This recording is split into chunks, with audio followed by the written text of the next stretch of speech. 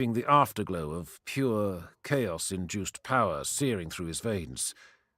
Quickly, before the heat could fade, he selected a victim. Dang it. I didn't hit restart. I didn't hit start streaming. I'm 15 minutes into this, thinking that I've been showing everybody what I'm doing, but no, I screwed up. Um. Anyway, where are we?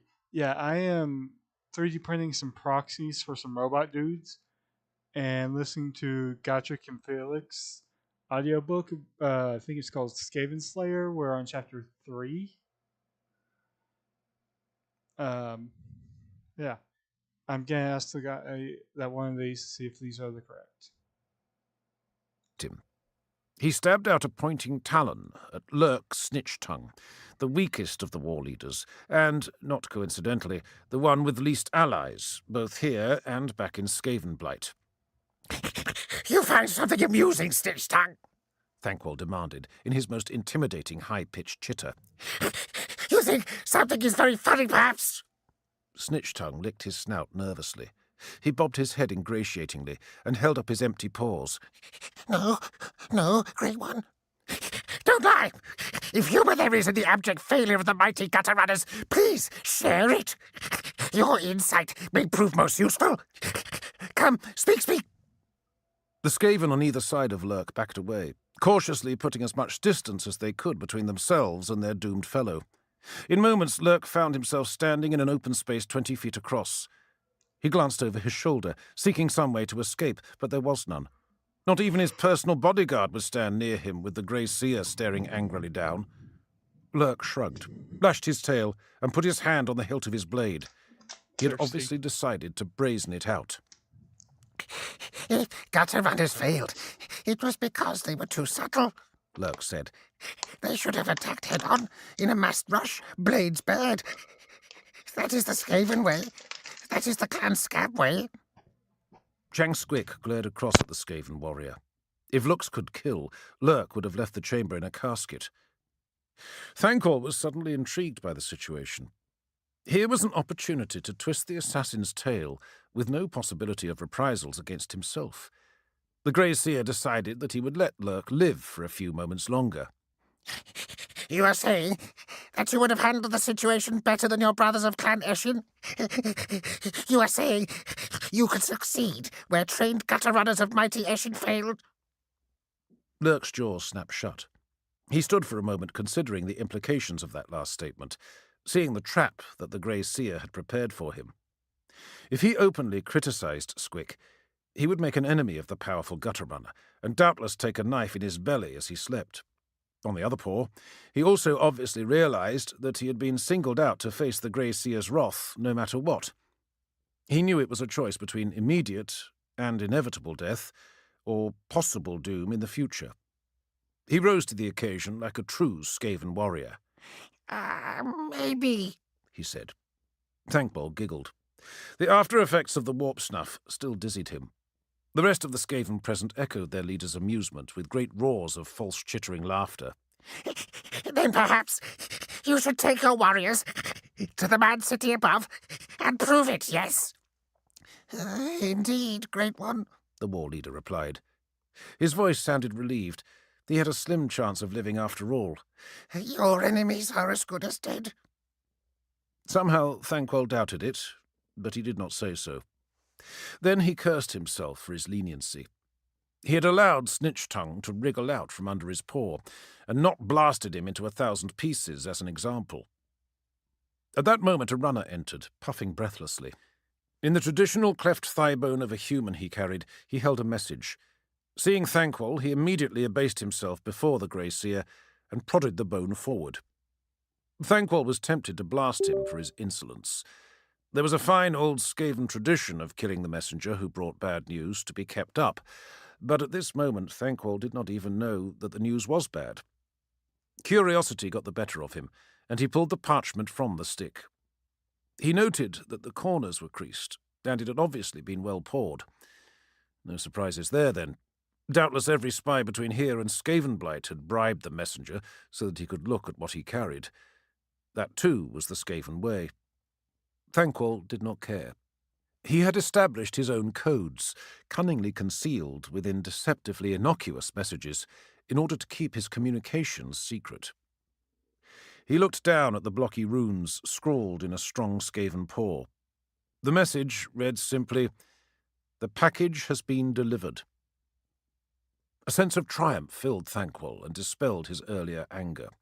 He fought to control his sense of exultation and keep his pleasure from his face. He looked down at the messenger and sneered, knowing above all that appearances must be kept up and an example must be made. This message has been opened, traitor thing, he snarled and raised his paw. A sphere of greenish light sprang into being around Thanquol's clenched fist. The messenger cringed and tried to beg for mercy, but it was too late. Tentacles of hideous dark magical energy leapt downwards from Thanquol's paw to encircle the doomed Skaven's body.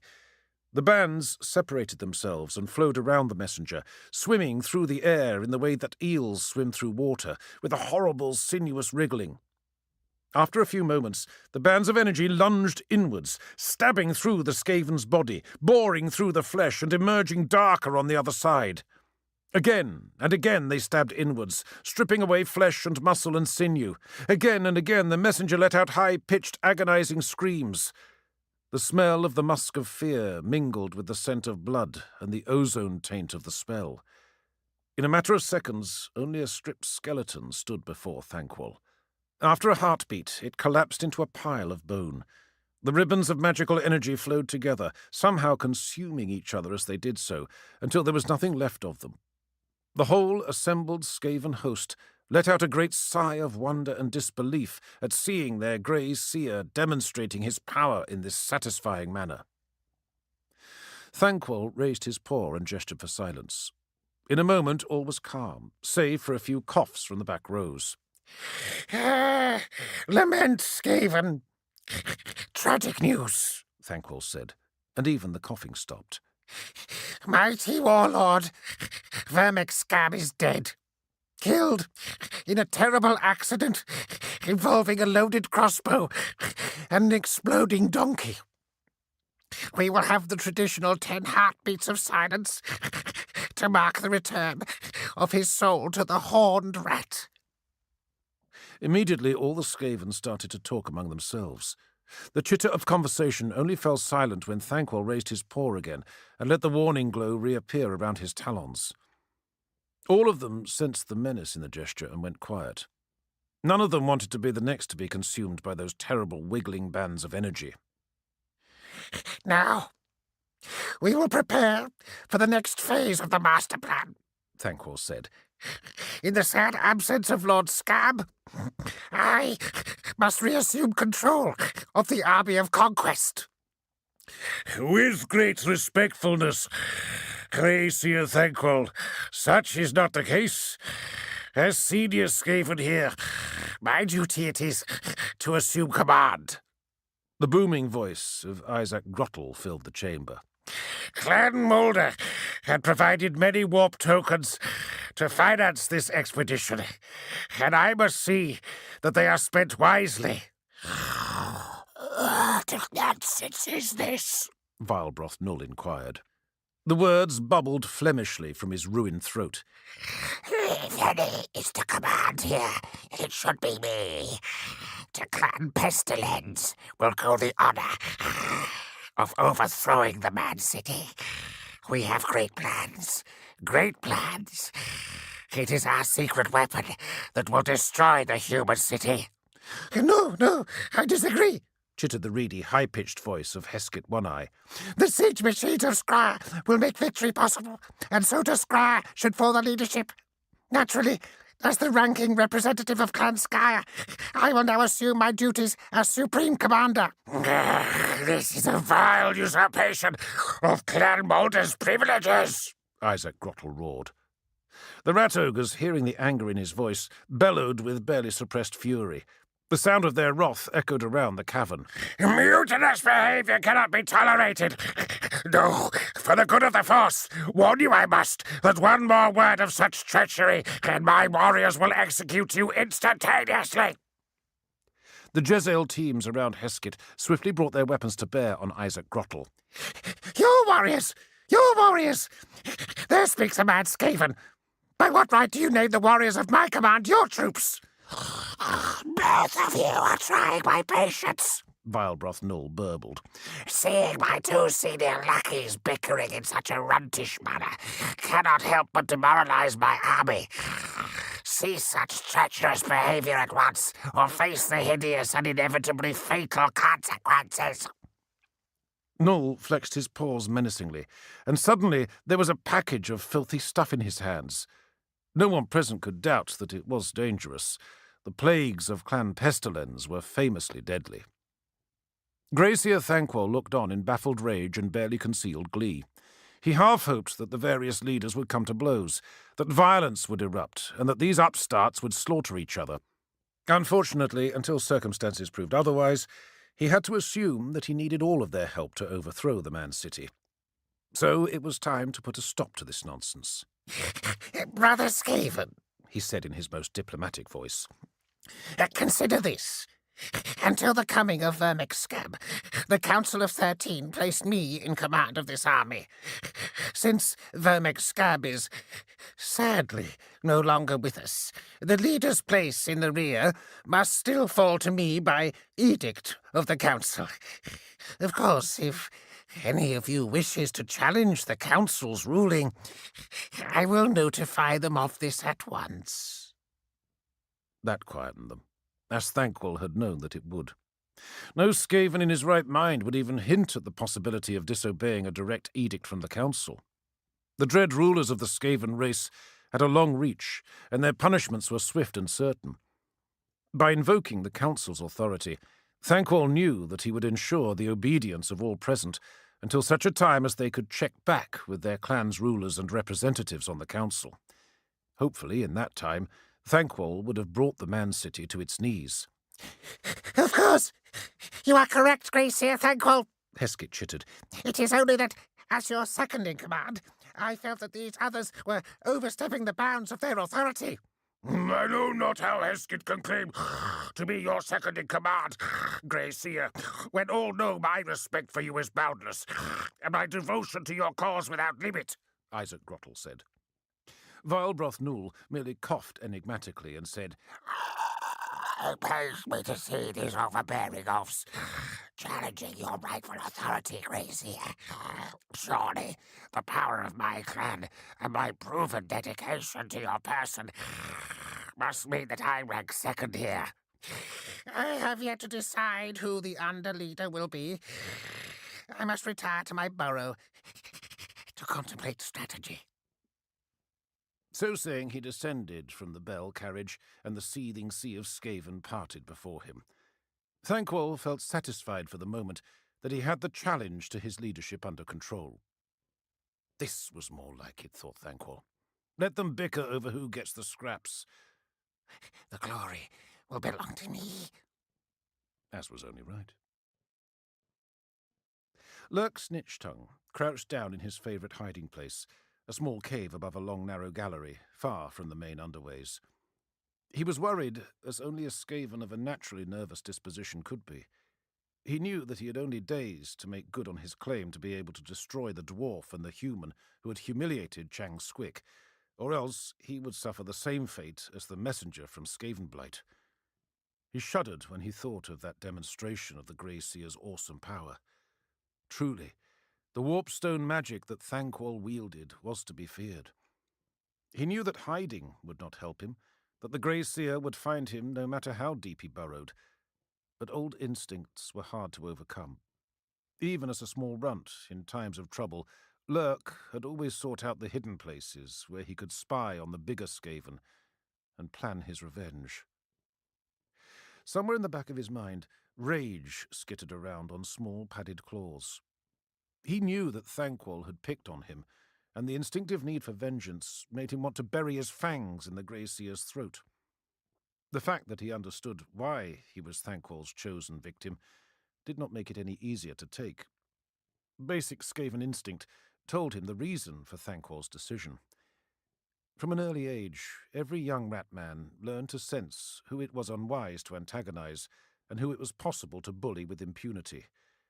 Those who did not died in all manner of horrific ways, and were usually eaten by those who killed them.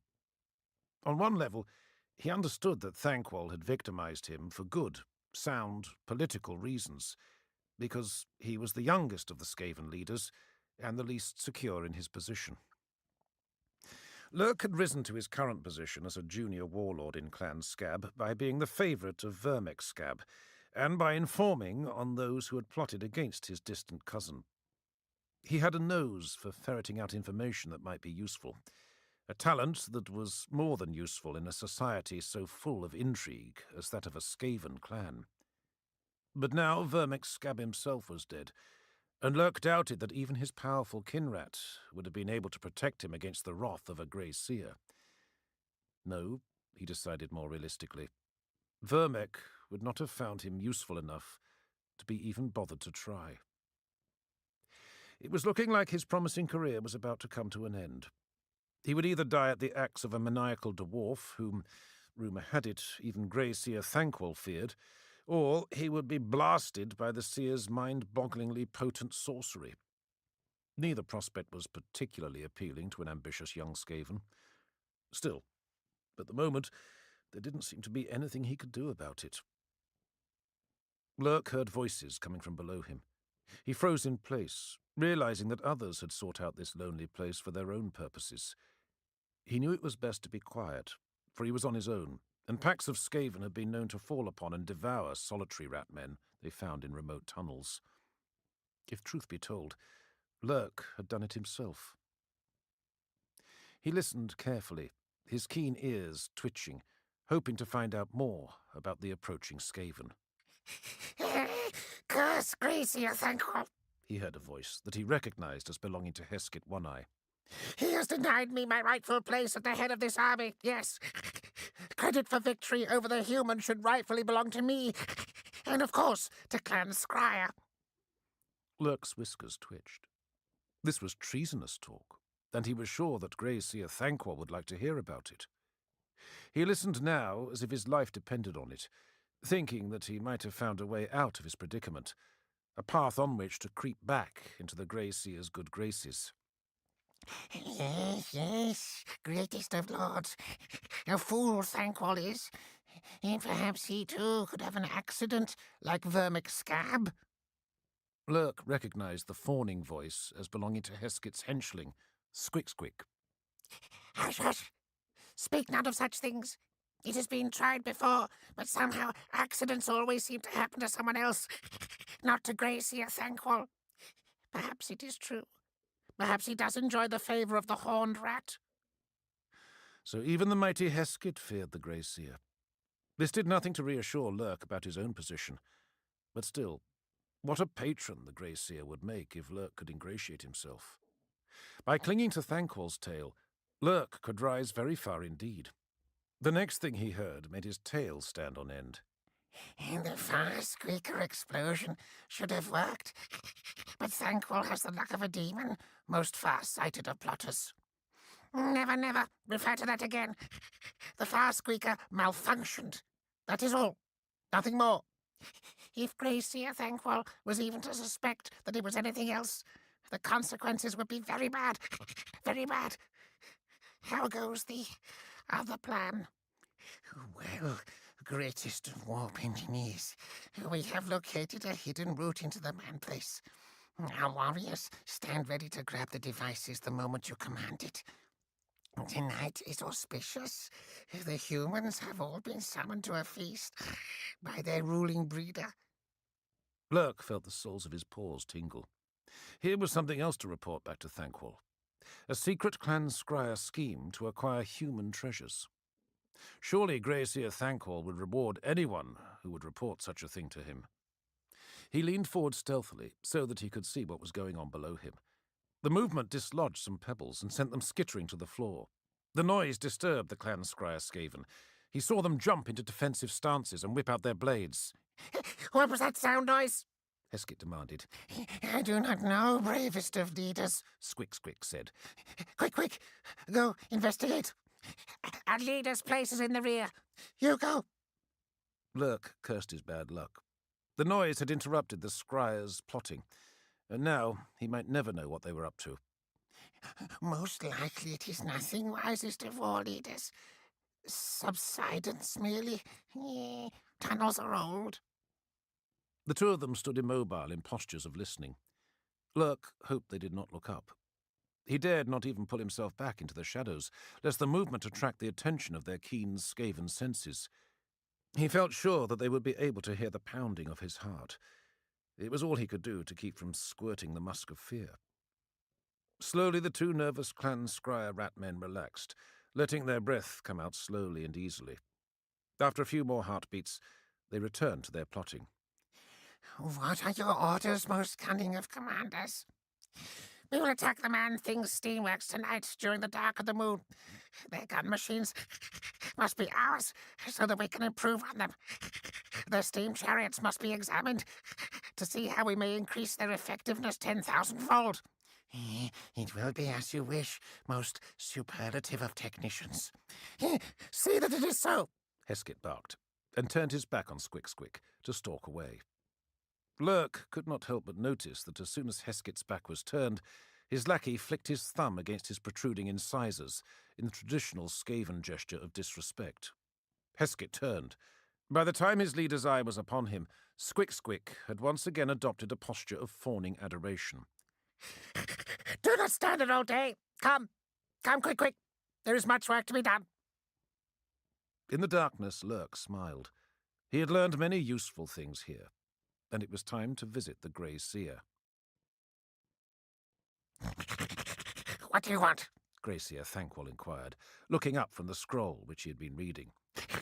I thought you went to the surface to kill the dwarf. No, most potent of sorcerers, Lurk replied, adopting the form of address that worked so well for Squick. He understood now its power. Thankwall seemed to swell visibly at the flattery and began to preen his fur. While rushing to obey your most clever command, I stumbled upon evidence of plotting, and knew that only the great Thankwall himself would have the intelligence to know how to deal with it. Plotting? Explain yourself. Hurry. Quickly, and leaving out only the details of how he came to be there, Lurk outlined what he had overheard. Thankwall tilted his head to one side and bared his fangs at the news. As he listened, his tail began to lash backwards and forwards, a sure sign that a Skaven was agitated. When Lurk was finished, Thankwall glared at him for so long and with such an expression of piercing intelligence that Lurk feared his time had come and that he was about to be blasted. But the Grey Seer merely licked his lips, stroked his imposing horned head with one paw, and said, You have done well, Lurk Snitch-Tongue. I must consider what you have told me. Hold yourself ready to instantly obey my commands. Yes, most rude of supreme commanders. And Snitch-Tongue? Yes, mightiest of sorcerers. Say nothing of what you have told me to anyone, on pain of instant and most painful annihilation. Yes. To hear is to obey, most merciful of potentates. Thankwall lolled back on the throne he had installed in this makeshift command cave. He scratched his itching back against the wood of the throne's back, then leaned his horned head forward on his paw. That fawning sluggard, Lurk, had given him something to consider indeed. So, as he had suspected, the far squeaker explosion had been no accident. When he thought how close he had come to death on that day, rage and fear warred in the pit of Thankwall's stomach. Had Heskett stood before him at this moment, Thankwall would have blasted him into 1,000 fragments and let the horned rat take the consequences. And this news of Heskett's treachery gnawed at his bowels. He fought to bring himself under control, knowing that such thinking was dangerous, that to give way to his rage would lead to eventual certain destruction. He had not reached his high position in Skavendom by giving way to such impulses. He told himself that he would find other, more subtle ways of gratifying his thirst for righteous revenge. He would find other ways to pay back the treacherous filth for his attempt on Thankwall's life. And this new scheme of Heskett's It was exactly the sort of thing he would have expected from those machine-obsessed traitors at Clan Scryer. Always lusting after new technologies and new machines, always willing to betray the Skaven cause for their own advancement, always looking for ways to cheat their rightful leader out of his well-deserved share of the credit. But wait. Was it possible that Lurk Snitchtongue had concocted this whole thing simply to ingratiate himself with Thanquol? The Grey Seer immediately discounted this possibility. Lurk was simply too stupid and unimaginative to come up with such a tale. Furthermore, it fitted with reports which Thanquol's other spies had brought him, of secret massing of elite Clan Scryer troops, of secretive comings and goings in the burrows that Heskett had commandeered for his forces. Thanquol considered the possible outcomes. The warp engineers were planning on attacking the new College of Engineering. That was obvious. They wanted to acquire steam tanks and organ guns for themselves. The Grey Seer did not doubt that Heskett could make good on his boast of improving these human weapons a millionfold. He knew that no other race could match Skaven genius when it came to constructing machines, and unfortunately, Clan Scryer were the most brilliant mechanics of a brilliant race.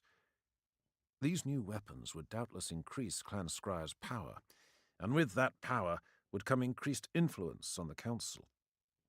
Just the news that Heskett had succeeded in acquiring the human weapons would bring a consequent increase in Clan Scryer's prestige, perhaps even enough to have Thanquol called back to Skavenblight and Heskett awarded the supreme leadership of this army. Such an outcome was unthinkable. A clod like Heskett could only lead this mighty force to disaster. It needed the titanic intellect of Thanquol to ensure crushing victory over the human scum. It was Thanquol's duty to his people to ensure that he stayed in charge. But what were his options? He had already decided that Heskett was too powerful and too useful to be destroyed out of hand. So what could he do? He could confront Heskett with the knowledge of his treachery. Not good enough. The warp engineer could simply deny it, and it would be Lurk's word against his. And doubtless he would simply find another way forward with his plans to steal the human machines when Thanquol's back was turned and his mind occupied with more pressing affairs. Thanquol cursed Heskett and all his treacherous, ill-natured brood. Why did this have to happen now? He should be using his towering intellect to deal with more pressing matters than treacherous underlings. He should be planning the inevitable conquest of the man-city of Nuln and the destruction of Gotrek Gurnisson and Felix Jaeger. But wait. Perhaps this was the key. Perhaps the Horned Rat had sent him the means to kill 2 babies with 1 bludgeon. A brilliant idea started to percolate into Thanquol's mind. What if he used his 2 enemies as a weapon against Heskett? What if he simply informed them of where and when the warp engineer's attack was to take place? Doubtless they would take steps to thwart the attack. Yes. The Slayer's foolish quest for glory, and the fact that the pair were already discredited, would keep them from informing the stupid human authorities. Doubtless they would be moved to interfere in their usual blundering fashion, and would seek to stop Heskett's plan. They were too stupid ever to work out that they were Thanquol's pawns, and even if they suspected a trap, it would not matter. The Slayer's own pride and his desire for an heroic death would ensure his interest even in the face of overwhelming odds. No. Particularly in the face of overwhelming odds. And this way, if anything went wrong, Thanquol's hands were clean. No one would ever trace the Slayer's intervention back to him. He could ensure that. The idea of using the pair to thwart his other enemies' schemes was too good to resist.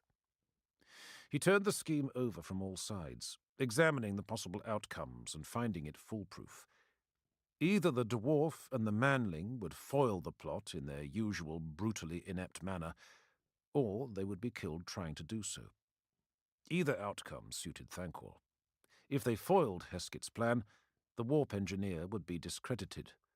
If they died, Thanquol would have lost 2 potent enemies and could still organize some nasty surprises for the Clan Scryer warlocks on their return.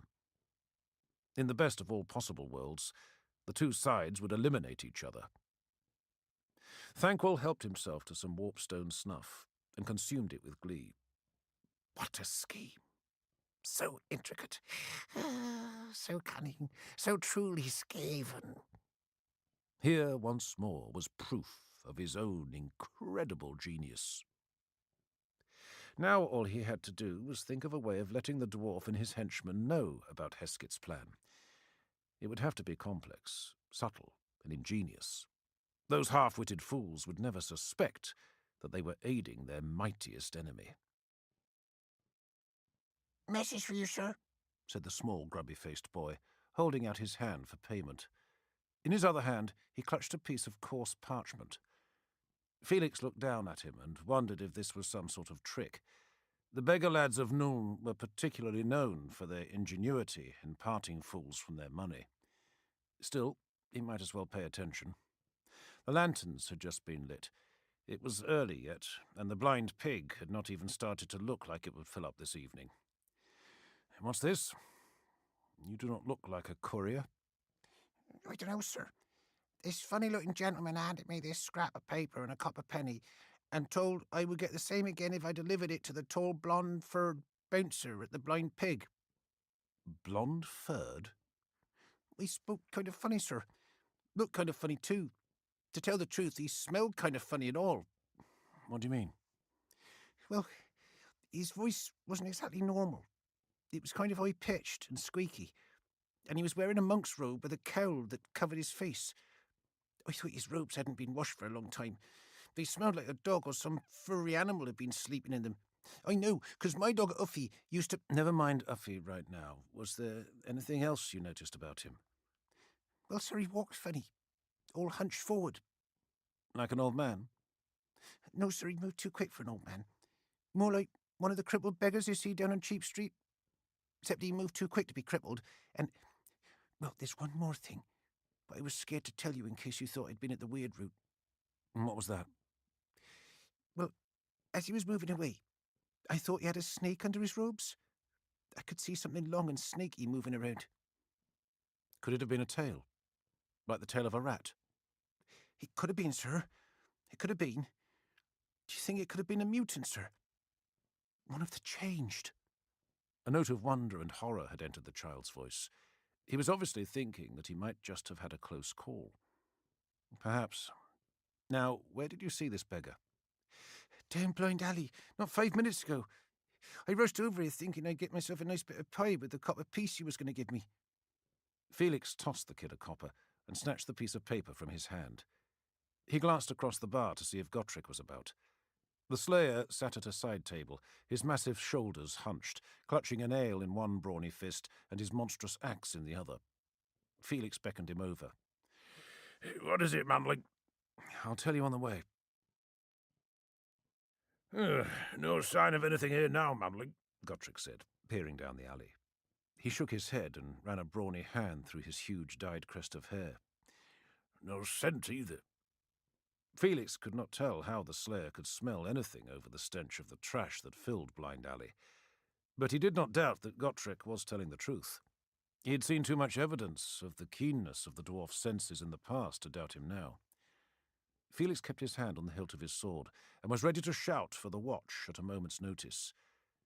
Since the child had brought the note, he had suspected an ambush, but there was no sign of one.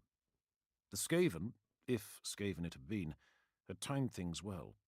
It had given itself plenty of time to get away. Felix took another glance down the alley. There was not much to see. Some light filtered in from the shop lanterns and tavern windows of Cheap Street, but not enough for him to make out more than the outlines of rubbish and the cracked and weather-eroded walls of the buildings on either side of the alley. This leads down into the maze, Gottrick said. There's a dozen entries to the sewers down there. Our scuttling little friend has got cleared away by now. Felix considered the winding labyrinth of alleys which comprised the maze. It was a haunt of the city's poorest and most desperate wretches. He did not relish the prospect of visiting during broad daylight, let alone trying to find a Skaven there in the darkness of this overcast and moonless evening. Gottrick was probably right anyway. If it was a Skaven, it was in the sewers by now. Felix backed out into the street and moved under the lantern that illuminated an all-night pawnbroker's sign. He unfolded the coarse paper and inspected the note. The handwriting was odd. The letters were formed with jagged edges, more like dwarf runes than the imperial alphabet. But the language was definitely Reichspiel, although poorly composed and spelled. It read, "Friends, be warned. Evil rat-men of the treacherous Skaven clan Scryer, may they be poxed forever, especially that wicked fiend Heskett One-Eye, plan to attack the College of Engineering this night during the dark of the moon. They wish to steal your secrets for their own nefarious purposes. You must stop them, or they will be one step closer to conquering the surface world. Your friend." Felix handed the letter to Gotrek. The troll slayer read it and crumpled it up in one brawny fist. He snorted derisively. "A trap, manling." "Maybe. But if so, why not simply lure us here and attack us?" "Who can tell how the rats' minds work?" "Maybe not all Skaven are hostile. Maybe some of them want to help us." "Maybe my grandmother was an elf." "All right, well, maybe one faction has a grudge against another faction and want us to settle it for them." "Why not settle it themselves?" "I don't know, I'm just thinking aloud. Tonight is the Feast of Varenna. There will only be a few people in the college. All the others will be at the Countess Emmanuel's feast for the guild. Perhaps we should warn the watch." "And tell them what, manling? That a Skaven sent us a note warning us his brother was going to burgle the Elector Countess's special arsenal? Perhaps you've forgotten what happened the last time we tried to warn anybody about the Skaven." "So you're saying we should do nothing?" "I'm not saying anything of the sort. I'm saying that we should look into this ourselves and not count on getting any help from anyone else." "What if it's a trap?" "If it is, it is. A lot of Skaven will die. "So might we." Then it will be an heroic death." "We'd best get back to the blind pig first. Heinz will be wondering where we've got to." You deliver the note as instructed?" Gracia Thankwall asked. Yes, most ingenious of masters," Lurk said. "Good. You are dismissed. Hold yourself ready for further instructions. If anyone asks you what you were doing on the surface, tell them you were spying on the dwarf in preparation for killing him. In a way, it will be the truth. Oh, yes, cleverest of counselors." Thankwall rubbed his paws together with glee. He did not doubt that the stupid dwarf and the hairless ape would fall into his cunningly woven trap. His beautifully composed and lovingly crafted message would see to that. Now all he had to do was wait and make sure that, whatever happened, Heskett's warriors failed in their task. And he knew just the way to do that. Heskett surveyed his corps of interesting. warp engineers with pride. He watched a team of warp fire throwers check their bulky and dangerous weapon, showing all the care of well-trained Skaven engineers. The smaller of the two lovingly banged the fire barrel with a spanner to make sure it was full, while the other kept the dangerous nozzle pointed at the ceiling most of the time in case of accidents. Bands of sweating slaves rested for a moment, their breath coming in gasps, their tongues lolling out after long exertion. They had laboured long and lovingly to prepare the way for this night's work. They'd spent many hours luring the sewer feel like watch away something's from this missing. place, and days working with muffled picks to finish these structures. Now the ramps were all in place, and they were ready to breach the surface and swarm out through the man-burrow. Heskett inspected their work with a well-trained professional eye. During his apprenticeships, he had overseen the construction of scaffolding around the great Skaven warships. Scaffolding that almost never collapsed, killing those upon it, Heskett thought with pride. It had been the wonder of his burrow. Well, after tonight, his fellow engineers would have even more to wonder about. He would surpass Mekrit's invention of the Farsqueaker, and do more to advance the Skaven cause than Ick had done with his invention of the portable tormenting machine. After tonight, he would possess all the proudest secrets of the race of man. And then he would improve them in 1,000 ways. Heskett knew that he had picked his time well. Today was the feast of Verena. The human guards were but a skeleton watch compared to their usual numbers, and doubtless were all drunk. Even now, Clan Eshin assassins were moving above, picking off the few sentries which remained on duty. Soon it would be time to go forward with the plan. A poison-wind globadier hurried past, his face obscured by his metallic gas mask. Only the globadier's nervous darting eyes were visible through the quartz lenses. He clasped his glass sphere of chemical death to his chest, protecting it against accidents, the way a mother bird might protect a precious egg. Heskett's chronometer chimed 13 times. He tugged its chain and pulled the ornate brass device out of his fob pocket. He held it to his ear, and was rewarded by the sound of loud ticking from the lovingly crafted mechanism within. He flicked the chronometer open and glanced at the face. It showed a little running skaven. Its feet moved back and forth every heartbeat. Its long tail pointed to the 13th hour, and so did the short stabbing sword it clutched. It was exactly 13 o'clock to the hour, to the minute. Heskett turned and gave the sign for the operation to begin. Felix looked at the outside of the new College of Engineering. It was a most impressive building, more like a fortress than any university college he had ever been in. The tall, broad towers at each corner would have been more at home on a castle than on a place of study.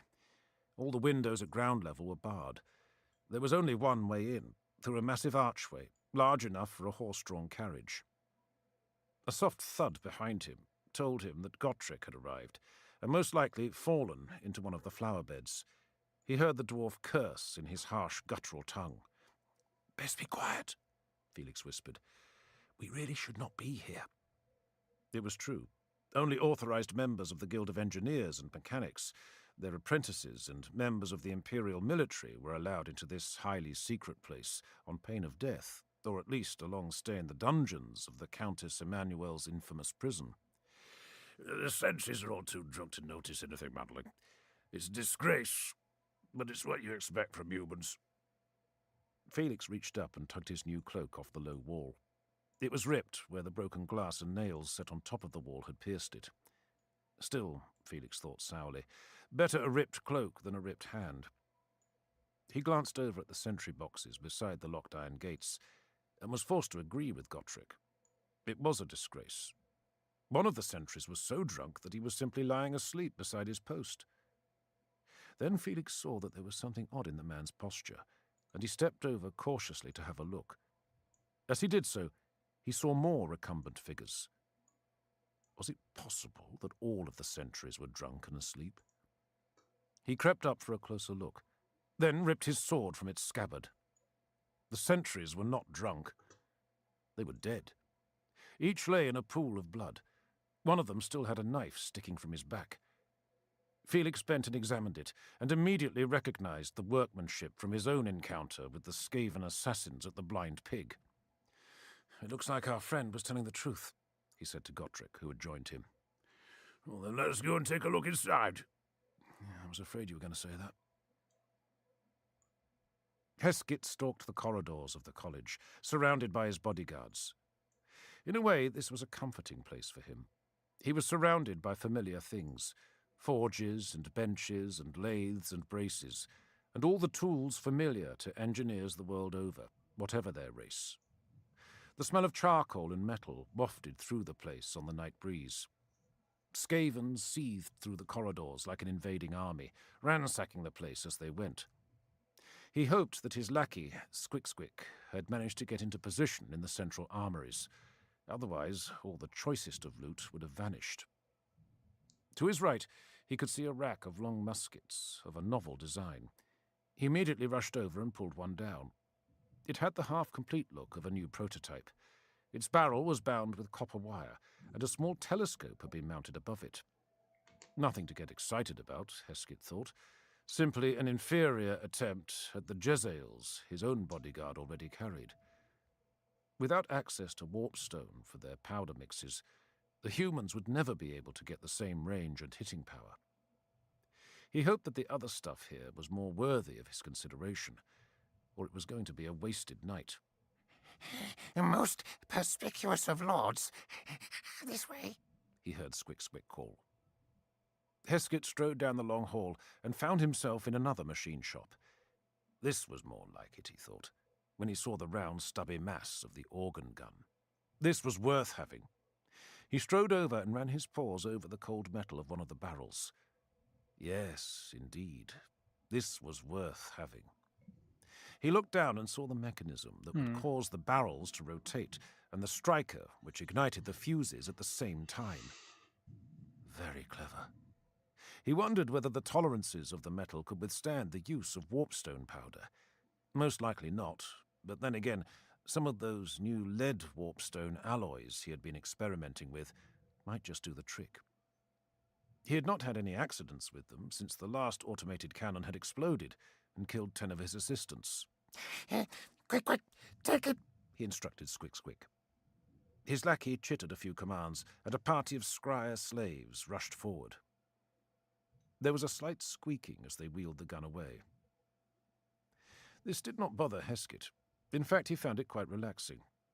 He pushed on deeper into the halls, wondering what new toys he would find in this strange and exciting place.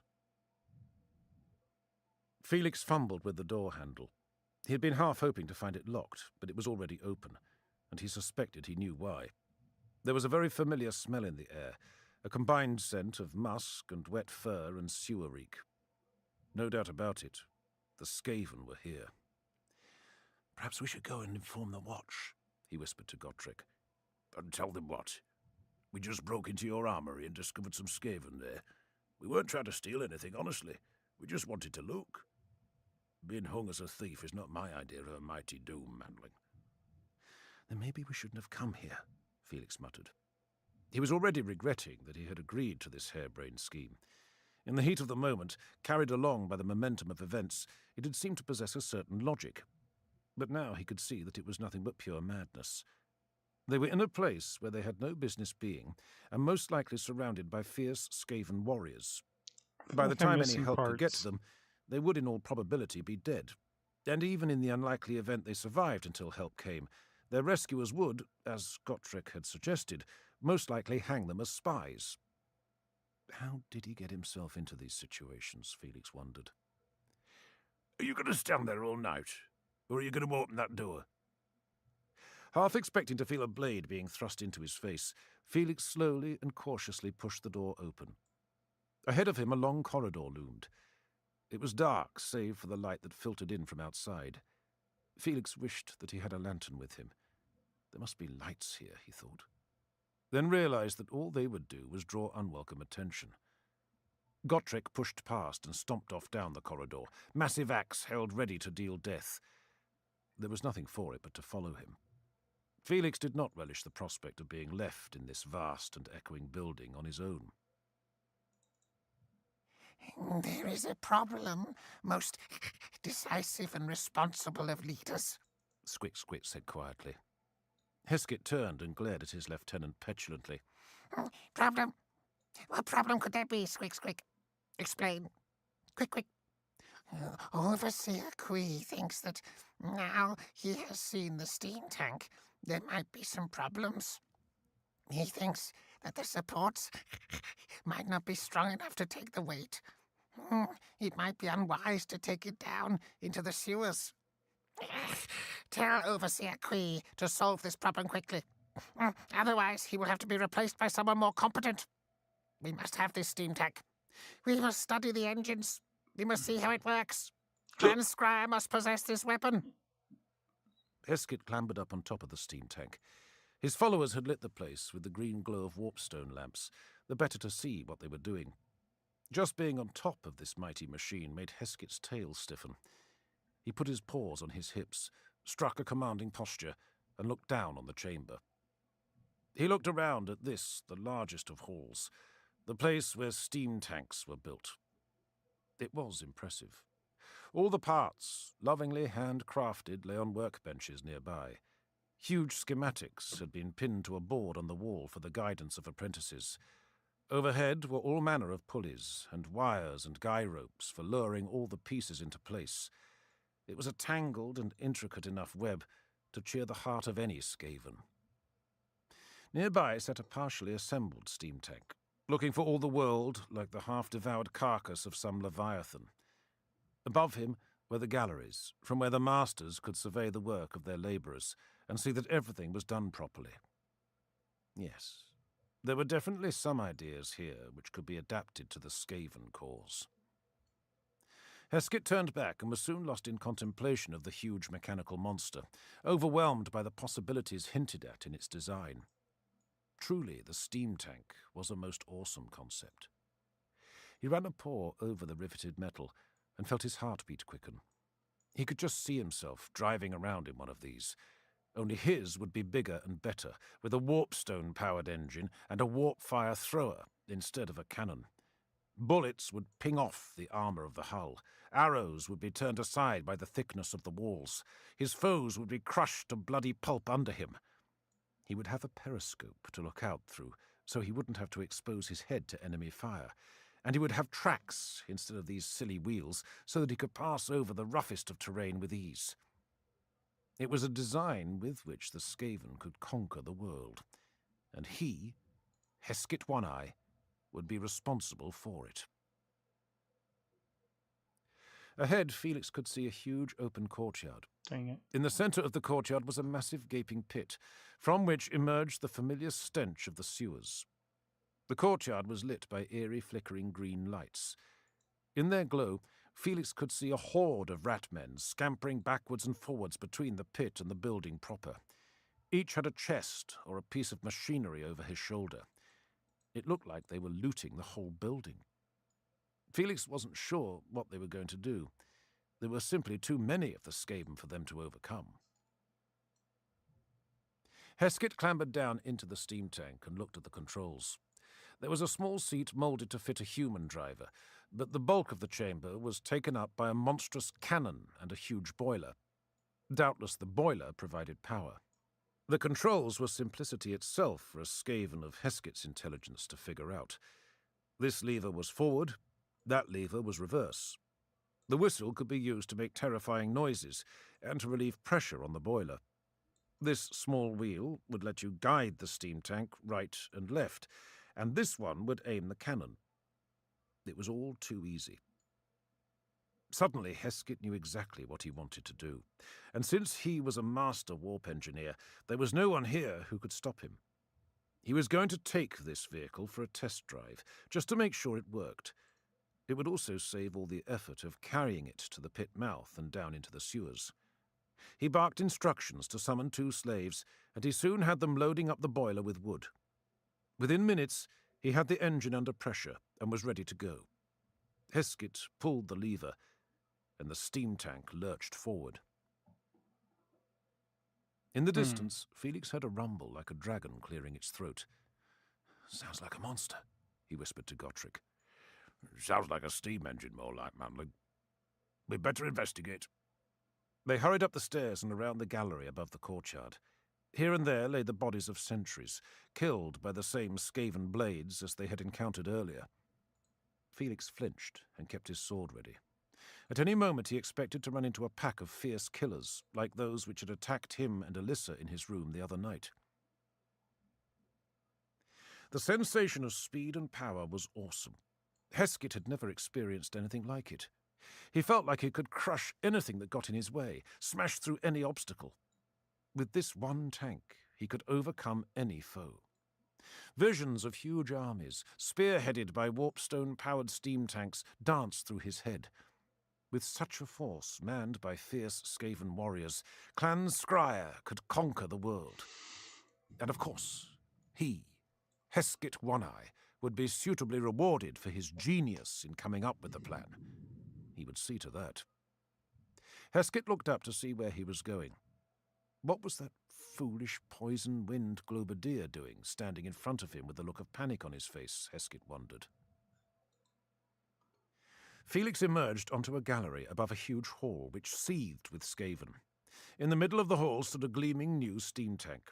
Smoke billowed from its chimneys, and even as he watched, Felix saw that the vehicle was starting to move. It picked up speed fast and ran over a small Skaven who stood clutching something in front of it. The Skaven fell, and something like a glass sphere rolled from its hands. The sphere fell and shattered into a million pieces. As it did so, a horrible cloud of greenish gas emerged. All of the ratmen down below who were caught in the cloud clutched their throats and fell, coughing blood. They lay on the floor, tails lashing, feet kicking the ground. In a way, they looked as if they were drowning.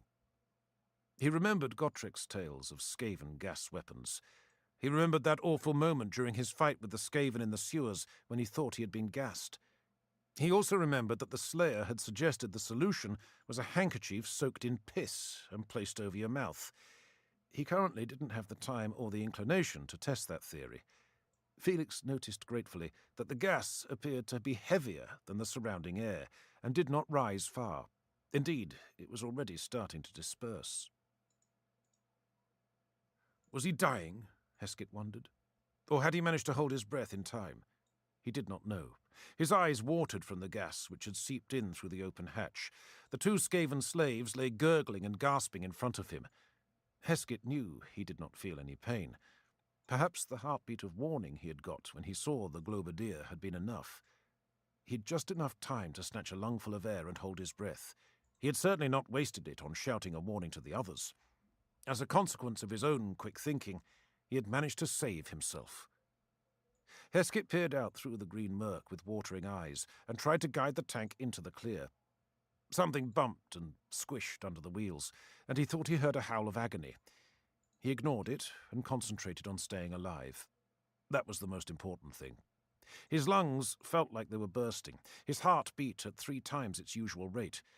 He had already squirted the musk of fear and soiled his fine armour. He did not care. All that mattered now was that he did not breathe until he saw clear air, and that he kept himself alive, in spite of the treacherous attack of the foolish Globadier. All around him, he heard sounds of confusion, of Skaven shouting orders, of barked commands, and weapons being brought to bear. We're under attack! He heard Squick-Squick shout. It wasn't until the Jezzail shots started thumping on the side of the tank that he realized that the idiots thought that he was attacking them. Felix watched in mounting confusion at the scene of carnage. The gas had killed dozens of the Skaven. The rest of the Ratmen had turned on the steam tank. Several teams of Skaven, equipped with long rifles, had started taking pot shots at the tank. 2 weirdly equipped Skaven were manhandling a huge and very unwieldy-looking weapon into a position where it could fire at the tank. Was there still a human alive down there? And had he somehow managed to get the war engine to work? Was he even now fighting for his life and in desperate need of help? Felix turned to consult with the Slayer, and only then realized that Gottrik had gone. Felix could guess where. The Skaven had maneuvered their odd-looking weapon into position. One of them crouched down with a barrel braced on its back, the other wielding the connected gun. Suddenly, a jet of greenish flame gouted forth and sprayed towards the tank. It clung to the metallic side panels, burning intensely, the flare illuminating the whole chamber and making Felix stand out in stark relief on the balcony. He knew this because a whole group of Skaven were suddenly pointing at him and chittering. He had a terrible feeling that he knew what was going to happen next. Heskett closed his eyes and hoped that he would still be able to see when he opened them. The heat was intense, and the warp flames of the fire-thrower licked through the viewing slit of the steam tank. Heskett screamed and squirted the musk of fear again, soiling the seat below him. Stop, stop, fools! He shrieked. It is I, Heskett, your leader! If anyone heard him over the roar of the steam tank, they gave no sign. All was confusion and madness. It was possible that his ratkin had lost sight of him in the confusion and thought he was a human attacker. It was equally possible that some vilely ambitious underling knew full well that he was in here and was taking this opportunity to try and assassinate his superior. In fact, the more Heskett thought of this second option, the more likely it seemed to him. Those fire-thrower bearers, for example, were not stopping their assault despite his express command. They might claim they could not hear him over the roar of the engine, but Heskett knew better. He could see it all so clearly now. It was all part of a devilish plot to remove him from his rightful office.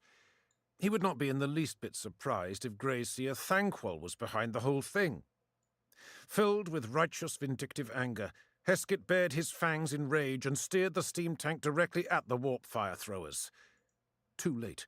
The treacherous vermin realized their peril and attempted to scuttle aside. Heskett was rewarded by the crunch of their bones under his wheels. Then there was a hideous crump as the barrel of phosphorescent chemicals exploded.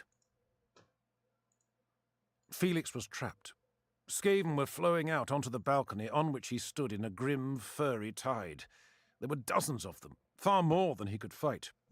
He did not doubt that he could take out one or two of them on the narrow walkway, but while he was doing so, others would come rushing up behind him and drive their nasty little blades into his back.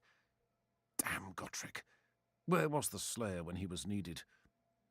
As if in answer to his unspoken query, he heard a thunderous bellow from below him. Risking a quick glance, Felix saw that the Slayer had emerged into the room below, leaving a trail of dead and dying rat-men behind him. A dripping wet rag was wrapped round his face. Evidently the Slayer was taking no chances of being gassed before he achieved his heroic death. That's gross. Also below him, Felix could see the steam tank as it careened onward. Blazing green flames raged around its wheels and along its belly. It bumped and bounced through the workspace, leaving a comet trail behind it, crushing everything that got in its way. Then it slewed around, coming almost to a stop, its front end facing in the direction of the Slayer. Gotrek stood his ground, confronting the massive machine, for all the world like an Estalian matador facing a bull. All around the dwarf, panicked Skaven scuttled for cover. That was all that Felix had time to see, as the seething mass of Skaven bore down on him. He knew that if he stayed where he was dead. Seeing nothing else for it, he scabbarded his sword, leapt up onto the banister, and reached up to grab one of the overhead lines.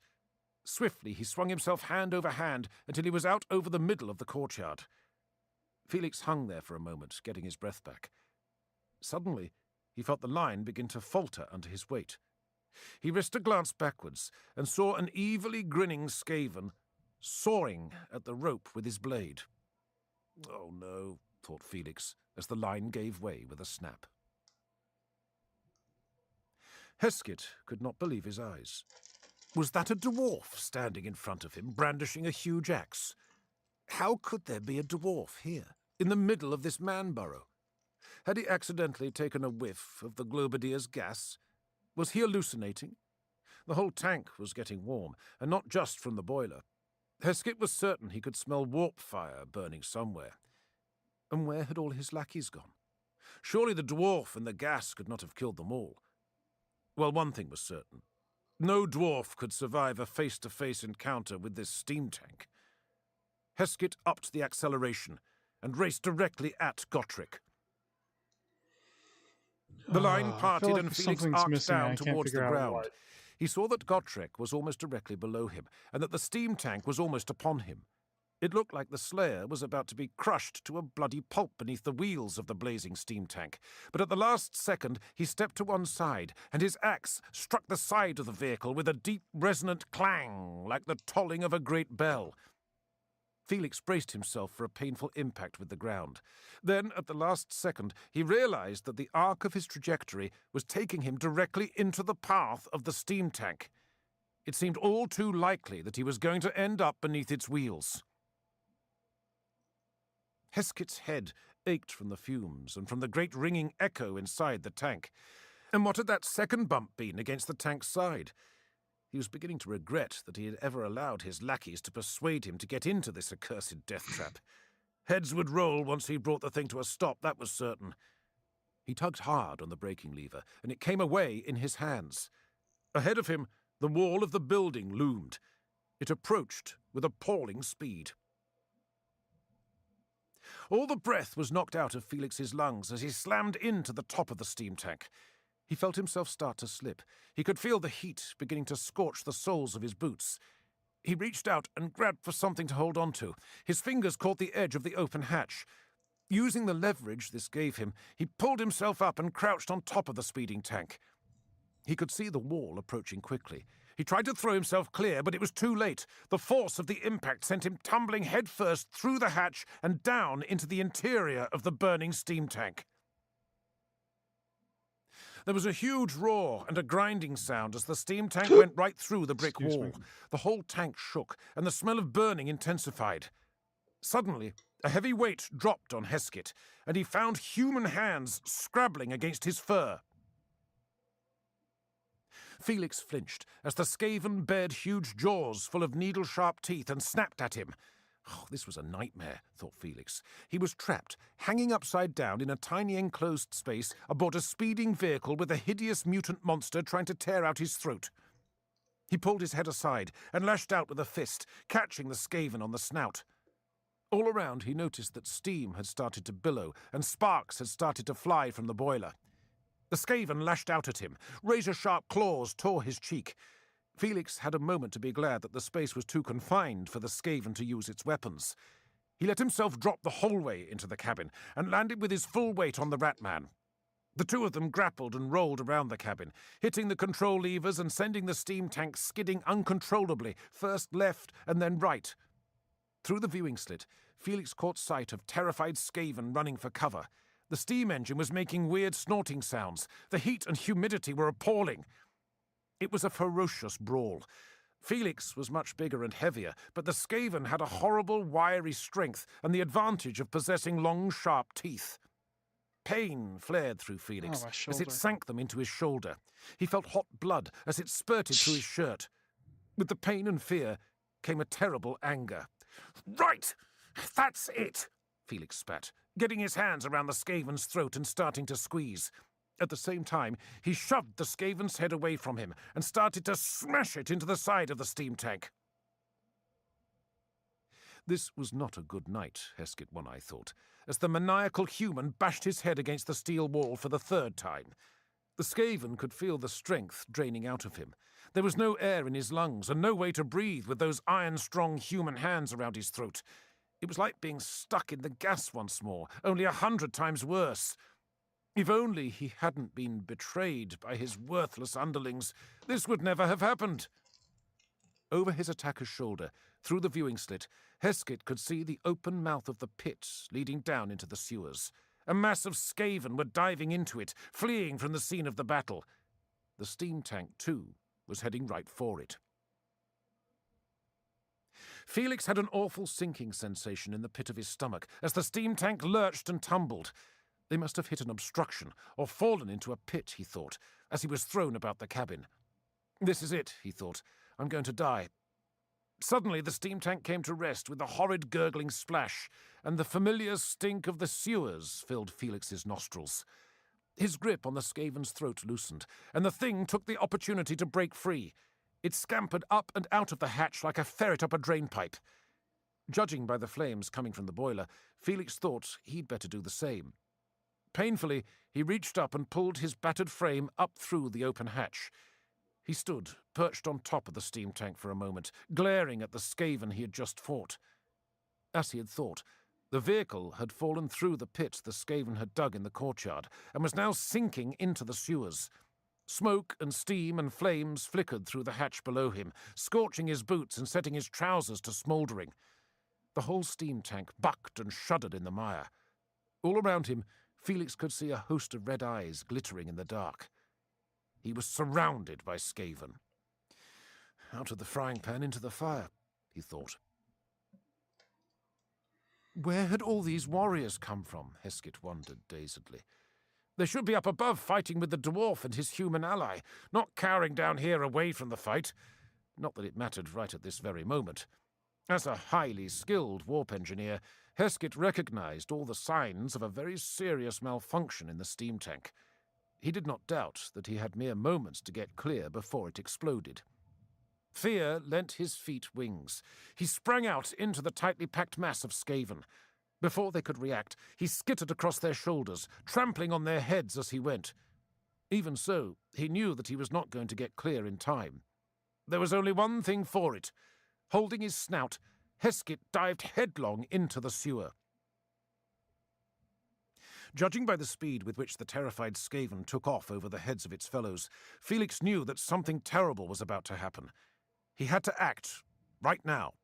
He sprang upwards, grabbed the lip of the pit, and pulled himself clear, just as the mass of Skaven swarmed forward over the steam tank. He felt claws rip the leg of his breeches as one of the pack leaders made a grab for him. Frantically, he kicked out with his other foot and felt something break as his boot connected with teeth. Looking out into the greenly lit courtyard, he saw the Slayer jogging towards him. Felix pulled himself upright and raced for the dwarf, shouting, "Get down! It's going to Behind him there was an enormous, thunderous roar and a mighty flash like a lightning strike. A huge cloud of stinking smoke billowed forth. The shockwave threw Felix onto the ground hard. He was vaguely aware of a number of skaven forms tumbling headlong through the gloom around him. Then his head smacked into the ground, and consciousness left him. When Felix pulled himself upright, Gotrek was standing nearby, peering down into the mouth of the pit. All around them were hideously mangled Skaven corpses. Felix could not guess whether they were the products of the explosion or Gottrek's efforts. Not that it mattered. The result was the same in the end. Behind him there was a sudden mighty crash. Felix looked back to see that the whole wall of the college had collapsed. Indeed, peculiar greenish flames were lapping through the entire building. Something told him that no amount of effort by firefighters was going to extinguish that blaze until its sorcerous fury was spent. He turned to look back at the Slayer, noticing for the first time the huge splashes of blood which painted the dwarf's body and dripped from his axe. Gotrek grinned and showed his missing teeth. "Got most of them. The rest ran away," he said in disgust. "They seemed to lose heart after I killed the first 50. Yes, but at what a price! We burned the college to the ground. Think of all that knowledge lost. Colleges can be rebuilt, Manling. The Slayer tapped his head with one brawny finger. Knowledge is in here. The masters and apprentices survived. Things will go on. We'd better go on and get out of here. The guard will be coming soon.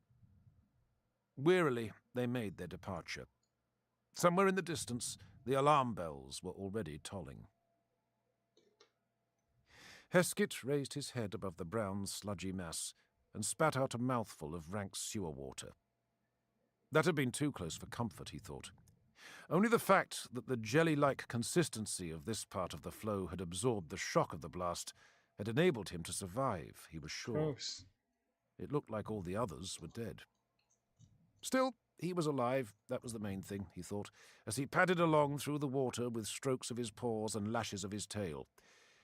Now all he had to do was find an explanation for this fiasco, which the cursed Grey Seer would accept, because somehow he was sure that Thanquol would know all about this night's work.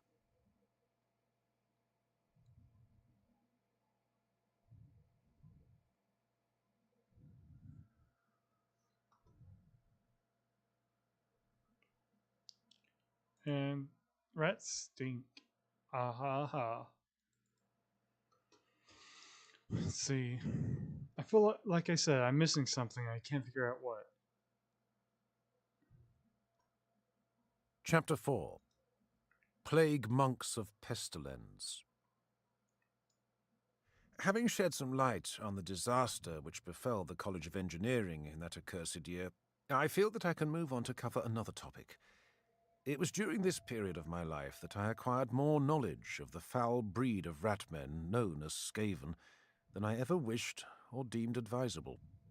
Even the possession of such knowledge as I had would have been considered cause enough for burning at the stake by our more fanatically dedicated witch hunters. I've often thought that if such people showed half the zeal in persecuting the real enemies of our society as they do in pursuing innocent scholars, our world would be a safer and happier place. Of course, the real enemies of our society are a far more dangerous breed than innocent scholars, and have allies in far higher places. I leave my readers to draw their own conclusions from that. From My Travels with Gotrek, Volume 3, by Herr Felix Jaeger, Altdorf Press, 2505. The man clutched his throat, gave a gurgling moan and keeled over, froth pouring from his lips, vile green stuff oozing from his nostrils. He lay on his back in a midden heap and frantically beat the muddy pavement with his fists. Then all the strength seemed to leave him. His limbs twitched feebly in a final spasm of motion. Then he gave a last long groan and lay still. The people in the street all around looked at each other in fright, then raced away from the body as fast as they could. Beggars crawled away from their resting places. The one-legged man hopped away, almost dropping his crutch in his haste. Peddlers abandoned their stalls. Goodwives ducked back into their buildings and locked their doors. Rich merchants urged their palanquin bearers to greater speed. Within moments the street was all but deserted. Throughout the hubbub of the departing crowd ran one word: plague. Felix Jaeger glanced around the suddenly empty street. It didn't look like anyone else was going to help the poor devil, so it seemed the job fell to him. He covered his mouth with his tattered cloak and knelt beside the body. He laid a hand on the man's chest, searching for a heartbeat. It was too late. The man was beyond any help. He was dead. Felix had enough experience of death to know. Felix, come away, I'm frightened. Felix looked up. Alyssa stood nearby, her face pale and her eyes wide. She ran a hand through her curly black hair, then brought it back to her mouth. "Nothing to be frightened of," Felix said. "The man is dead." It's what killed him that scares me. It looks like he died of the new plague. Felix stood up, superstitious fear filling his mind. For the first time he was forced to consider the death he had just witnessed, and the reason why everyone else had fled. Plagues were terrible things. They could strike anywhere, kill anyone, rich or poor. No one knew what caused them. Some said the dark influence of chaos. Some said they were the wrath of the gods on sinful humanity. The only certainty with plague was that there was very little that you could do to save yourself once you caught it, save pray. Such virulent diseases could baffle the best of physicians and the most potent of mages. Felix stepped away from the body quickly and moved to put his arm around Alyssa reassuringly. She shied away, as if he carried the contagion. "I don't have the plague," he said, hurt. You never know. Felix glanced down at the body and shivered. It certainly wasn't that poor soul's lucky day, Alyssa said. "What do you mean?" Take a look. There's a black rose on his tunic. He'd just been to a funeral. "Well, now he's going to his own," Felix said softly. "That's the fourth death today from the plague that I've heard of," Hines said when Felix told him the news. "The lads in the bar are talking about nothing else. They've a sweepstake going on how many it will be by nightfall." In a way, Felix was glad of this news. For the past few days, the citizens had talked of nothing but the burning down of the College of Engineering. Most claimed it was sabotage perpetrated by Chaos worshippers or the Bretonians. Felix continually felt spasms of guilt as he was reminded of his own participation in the event. "What do you think?" Felix asked, looking around at how many people were present. The bar was packed to capacity, and the inevitable jostling was already causing friction. Felix felt certain there would be trouble this evening. "I put my money on it being 10. Last year, when the Red Pox came, there were 20 people gone by noon. But then, the Red Pox was a nasty one, worst in 20 years. Still, you never know. This one might be worse before it's done." "I meant, what do you think caused it?" Felix said. "How do you think it spreads?" "Oh, I'm not a physician, Felix. I'm a bartender. I guess that it's spread by tinkers and witches. That's what my old wife Lottie used to say." "Do you think I could have caught it from that poor man?" "Maybe. I wouldn't worry. When old man Moore pulls your name out of his big black hat, there's nothing you can do about it. That's what I think. One thing's for sure, though. "What's that?" It's good for business. Soon as plague comes, people hit the taverns. They want to forget about it as quick as they can." "Maybe they want to die drunk." "Well, there's worse ways to die, young Felix." "That there is."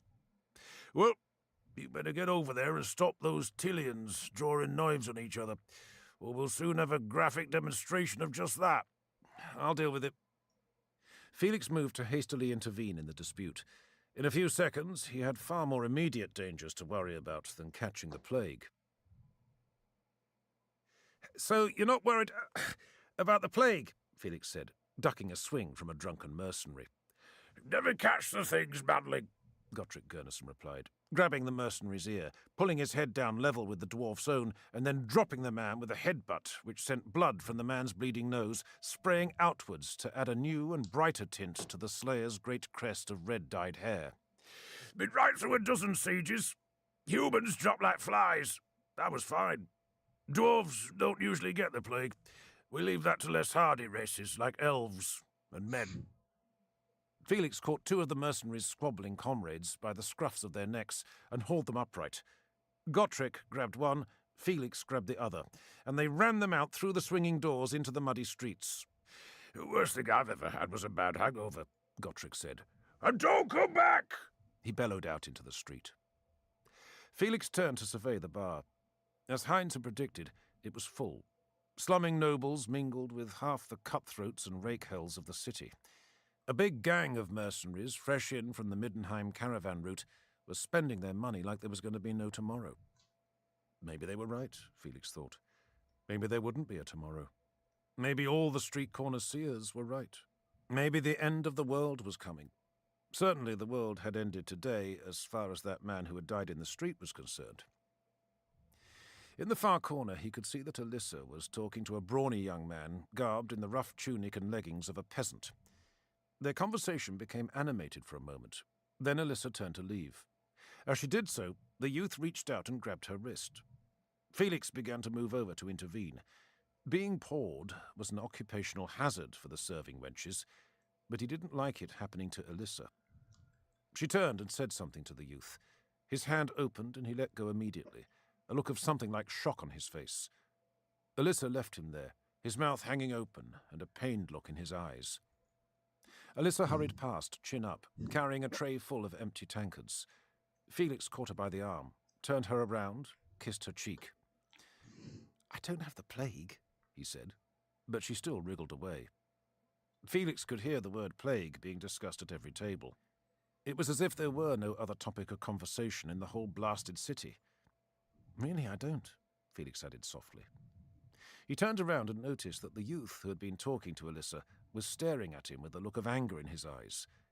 Felix was tempted to go over and talk to him, but before he could, the young peasant got up and stalked none too steadily to the door. "I know you don't have the plague," Alyssa said, snuggling closer to Felix on the pallet they shared.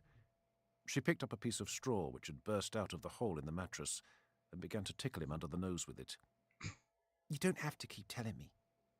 Really, I wish you'd just shut up about it."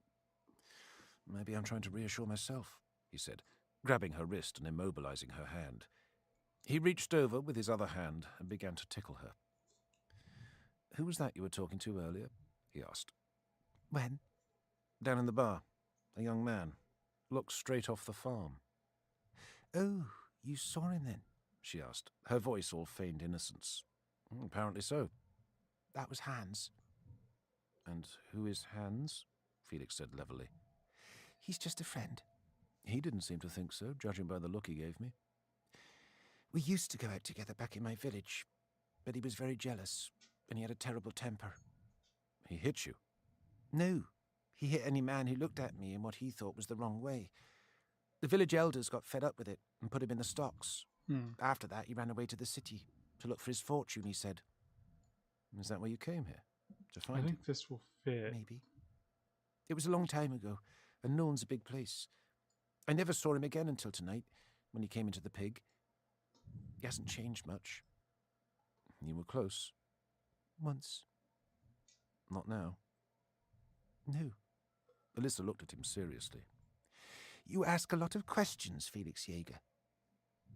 "Then stop me asking," he said, and began to kiss her hungrily. But in his mind he was still wondering about Alyssa and Hans, and what had gone on between them. Oh, that's always Gracier fun. Thanquol helped himself to another pinch of warpstone snuff. The brain-blastingly potent drug sent a charge of pure energy through his body, and his tail stiffened in ecstatic joy. He basked in the warm glow of triumph. His intricately woven scheme had succeeded, and his rival Hesketh One-Eye's plan to seize all of the technological secrets of the Human College of Engineering had been thwarted. Thanquol bared his fangs in a death's head grin when he considered Hesketh's discomfiture. He had made the proud warp engineer grovel in the dirt before his whole army while he explained what he had been doing. He had berated Heskett for almost jeopardizing the whole glorious campaign to assault Nuln by his ill-considered actions, and sent him slinking off with his tail between his legs.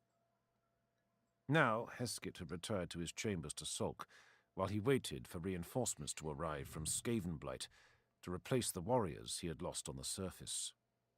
With any luck, no new warriors would come. Heskett might even be recalled to Skavenblight to explain his actions to his superiors. Perhaps, Thankwall thought, with a word in the right ear, this course of action could be encouraged. The curtain which separated Thankwall's private burrow from the rest of the underways was wrenched open, and a small Skaven entered the chamber. Reflexively, Thankwall sprang back behind his throne. The eerie glow of dark magic surrounded his paw as he summoned the energy to blast the interloper to atoms. But then he saw that it was only Lurk Snitchtongue, and he stayed his spell for a moment. Grave news, most potent of potentates, Lurk chittered, then fell silent as he noticed the aura of magic which surrounded the Grey Seer. No, no, most merciful of masters, don't kill me. Don't. Never, on pain of death most excruciating, ever burst into my chamber unannounced again, Thankwall said, not relaxing his vigilance for a moment. After all, you could never tell when an assassination attempt might happen. Jealous rivals were everywhere. Yes, most perceptive of seers. Never again shall it happen. Only what? Only I bring most important tidings, Great One. What would those be? I have heard rumors. Rumors? Do not barge into my sacred chambers and talk to me about rumors. Rumors from a usually reliable source, greatest of authorities. Thankwall nodded. That was different. Over the past few days, Thankwall had come to have a certain respect for Lurk's host of informants. The little Skaven had a talent for ferreting out information that rivaled even Thankwall's. Almost. Go on. Speak. Waste not my precious time. Yes.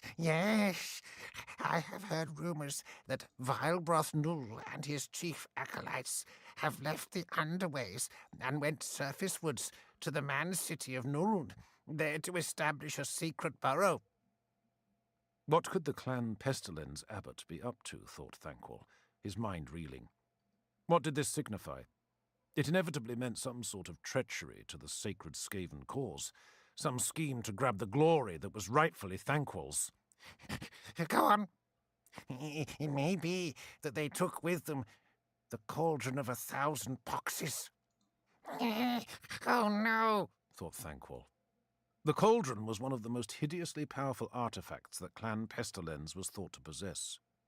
Since early runthood, Thankwall had heard dire tales of its powers. It was said to be the means of infallibly brewing terrible diseases, an artifact stolen from a temple of the plague god Nurgle, back when the world was young, and reconsecrated to the service of the horned rat. If the cauldron was on the surface somewhere, that could only mean Vilebroth Null meant to start a plague among the humans.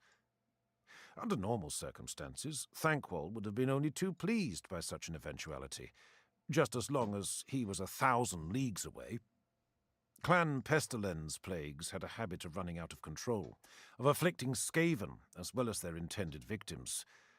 Only the plague monks themselves seemed immune. Many seemingly assured Skaven triumphs had been undermined by just this occurrence.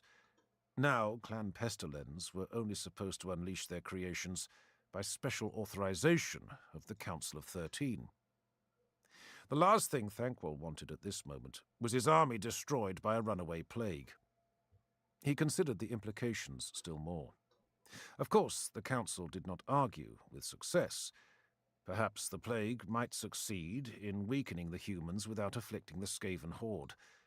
But if it succeeded, the Council of 13 might extend its favour to Vilebroth Null and withdraw its patronage from Thankwall. Null might even be rewarded with the leadership of the invasion force. Thankwall considered. What else could be going on here? If the scheme was an honest effort to help the invasion, why had Thanquol not been informed? He, after all, was Supreme Commander. No, this had to be some sinister scheme of Nool's to seize power. Something would have to be done about this treachery and this blatant defiance of the Council of 13's edicts. Then another thought struck Thanquol. His agents on the surface had already reported tales of some new and dreadful disease spreading among the human burrows. Undoubtedly, Vilebroth Nool had already begun to implement his wicked plan. There was no time to waste. Quick, quick! Where did those treacherous vermin go? I know not, most lordly of lords. My agents could not say. Run, quick, quick! Scuttle off and find out. At once, most decisive of leaders. Wait. Before you go, bring me parchment and pen. I have an idea. You sneezed, Alyssa said. Did not, Felix said, well aware that he was lying. His eyes felt puffy and his nose was dripping. He was sweating a little too. And was that the first faint tickle of a sore throat he felt? Alyssa began to cough, hackingly. She covered her mouth with one hand, but her whole body shook. You coughed, Felix said, and wished that he had not. Tears had started to appear in the corner of the girl's eyes. Oh, Felix, she said. Do you think we have the plague? No, absolutely not, Felix replied. They were just in bed But in playing his heart of hay. hearts he was far from certain. Cold dread clutched at him. Get dressed, he said. We'll go and see a physician. The doctor was a busy man today. That much was obvious, thought Felix. There had been a queue stretching halfway around the block from his small and dingy office. It seemed like half the city was there, Favorite coughing guys. and wheezing and hawking and spitting into the street. There was an air of barely suppressed panic. Once or twice, Felix had seen people come to blows. This was useless, Felix decided. They would never see a physician today under these conditions, and the aisles of the Temple of Shalya were full of supplicants. There had to be a better way.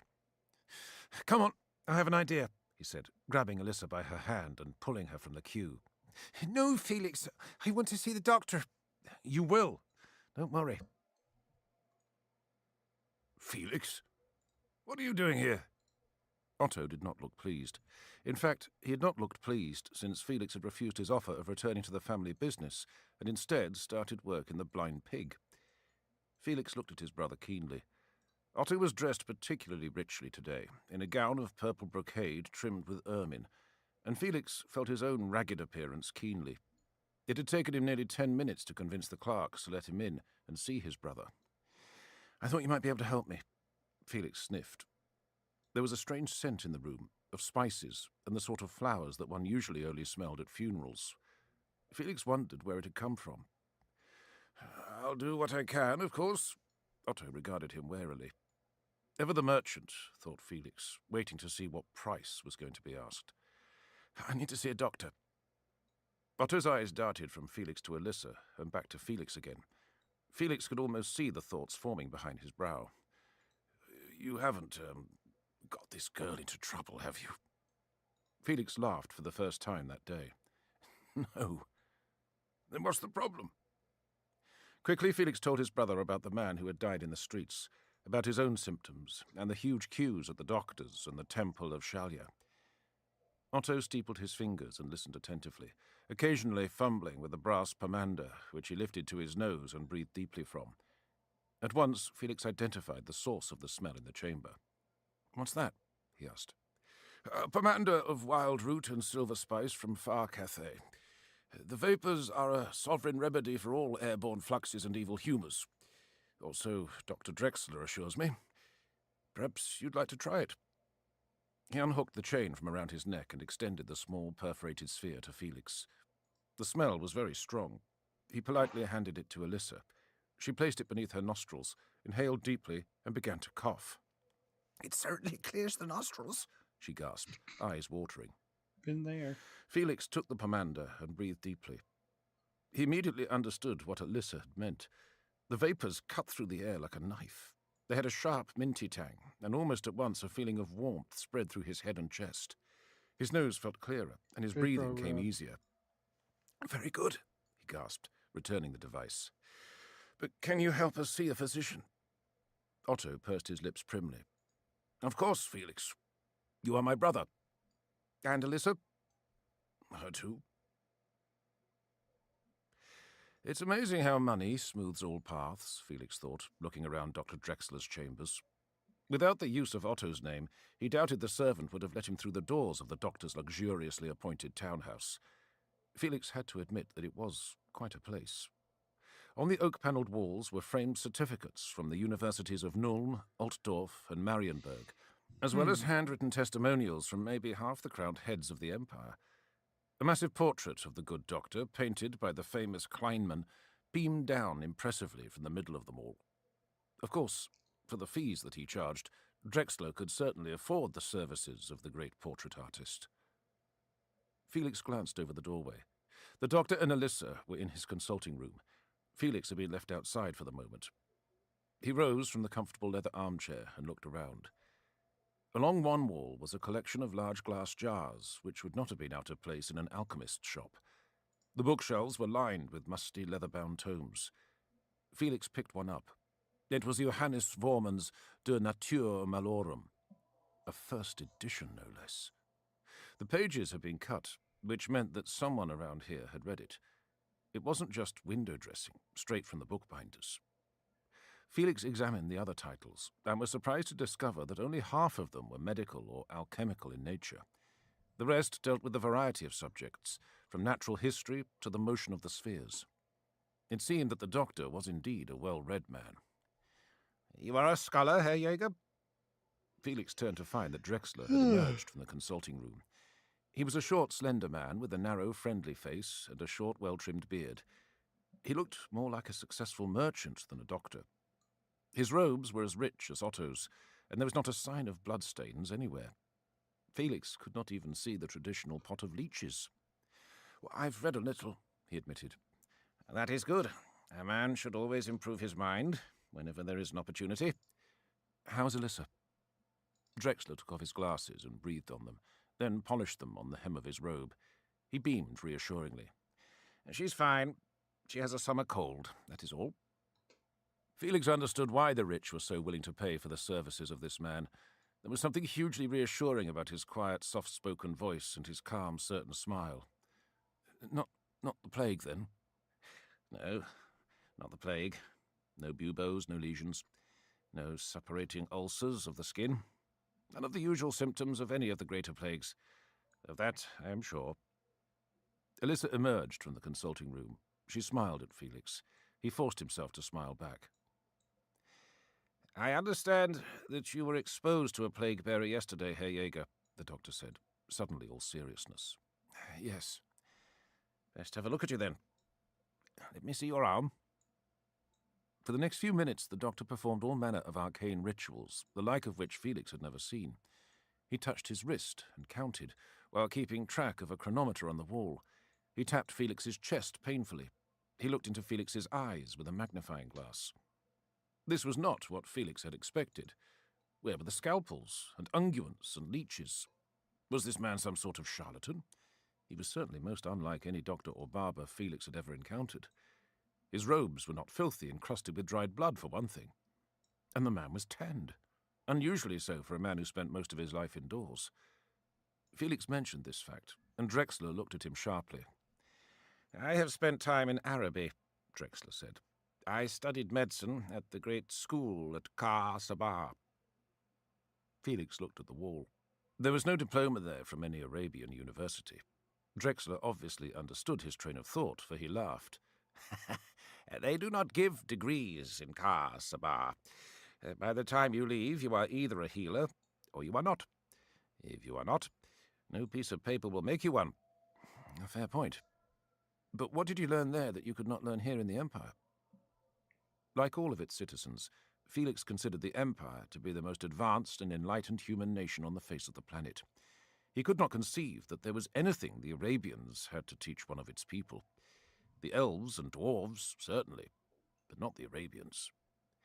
"Many things, my friend, including the fact that we have no monopoly on wisdom, and that much of what our doctors teach is simply wrong." for example.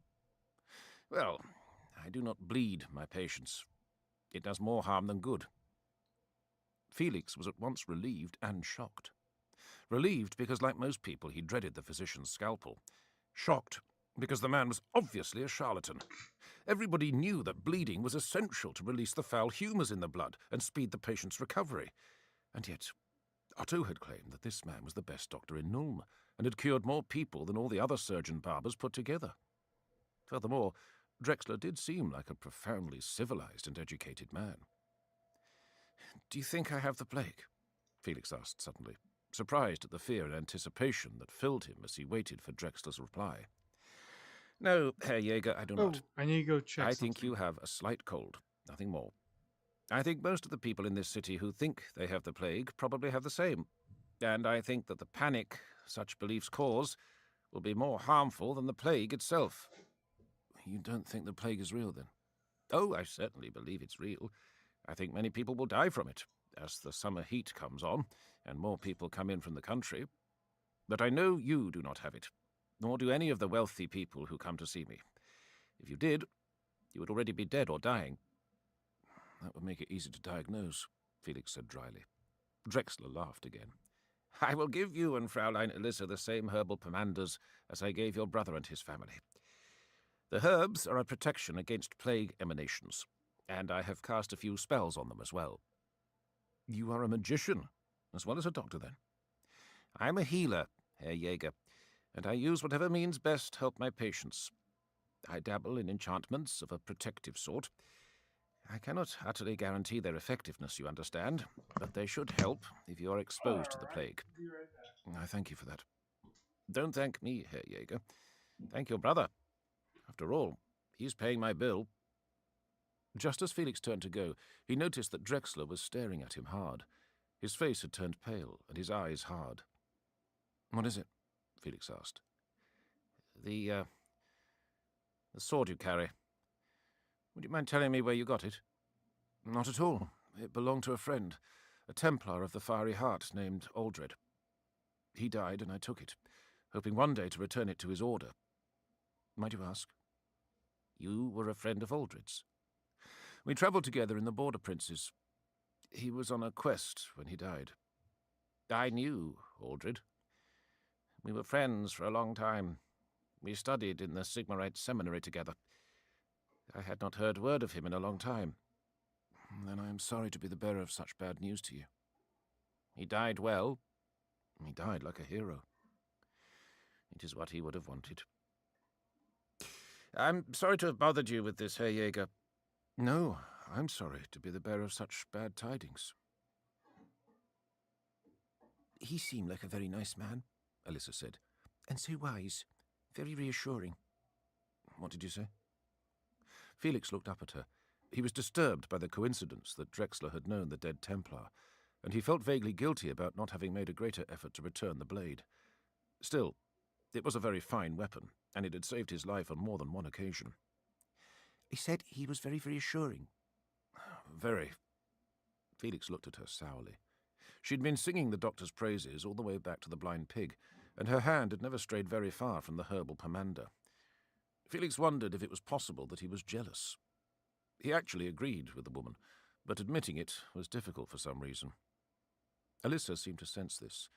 She looked up at him and smiled teasingly. "Why, Felix, are you jealous?"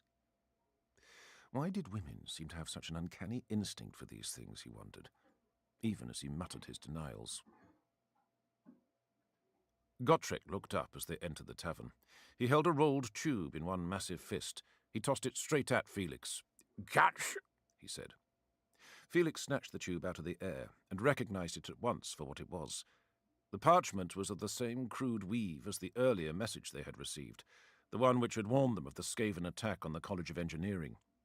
He hastily unrolled it, and was not at all surprised to find that it had been written in the same semi-literate scrawl. "Friends, be warned. The evil, treacherous rat-men of Clan Pestilens do plot to spread plague in your city. May the horned rat gnaw their entrails for it. I do not know where or how they plan to do this. I can only tell you to beware of the cauldron of 1,000 poxes. Your friend. It was delivered when you were out, Gotrek said. Same messenger? No, another beggar. Claims it was given to him by a monk. You believe him? I saw no reason not to, Mandling. I got him to show me the place where he met this monk. It was close to the spot where the last message was delivered. You think we should check out the sewers in that area? What are you talking about, Felix? Alyssa asked. Skaven, Gotrek said ferociously, and the girl's face went pale. Not those creatures which attacked the inn the other night? The same. What do they have to do with you and Felix? I do not know, girl. I wish I did. It seems like we have become involved in some feud among them. I wish you had not told me that. I wish you'd not told her that, Felix said. Do you think they will attack the pig again? Alyssa asked, glancing at the doors and windows as if she expected an attack at any second. I doubt it, Gotrek said. And if they do, we'll just slaughter them again. Alyssa sat down in a chair near to the slayer. He cocked his head to one side and smiled, showing several missing teeth. Do not worry, girl. Nothing will harm you. Gotrek was not normally what Felix would consider a reassuring sight, but his words seemed to calm Alyssa. Do you think the Skaven could have anything to do with this new plague? Felix whispered, hoping that no one could overhear him. Our ratty friend would like us to believe this. Then why hasn't he told us any more? Perhaps he does not know any more himself, Mandling. Thankwell stared into his divining crystal. There was no use. He had no luck locating the plague monks and their accursed cauldron, and that in itself was not reassuring. A seer of his prowess, having invoked the proper rituals and made obeisance in the correct way to the horned rat, should have been able to detect an artifact of its power easily. Instead, he had found no trace of it, or its bearers anywhere. It suggested to Thankwell's keen mind that they were using magic of their own to cover their tracks. He knew that Vilebroth Null was a powerful sorcerer in his own right, and must have invoked spells of bafflement. Further proof of his treachery, as if anyone needed. Of course, the traitor would claim that he had used the magic to escape detection by the human authorities, but Thankwell could see through such transparent ruses. He'd not been born yesterday. The plague monks were simply trying to keep themselves hidden from their rightful leader until they could implement their plan and claim unwarranted glory. Thankwell knew he must prevent this eventuality at all costs, as well as enforcing the Council of 13's edict, of course. He would simply have to find another way of locating his prey.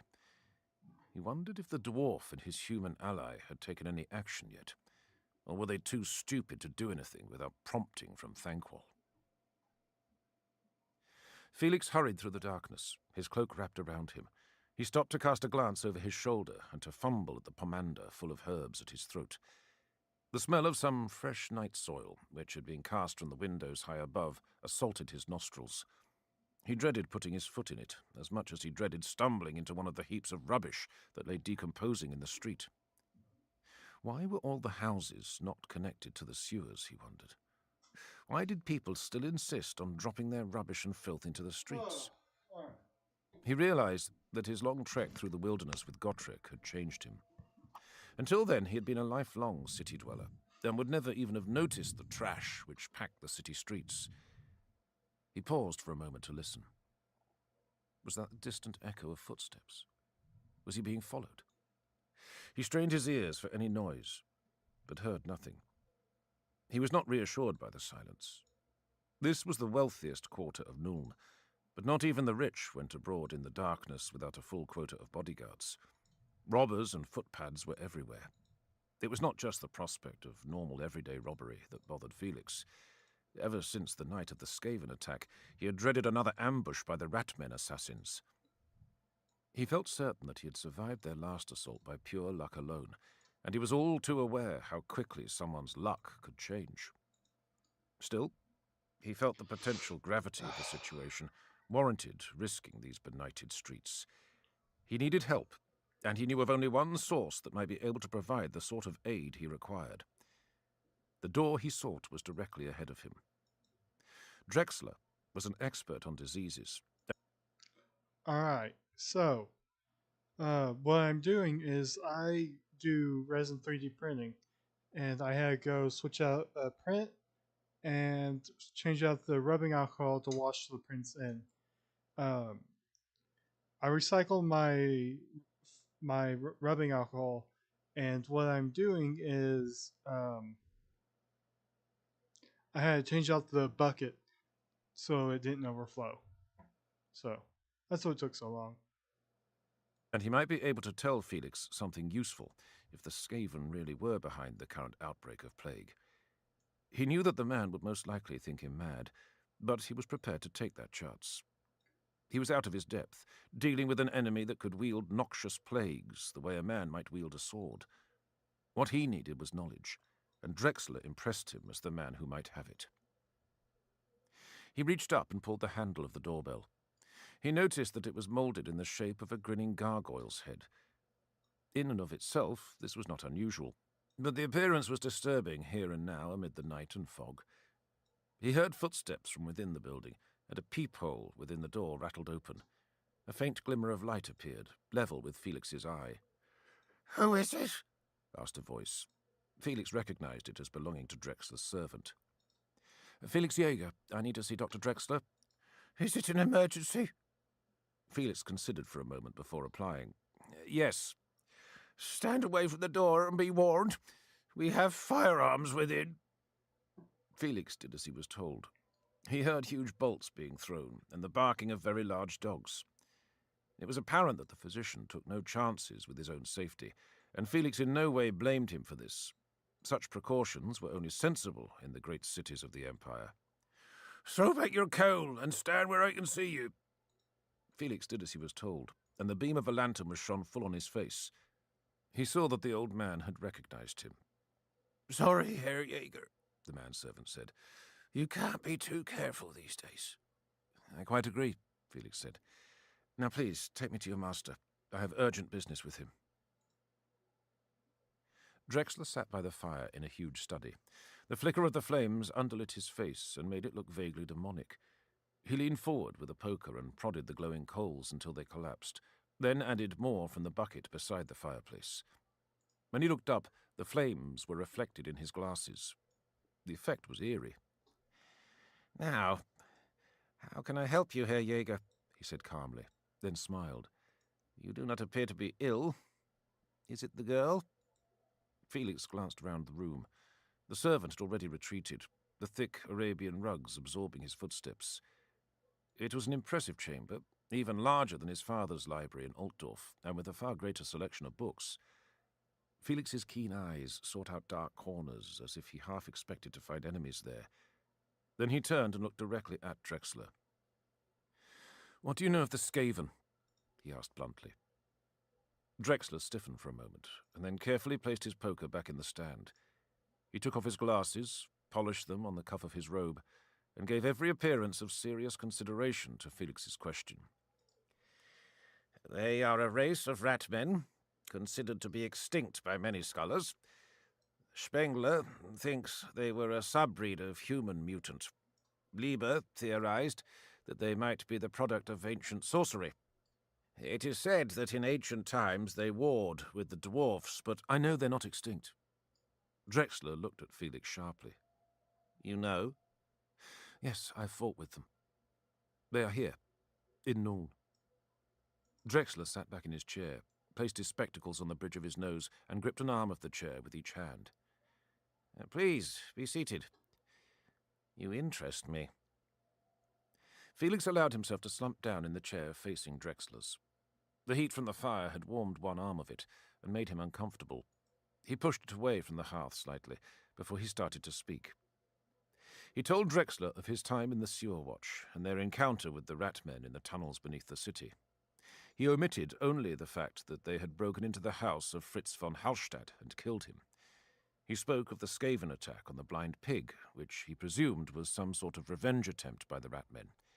He left out any mention that he and Gotrek had also fought with the rat men within the College of Engineering on the night it had been burned to the ground. Drexler watched him with increasing astonishment. When Felix had finished, he spoke. Herr Jaeger, if all this is true, why have I not heard more of it? Why haven't the authorities acted? I do not know. Perhaps the Skaven have allies in high places. He was thinking of von Hallstatt now. How many more like him occupied positions of power in Nuln and the rest of the Empire? I sometimes think that there is a conspiracy within our society to cover up the effects of chaos and all its works. He noticed that Drexler flinched slightly at the word conspiracy, but that the mention of chaos did not seem to disturb him at all. "If you were not so obviously sane, I would suspect you of being a lunatic," Drexler added. "Certainly, some of what you are saying sounds like the ravings of a madman." "I know it," Felix said. "Unfortunately, it is all true." "That is certainly a possibility. In Araby, they do not consider the rat men legendary, and I have spoken with several dwarfs who have claimed to have encountered them. The elf seafarers also tell tales of the rat men's power. But I fail to see why you have come to me, other than to confide your tale." Felix handed over the letter that Gotrek had received. Drexler unrolled it and read it calmly. "Clan Pestilens," he said eventually. "Yes, I have read of them." "What?" "Clan Pestilens.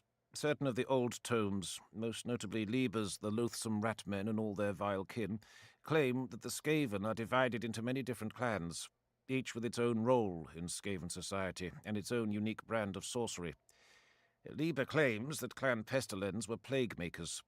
He goes so far as to state that they were responsible for the Great Plague of the year 1111. If whoever sent you this letter is a hoaxer, he is certainly an erudite one. I doubt that there are more than 20 people in the Empire who now own a copy of Lieber's book. Do you?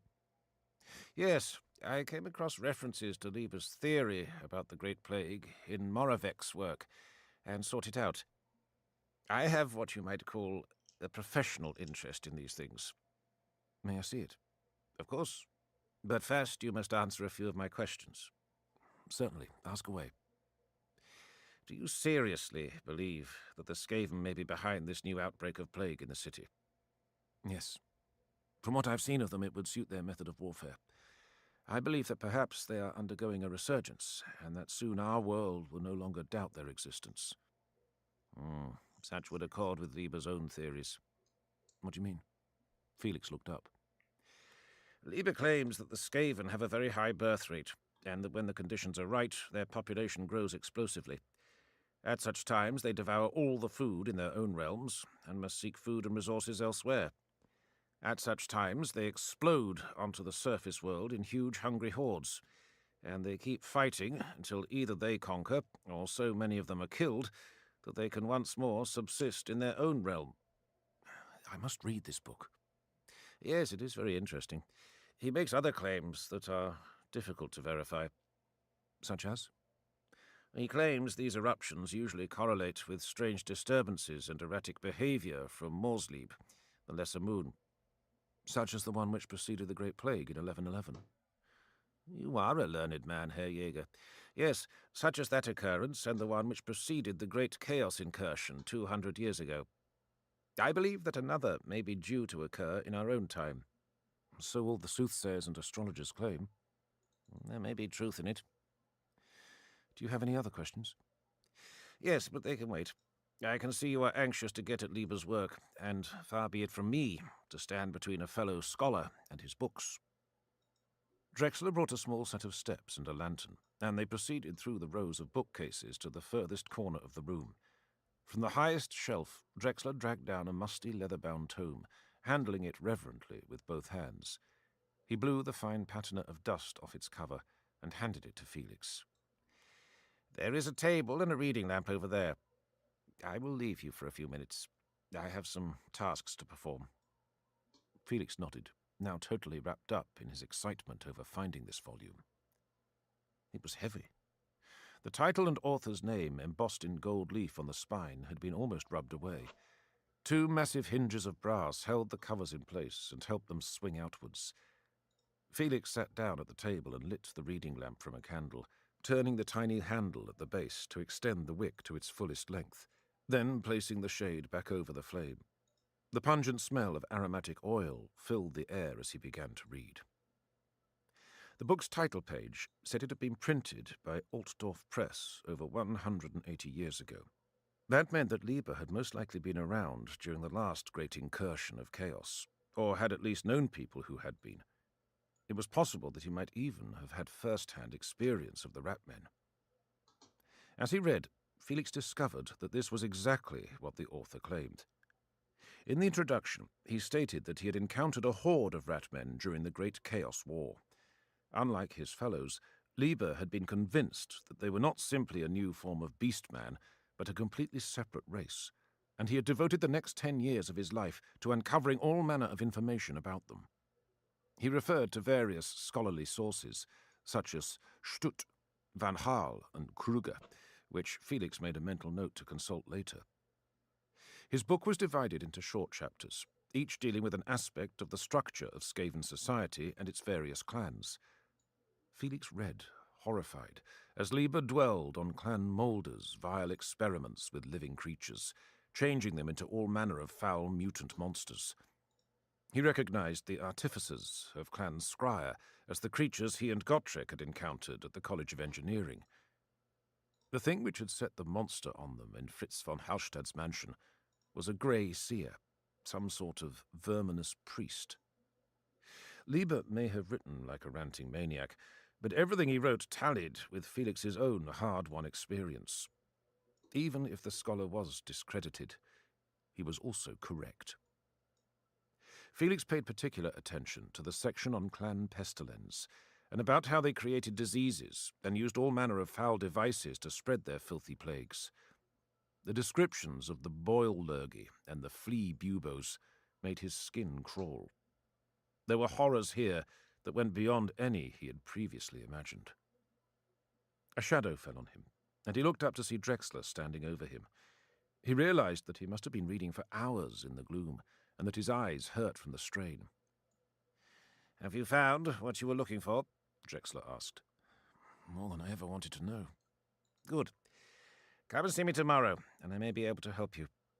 You may take the book with you if you wish." "Help me? How?" "We will visit the city morgue." "How will that help?" "You will see tomorrow, Herr Jäger. Now go home and sleep." Gotrek looked up from his plate as Felix entered the Blind Pig. "Oh, look what the cat dragged in," he said, and stuffed a hunk of black bread into his mouth.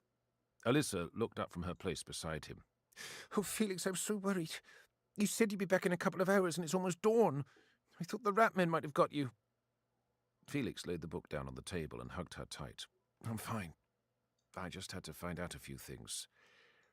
"The loathsome ratmen and all their vile kin," Gotrek read, tilting his head and reading the spine of the book. Alyssa looked at him in astonishment. "I didn't know you could read," she said. Gotrek grinned, showing the blackened stumps of his teeth. He flicked the book open with one greasy finger and began turning pages until he found the one bookmarked at Clan Pestilens. "He knows his stuff, this Lieber. Must have consulted dwarfish sources." Yes, Felix said tetchily. "Must have." "Where did you get this mumbling?" "Dr. Drexler." "He's a man of many interests, your friend Drexler, if he owns books like this one." "You'll get a chance to find out for yourself." "Will I indeed? How so?" "Because we're going with him to the morgue." Gracier Thanquol scurried backwards and forwards, pacing the floor of his lair like one of the captured humans he kept working the treadmills back in Skavenblight. His mind raced faster under the pressure of all the warpstone snuff he had consumed. Still, those verminous Clan Pestilens traitors had conspired to elude him. Their sorcery had proved effective, even against his most subtle and potent divinations. His spies had not been able to uncover another word about their location, no matter how deep they dug. It was all very frustrating. Somewhere deep in his bowels, Thanquol could sense with ominous certainty that the hour when the Plague Monk's plan would be implemented was drawing very close. He knew that he must be correct in this, for in the past such premonitions had never been wrong. He was a grey seer, after all. A terrible sense of impending doom filled Thanquol's mind. He wanted to run for cover, to scurry to a hiding place, but right at this moment he could think of nowhere to go. Plague, he kept thinking. Plague was coming. "Good morning, Dr. Drexler." The priest of Moor said, and coughed. He looked up from his table, set in an alcove at the entrance to the city morgue. His black cowl hid his face, making him seem as sinister as the god he served. The air was filled with the smell of black roses, fresh plucked from the gardens of Moor. What is it you require? I would like to see the corpses of the latest plague victims. Felix was astonished at the calm manner in which the doctor made his request. Most of the people in the city would rather run 1,000 miles than do what the doctor wanted to do. The priest obviously thought so too. He threw back the cowl of his robes to reveal a pallid, bony face framed by a stringy black beard. That is a most unusual request, he said. I will have to consult with my superiors. As you wish, Drexler said. Tell them I simply want to ascertain whether all the victims died of the same disease, or whether we're going to have a variety of plagues to deal with this summer. The priest nodded and retreated within the shadowy depths of the temple. Somewhere off in the distance a great bell tolled gloomily. Somewhere, Felix knew, another funeral service was about to begin. The priest returned presently. The Arch-Lector says you may proceed, he said. However, he also asked me to tell you that most of the bodies have already been sent to the gardens of Moor for interment. We only have the 4 who came in last night. That should be sufficient, Drexler said. I hope. Felix, Gotrek, and Dr. Drexler all paid the ceremonial copper piece and donned the black robes and headpieces of Moor. This was sacred ground, the priest told them, and it was needful that they do so. The robes had obviously been made for humans, and the hems of Gotrek's dragged along the floor. Without another word, they set off into the gloomy interior of the mortuary. It was cool, and it was dark. The floors were clean, washed with some sacred unguents. The smell of attar of black roses was everywhere. It was not what Felix had expected. He had expected rot and the smell of spoiled meat. He had expected the scent of death. The central chamber of the death god's house was arrayed with marble slabs. At least they're clean Upon each here. slab lay a corpse. Felix averted his eyes.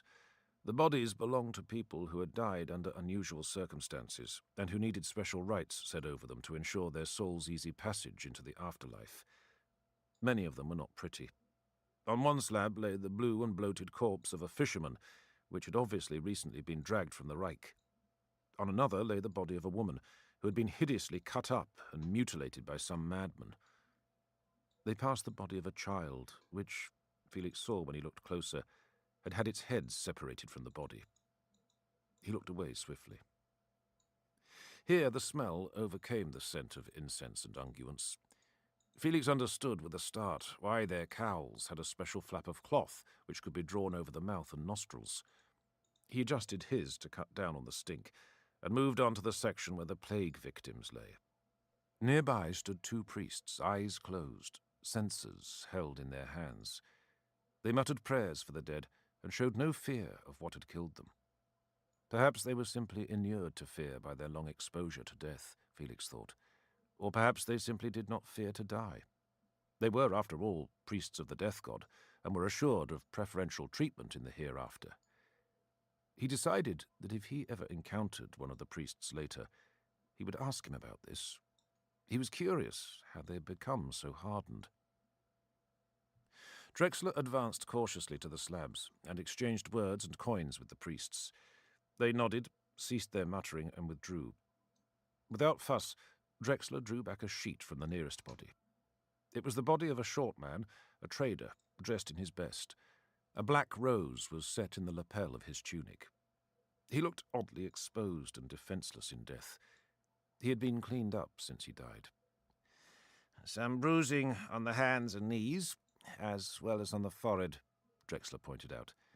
Most likely from where the man fell over in the last extremities of his anguish. Felix thought of the spasming of the man he had seen in the street, and understood how this could have happened. Notice the swollen areas on the chest and throat, and the slight crust of greenish stuff on the upper lip and nostrils. Drexler pushed the eyelids back with his fingers, and there were faint traces of green around the eye rims as well. I am sure that if I performed a dissection, something which our priestly friends here would object to, we would find the lungs filled with a green, viscous fluid. It is this which eventually kills the victim.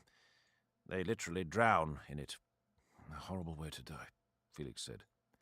In my experience, few diseases kill pleasantly, Herr Jäger, Drexler said.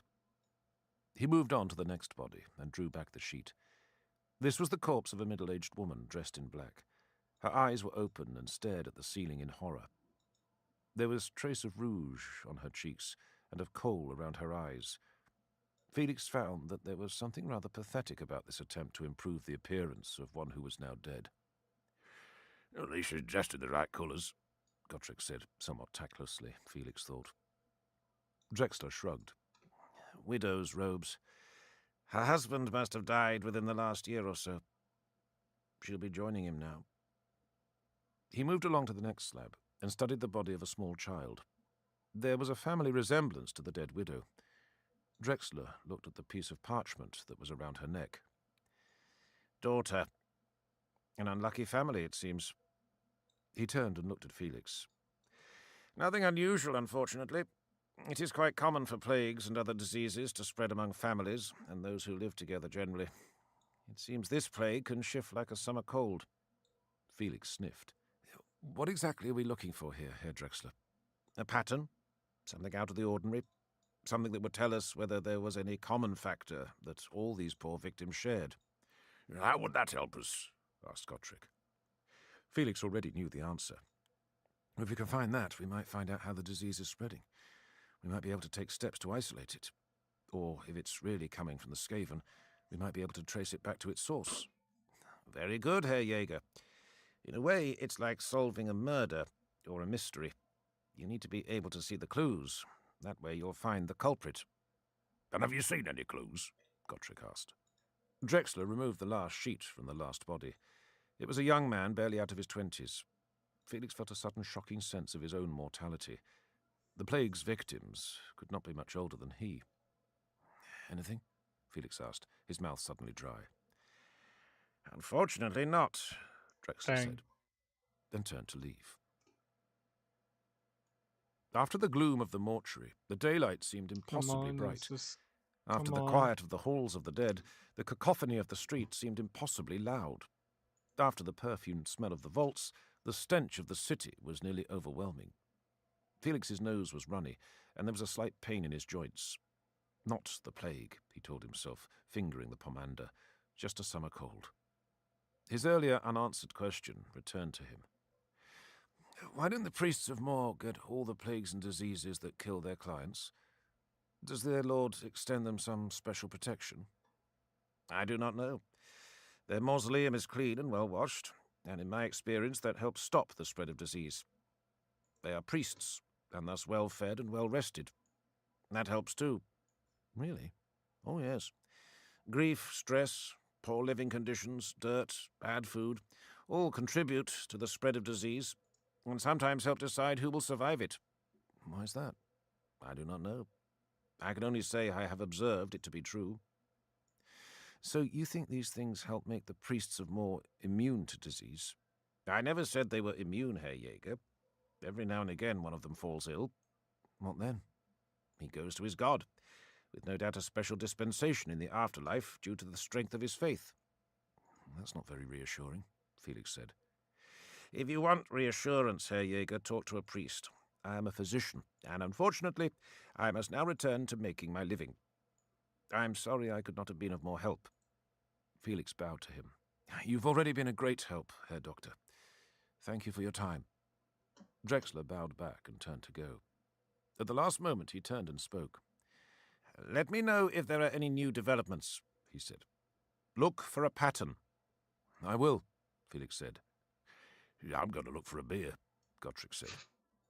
I think that might be a good idea, Felix said, suddenly wanting desperately to get the taste of the mortuary out of his mouth.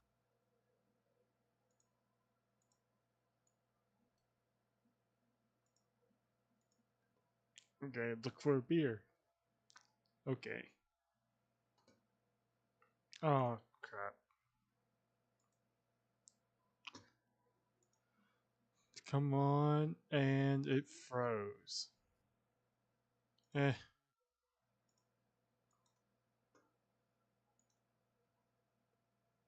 Task manager.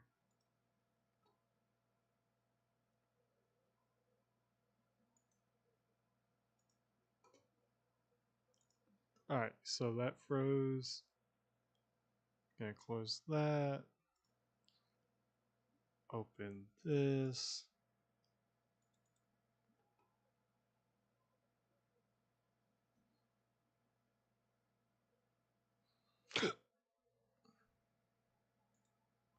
Felix stared down into his third beer and considered what they had seen. His head ached a little from what he kept having to tell himself was a summer cold, but the beer was helping to take away that pain. Gottschalk sat slumped beside the fire, staring into the flames. Heinz was standing by the bar, getting things ready for the evening rush. The other bouncers nursed their drinks and played hook knife at the next table. Felix was troubled. He felt baffled and stupid. He knew that there must be a pattern here, but he just could not see it. It looked like something invisible and deadly was killing the people of Nuld, and there was nothing he could do to stop it. It was frustrating. He almost wished for another raid by the gutter runners, or another attack by Skaven warriors. What he could see, he could fight. Or, to be absolutely specific, what he could see, the Slayer could fight, and most likely beat. Thinking, Felix realized, was not their strong suit. Once he had prided himself on being a clever and well-educated man, a scholar and a poet. But things had changed in his wanderings. He could not remember the last time he had put pen to paper, and last night was the first night in a long, long time when he had opened a book with any pretensions to scholarship. He had fallen right into the role of wandering mercenary adventurer, and his brain appeared to have fallen dormant. He was out of his depth, he knew. He was not a razor-witted investigator of the sort which featured in the plays of Detlef Sierck. And, to be honest, he did not believe that in real life things worked quite the way they did in the theatre, with clues arranged in neat chains of logic, pointing towards an inevitable solution. Life was messier than that.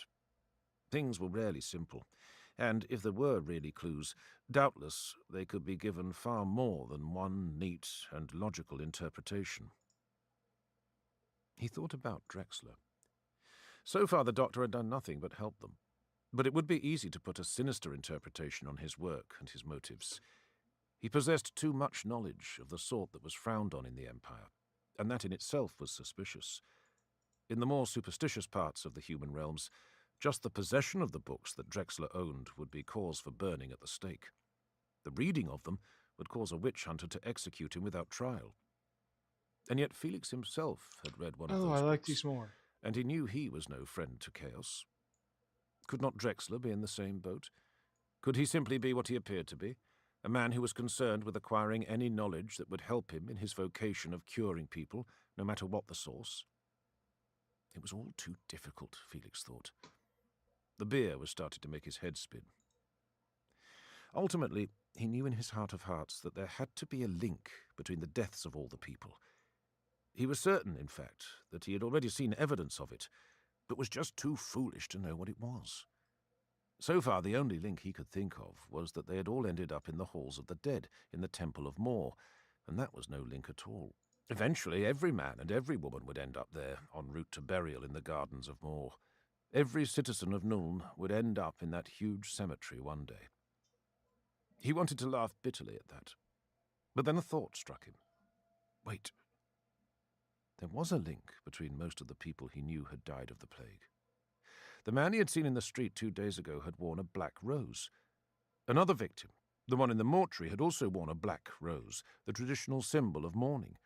The woman and her child had been widow and orphan. Only the last one had not shown any connection, but perhaps if he dug deeply enough he would find one. What could it mean? Was the Temple of Mor itself involved in the spread of the plague? Did the corruption run so deep? Somehow Felix doubted it. The first man he had seen had just been to a funeral. Had any of the others? The one wearing the rose was virtually a certainty. The mother and child? He did not know. But he knew a way to find out. He pulled himself up out of the chair and tapped Gottschalk on the shoulder. "We need to go back to the Temple of Mor," he said. "Are you developing a morbid attachment to the place?" "No. I think it may hold the key to this plague." It was dark when they arrived at the temple. It did not matter. The gates were open. Lanterns were lit. As the priests never tired of pointing out, the gates of Mor's kingdom were always open, and a man could never tell when he might pass through them. Felix asked to talk with the priest who he had spoken to earlier. He was in luck. The man was still on duty. The offer of some silver procured the information that he was always willing to talk. Felix and the slayer were shown into a small Spartan antechamber. The walls were lined with books. They reminded him of the ledgers which lined the walls of his father's office. In a way, that was what they were. They contained the names and descriptions of the dead. Felix did not doubt they contained records of donations for funeral services and prayers to be offered in the temple. He had had dealings with the priests of Moor before. So you are Dr. Drexler's assistants? The priest asked. Yes, in a manner of speaking. In a manner of speaking. We are helping with his researches into the plagues. We are trying to find a way to stop them. The priest showed a slow, sad smile. Then I don't know if I should help you. Why? They're good for business. Seeing Felix's shocked look, he gave a small, polite cough. Just a small attempt at humour, he said eventually. You look tired, Felix said to break the silence. The priest gave a long, hacking cough. And ill. In truth, I do not feel so well, and it's been a long day. The brother who should have replaced me has himself fallen sick and is cloistered in his cell. He's not been well since he presided over the inhumations yesterday. Felix and Gottrick exchanged looks. Felix nodded politely. Gottrick growled. Your, associate does not look much like a physician, Herr Jäger, the priest said. He helps with the heavy work. Of course. Well, how can I help you? I need to know more about those people Dr. Drexler looked at this morning. Not a problem. He tapped the leather-bound book in front of him. All the appropriate details will be in the current librum. What exactly do you need to know? Had any of the deceased attended any funeral services just recently? Frau Koch and her daughter had. I officiated at the inhumation of Herr Koch myself last week at the gardens. And the other gentleman? No, I do not think so. He is not a man who we would allow to attend any of our services, except his own inhumation, of course. What do you mean? I thought anyone could enter the gardens of Moor. Not quite. Herr Grunwald belonged to that noxious class of criminals who make their living by robbing family crypts and stealing corpses to sell to dissectionists and necromancers. He was under interdict. He would never be allowed within the gates of the garden on pain of supreme chastisement. Death, you mean? Precisely. And the man wearing the black rose? I will check the records. I suspect that, given the nature of his adornment, we will find that he, too, had attended an inhumation recently. You're not from Nuln, are you, Herr Jäger? I can tell from your accent. You're correct. I come from Altdorf originally. Then perhaps you did not know it is a local custom to pick one of the black roses from the death god's garden when you attend a ceremony there. I thought people bought them from the flower sellers. No. The roses grow only in the gardens, and it is forbidden to sell them for profit. There was silence for a few minutes as the priest studied the records. Ah, yes. His sister passed away last week, inhumed in the gardens of Moor. Is there anything else I can do for you? He asked brightly. No, I think you've told us enough. Can you tell me what all this is about? Not at the moment. I'm sure Dr. Drexler will inform you when he has completely formulated his theory. Please ask him to do so, Herr Jäger. As they left, the priest was bent almost double in a fit of coughing. He's dead. Tell me what all this is about, Mandling, Gottrick said as they entered the street. Felix glanced around to make sure that there was no one else close enough to overhear them. All of the people who we know have died of the new plague have visited the gardens of Moor recently. The tomb robber as well, most likely. So? That's the only connection I've been able to see, and Drexler told us to look for connections. Which seems unlikely, Muddling. Do you have any better ideas? Felix asked, allowing a measure of his frustration to show in his voice. The Slayer considered for a moment, then shook his head. You think we'll find our little scuttling friends brewing plagues up in the city cemetery? Possibly. There's only one way to find out. I know. When? Tonight, after work. It will be quiet then, and we can take a look around. Felix shuddered. He could think of many places he would rather be than crawling around the city's main cemetery after midnight with a bunch of Skaven in attendance. But what else was he going to do? If they took their tale to the authorities, they would most likely not be believed. Perhaps the Skaven would get wind of their presence and move their operation. At least he felt sure that there could not be too many of the rat men up there. A small army camped in the graveyard would be noticed. Hopefully, they would be few enough for the Slayer's axe to take care of.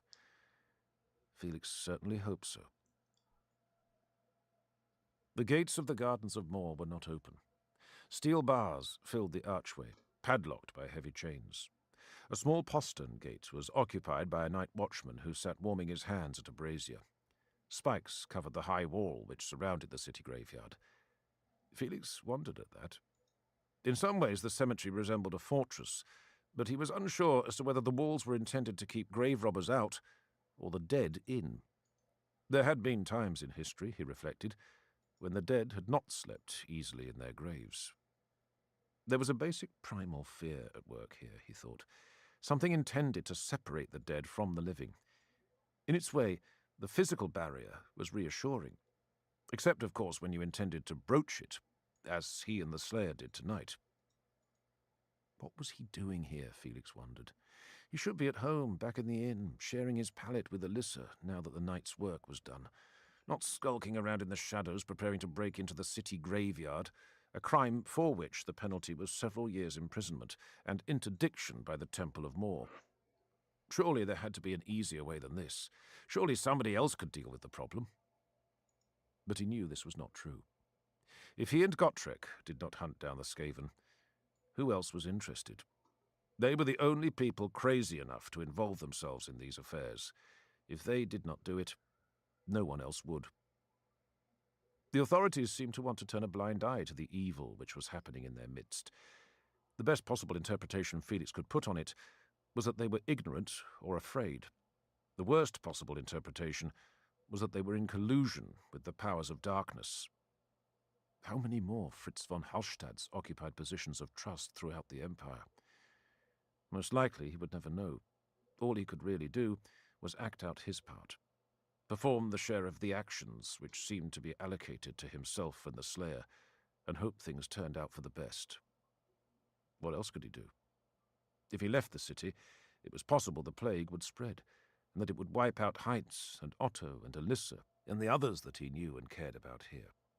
It was possible that thousands might die if he and the Slayer failed to solve this riddle.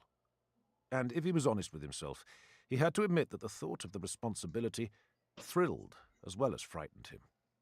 In a way, it was like being the hero of one of the stories he had read when he was a child.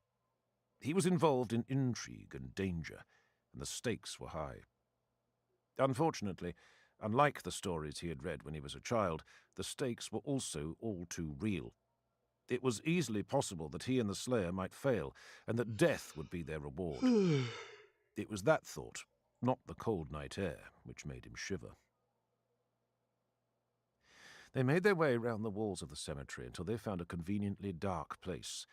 Felix made sure the lantern he carried was securely attached to the clip on his sword belt, then vaulted up, caught one of the metal spikes, and used it for leverage to pull himself to the top of the wall. Perhaps the spikes were mere ornaments, after all, he told himself, and served no other purpose. The moon broke through the cloud, and he found himself looking out over the graveyard. It was an eerie sight in the silvered light. Mist was rising. Gravestones loomed out of it like islands rising from some dismal sea. Trees leaned like enormous ogres, raising branched arms in worship to the dark gods.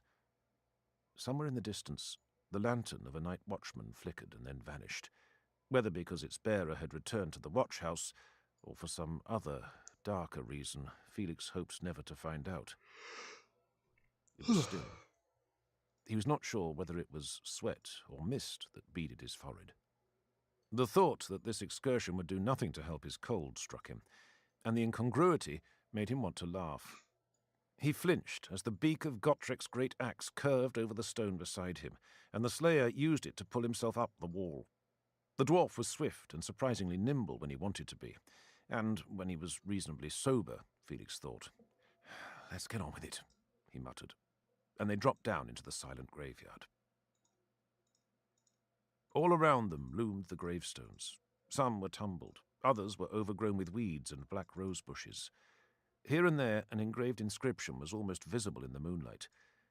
The graves were laid out in long rows like streets of the dead. Old gnarled trees overshadowed them in places. Everywhere the mist drifted spectrally, sometimes becoming so thickly cloudy that vision was obscured. The smell of black roses filled the air. During the day, it was possible that the Gardens of Moor was a pleasant place, but at night, Felix found his mind turning all too quickly to thoughts of ghosts. It was easy to envision the countless bodies decomposing under the ground, worms burrowing through rotting flesh and the empty eye sockets of corpses. From there, it was but a short leap of the imagination to picture those corpses emerging from beneath the ground, skeletal hands reaching upward through the soil, like the fingers of drowning swimmers emerging from beneath the sea. He tried to push the thoughts from his mind, but it was hard. He had seen stranger things happen, had encountered the walking dead before, in the hills of the Border Princes, on his cursed trip across those empty lands with the exiled Von Deal family. He knew that old dark magic was capable of stirring the dead into an unholy semblance of life, and filling them with a terrible hunger for the flesh and blood of the living. He tried telling himself that this was holy ground, consecrated to Moor, and that the death god protected his charges from such awful happenings. But these were strange times, and he had heard dire rumors that the powers of the old gods were waning as the power of chaos increased. He tried telling himself that perhaps such things happened in far-off lands like Kislev, which bordered the Chaos Wastes. But this was Nuln, the heart of the Empire, the core of human civilization. But part of him whispered that chaos was here too, that all of the human lands were rotten to the core. To reassure himself, he glanced down at Gottrik. The slayer seemed unafraid. A look of grim determination was engraved on his face. His axe was held ready to strike, and he stood immobile, nose twitching, head cocked, listening to the night. "Many strange scents tonight," the dwarf said. "Many strange noises. This is a busy place for a boneyard." "What do you mean?" "Things moving. A bad feeling in the air. A lot of rats in the undergrowth. You were right about this place, Manling." "Wonderful," Felix said, wondering why he was usually right when he least wanted to be. "Let's get moving. We want to find the area where there are fresh graves.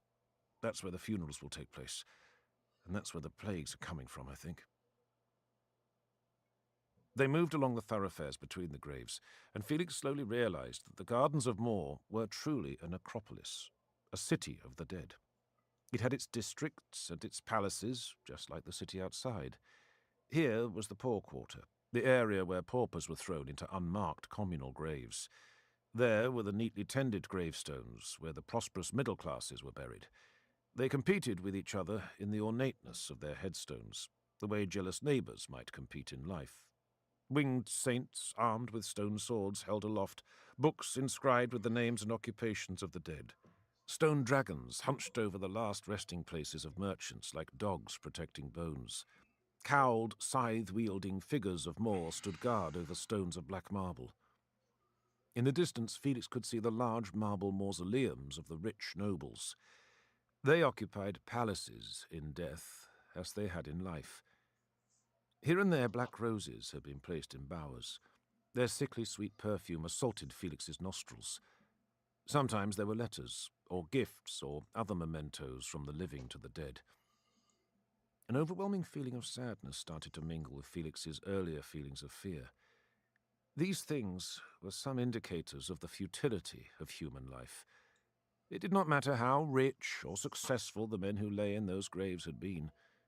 They were gone now, just as one day Felix would be. He could understand, in some ways, the Slayer's desire to be remembered. Life is written on sand, he thought, and the wind is blowing the grains away. They chose a place near the open graves and concealed themselves behind some toppled tombstones. The smell of fresh-turned earth filled Felix's nostrils. The chill of the mist bit through his clothing. He felt patches of dampness on his breeches where they touched dew-bedecked plants. He pulled his cloak tight against the cold, and then they settled down to wait. Felix glanced up at the sky. The moon had more than half completed its passage, and still nothing had happened. All that he had heard in that time was the scrabbling of ordinary rats. All they had seen were some vicious, mad-eyed vermin. There was no sign of the Skaven. Perhaps, he thought, half disappointed and half relieved, he had been wrong. Maybe they had best consider going home. Now would be a good time to leave. The streets would be deserted. Most every honest person would be safely asleep. He wiped his nose with the edge of his cloak. It was running, and he knew this night outside would do nothing for his cold. He stretched his legs, trying to work the stiffness and numbness out of them, when he felt Gotrek's hand on his shoulder. "Be still," the Slayer whispered. "Something comes." Felix froze and glared out into the darkness, wishing that he possessed the dwarf's keen senses and penetrating night vision. He heard his heart beat loudly within his chest. His muscles, locked in their unnatural position, began to protest against the strain, but still he held himself immobile, hardly daring to breathe, hoping that whatever was coming would not notice him before he saw it. Suddenly he scented a foul and loathsome taint in the air. It smelled of rotting flesh and weeping sores, like the body of a sick man left unwashed in a hospice for weeks or years. If disease had a smell, it would be like this, Felix thought. He knew in an instant that his suspicions had been correct. In order to keep from gagging, he held the pomander close to his nose and prayed that its spells would make him proof against whatever was coming. A hideous figure limped into view. It resembled a Skaven, but it was like no rat-man Felix had ever seen before. Here and there, great boils erupted from its mangy fur, and something hideous dripped from its weeping skin. Most of its body was wrapped round with soiled bandages encrusted with pus and filth. It was emaciated, and its eyes glowed with a mad, feverish light. Its movements were almost drunken. It reeled, as if in the grip of a disease which interfered with its sense of balance, and yet when it moved, it sometimes did so with bursts of obscene speed, with the unholy energy of a sick man mustering the last of his strength for some hideous task. It tittered loathsomely as it moved and talked to itself in its strange tongue. As it did all this, Felix noticed it held a cage in one palsied hand, and in that cage seethed rats. It stopped for a moment, hopped on one stringy leg, then it opened the cage and took out a rat. Others burst free of the open door and dropped to the ground into the graves. As they fell, they leaked urine and foul excrement. When it touched the earth, for a brief moment, there was a hideous, overwhelming stink that threatened to make Felix gag, and which only slowly subsided. The rats pulled themselves from the graves and dragged themselves feebly into cover. Felix could see that they left a trail of noxious slime in their wake, and it was obvious they were dying. What foul thing was going on here, Felix wondered. The Skaven capered past. Felix was surprised and appalled when the Slayer did not immediately strike it down, but instead gestured for Felix to follow, and then set off on its track. It took Felix but a few moments to understand Gottrek's plan. They were going to follow the plague monk of Clan Pestilence, for such Felix guessed it to be, back to its lair. They were seeking a path into the very heart of corruption in the gardens of Moor. Gross. As they followed the capering plague monk through the mist-enshrouded cemetery, Felix noticed that there were other Skaven present. Judging by the empty cages they carried, they had all been on the same evil errand and were now returning to their lair. Some limped along, borne down by the weight of rotting corpses, recently exhumed, judging by the earth which still clung to their grave clothes. He and the Slayer were forced to move cautiously, lurking behind tombstones, taking refuge in the shadows beneath the trees, moving from patch of cover to patch of cover. In some ways, Felix thought it was unnecessary. The plague monks did not seem as alert as normal Skaven. They seemed quite mad, and often oblivious to their surroundings. Maybe their brains were as rotted as their bodies by the diseases they carried. Sometimes they would stop for minutes and scratch themselves until they bled, or their festering scabs broke, and then they would taste the pus which stained their claws. Sometimes they would pause and stare into space for no reason. At times, foul excrement would belch forth from beneath their tails, and they would lie down and writhe in it, tittering insanely. Gross. Felix felt his flesh crawl. These creatures were not sane, even by the crazed standards of Skaven. Now at last they were making their way towards a vast mausoleum deep in the noble quarter of the gardens. They were walking along paved pathways between well-tended gardens. Here and there statues loomed over sundials that were useless at this hour. More and more plague monks were becoming visible, and more than once Felix and the Slayer hid themselves within the arched entrances to the tomb of some noble clan. Of wind and rain, the faces had crumbled off the statues to be replaced by lichen. It looked like the stone itself was suffering from some terrible disease. The gardens around it were wild and overgrown. Felix could not be sure, but he guessed that the family who had built this place had died out. The place had an uncared-for look, as if no one had visited the place in years. By day, this would be a forbidding enough place. On this night, Felix felt no great urge to look within. Gotrek, however, bounded up the stairs as fast as his short legs could carry him. The runes on his axe gleamed in the moonlight. He grinned at the prospect of confronting the Skaven in their lair. Briefly, it struck Felix that the dwarf was just as mad in his own way as the Skaven were in theirs, and perhaps the best thing he could do was scuttle off and leave them all to their own devices. Felix fought to bring this urge under control as they reached the doorway. He was surprised to find that there was no way in, only a blank stone wall. Gotrek stood before it, puzzled for a minute, scratched his tattooed head with one blunt finger, and then reached out to touch one of the stone faces on the side of the arch. As he did so, the wall in front of them slowly and silently rotated to reveal an entranceway. "Shoddy work," Gotrek muttered. "Dwarf work would not be so easy to detect." Yes, Felix mumbled uneasily, and then followed Gotrek through the open entrance of the tomb. The door slid silently closed behind them. The stench was worse within. The walls were thoroughly caked with filth. Gross. Felix could feel it squelch under his hands as he fumbled his way forward through the darkness. Remembering the foul acts he had witnessed the plague monks perform made him want to vomit. Instead, though, he forced himself to follow the faint glow of the runes on the Slayer's axe ahead of him. Gotrek moved quickly and surely, as if he had no difficulty seeing even in the absence of light. Felix suspected that this might be the case, and that the Slayer's vision might be as good in the gloom as it was in the daylight. He had followed the dwarf through dark places before, and was certain that the Slayer knew what he was doing. All the same, he wished that he could light the lantern he carried. From somewhere off in the distance he heard a faint scratching sound, and he revised that thought. Perhaps a lantern would not be such a good idea after all. It would certainly warn the Skaven of their presence, and Felix felt sure that their one chance of survival in the face of the Ratmen's greater numbers was to attack swiftly with the advantage of surprise. Still, if he was going to fight, he was going to need light at some point, he thought. He prayed he had a chance to light his lamp before moving into battle. He almost lost his balance as he put his weight forward, and there was nothing there. Recovering himself, he realized that he was on a stair heading down. This was indeed a large mausoleum. Whoever had built this place had certainly spent a lot of money, he thought. And why not? They were going to spend eternity here, or so they had thought. Ahead of them, now, he could hear a loud chittering. It sounded like the Skaven were involved in some obscene ritual. A faint glow of greenish, sickly light illuminated the corridor ahead. It looked like they were about to confront the Ratmen in their lair. Vilebroth Null cackled as one of his leprous fingers broke off and fell into the bubbling cauldron. It was a good sign. His own plague-eaten flesh would help feed the spirit which lurked there and strengthen the brew that would soon bring death to his enemies.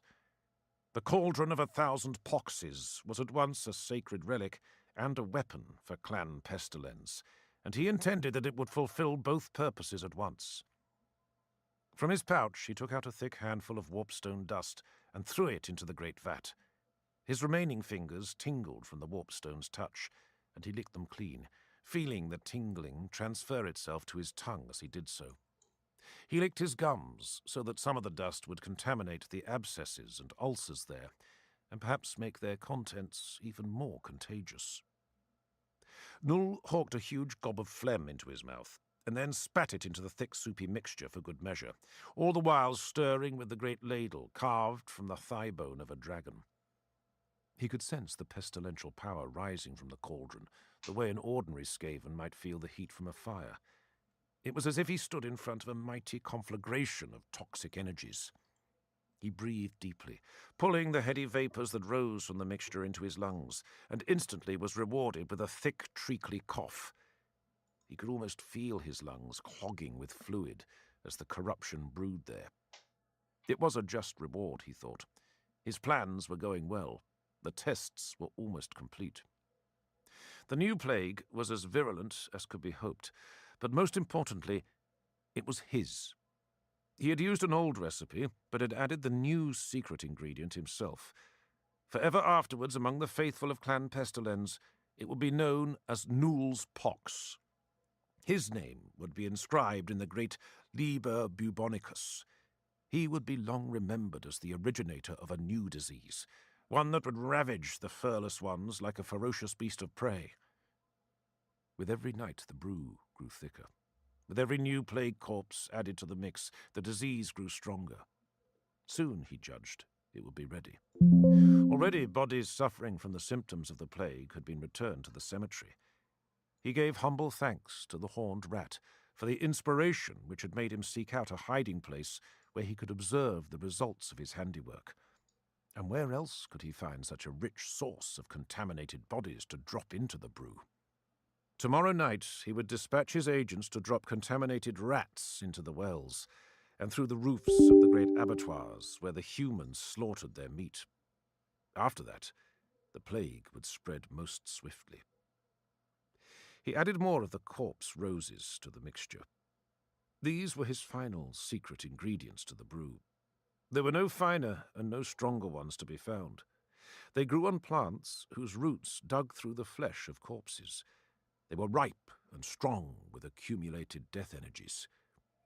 He breathed deeply of the scent of corruption and peered out with his filmed eyes at his followers.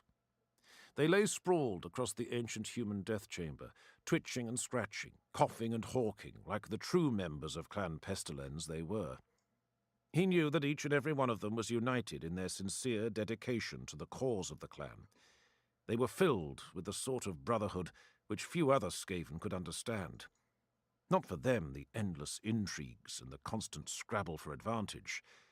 They had sought and found abnegation of self in true worship of the horned rat in his most concrete form, the bringer of disease, the spreader of plague. For each and every member of the clan knew that their body was a temple which harboured the countless blessings of their god. Their rotted nerve endings no longer felt the pain, save occasionally when they felt ghostly echoes of their suffering, like someone hearing the tolling of a distant bell while drowning in deep water. He knew that other Skaven thought them mad and avoided them, but that was because other Skaven lacked their purity of purpose, their total commitment to serving their god. Each and every plague monk present was prepared to pay any price, make any sacrifice to reach the goals of clan and deity. It was this commitment that made them the most worthy of all the horned rat's servants, and the most suitable leaders of the entire Skaven people. Soon, all the other clans would realize this. Soon, this new plague would bring the human city of Nuln to its knees, even before the mighty verminous hordes entered its precincts. Soon, all would bear witness that the triumph belonged to Clan Pestilence, to the horned rat, and to vile Broth Null, the humblest of the great horned lord's chosen servants. Soon, he would be established as the only vessel suitable to bear the horned rat's word. It would be fitting, for although he was but the humblest of the horned rat's servants, He knew where his duty lay, and that was not true of all Skaven in this devolved age. He knew that many of his fellow ratmen had lost sight of their race's great goals, and had lost themselves in the pursuit of self-aggrandizement. Grey Seer Thanquol was an example of just such a tendency. He cared more for himself and his status than he did for the overthrowing of the Horned Rat's enemies. It was disgusting behavior for one who should have been among the most dedicated of the great god's servants, and Vilebroth Nul humbly prayed that he would never fall into similar error. Oh, He felt sure that let me had be right Thanquol back. known about this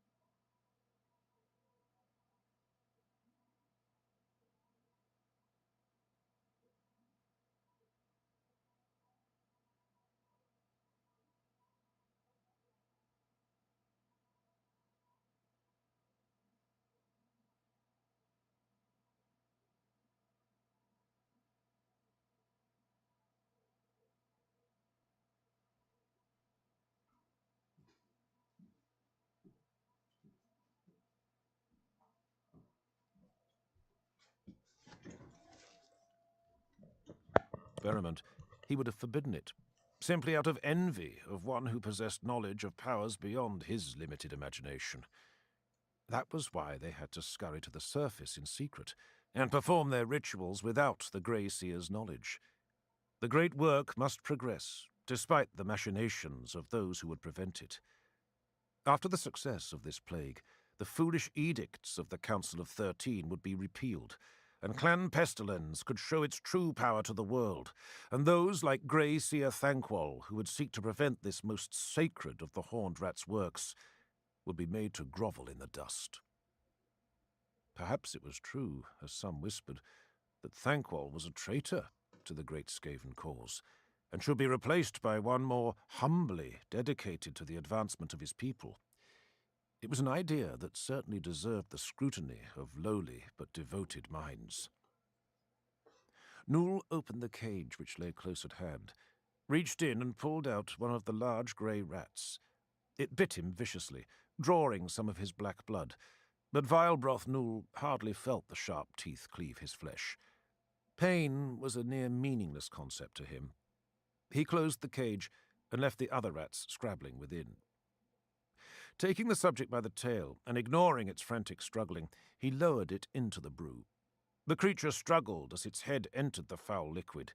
Its eyes gleamed madly, and it scrabbled frantically with its claws to try to keep itself above the surface. The abbot of plague monks took his other hand and pushed it down until its squeals were drowned out by the liquid entering its open mouth. He held it under for so long that its struggles almost ceased, and then he drew it up again, still dripping, and set it down on the floor of the vault. The rat sat there for a moment, blinking in the light, as if unable to believe that it had been reprieved. Nool scooped it up and threw it into the second cage, where the newly treated rats were. It sniffed and vomited. Vilebroth Nool scooped up some of the warm sickness and tossed it back into the cauldron. Soon the cage would be full, and he would dispatch one of the brothers to release them in the cemetery, there to begin the spread of the new plague. And tomorrow they would be sent far and wide through the city. From somewhere, Vilebroth Nool heard coughing. In itself that was not unusual. His followers were all blessed with the symptoms of many diseases. No, there was something about the tone of the coughing. It was different from that of a Skaven. Deeper, slower, almost human-like. Felix cursed and tried to stop coughing, but it was no use. His lungs were rebelling against the foul stench from within the vault. Tears streamed from his eyes. He had never smelled anything quite so foul in all his life. It was as if the combined essences of all stinks in all the sick rooms he had ever smelled were assaulting his nostrils. He felt ill just breathing it, and he had to fight down the urge simply to run off and vomit. The sight of what was going on in the burial vault had not helped settle his stomach either. He had glanced into a chamber illuminated by the eerie glow of warpstone lanterns. In one long chamber, a dozen or so of the foulest and most leprous-looking Skaven he had ever seen lolled amidst the open sarcophagi of long-dead nobles. Great stone coffins lay flat on the chamber's floor. Their lids had been removed and their contents scattered. Skulls and bones lay everywhere. Among them lay Skaven, enervated and ill-looking, sprawled in pools of their own pus and vomit and excrement, gnawing at the bones of the dead.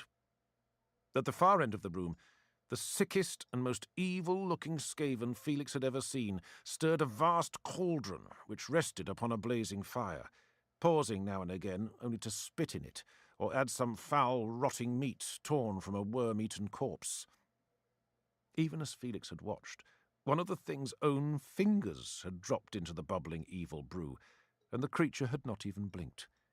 It had paused only for a breath and added a glowing dust that could only be warpstone, and then continued to stir. Then he had witnessed the strange ritual by which a living rat had been lowered into the foul brew and then recovered. Even the slayer stood rooted to the spot by horrified fascination, watching every move made by the Skaven, as if trying to fix it forever in his mind.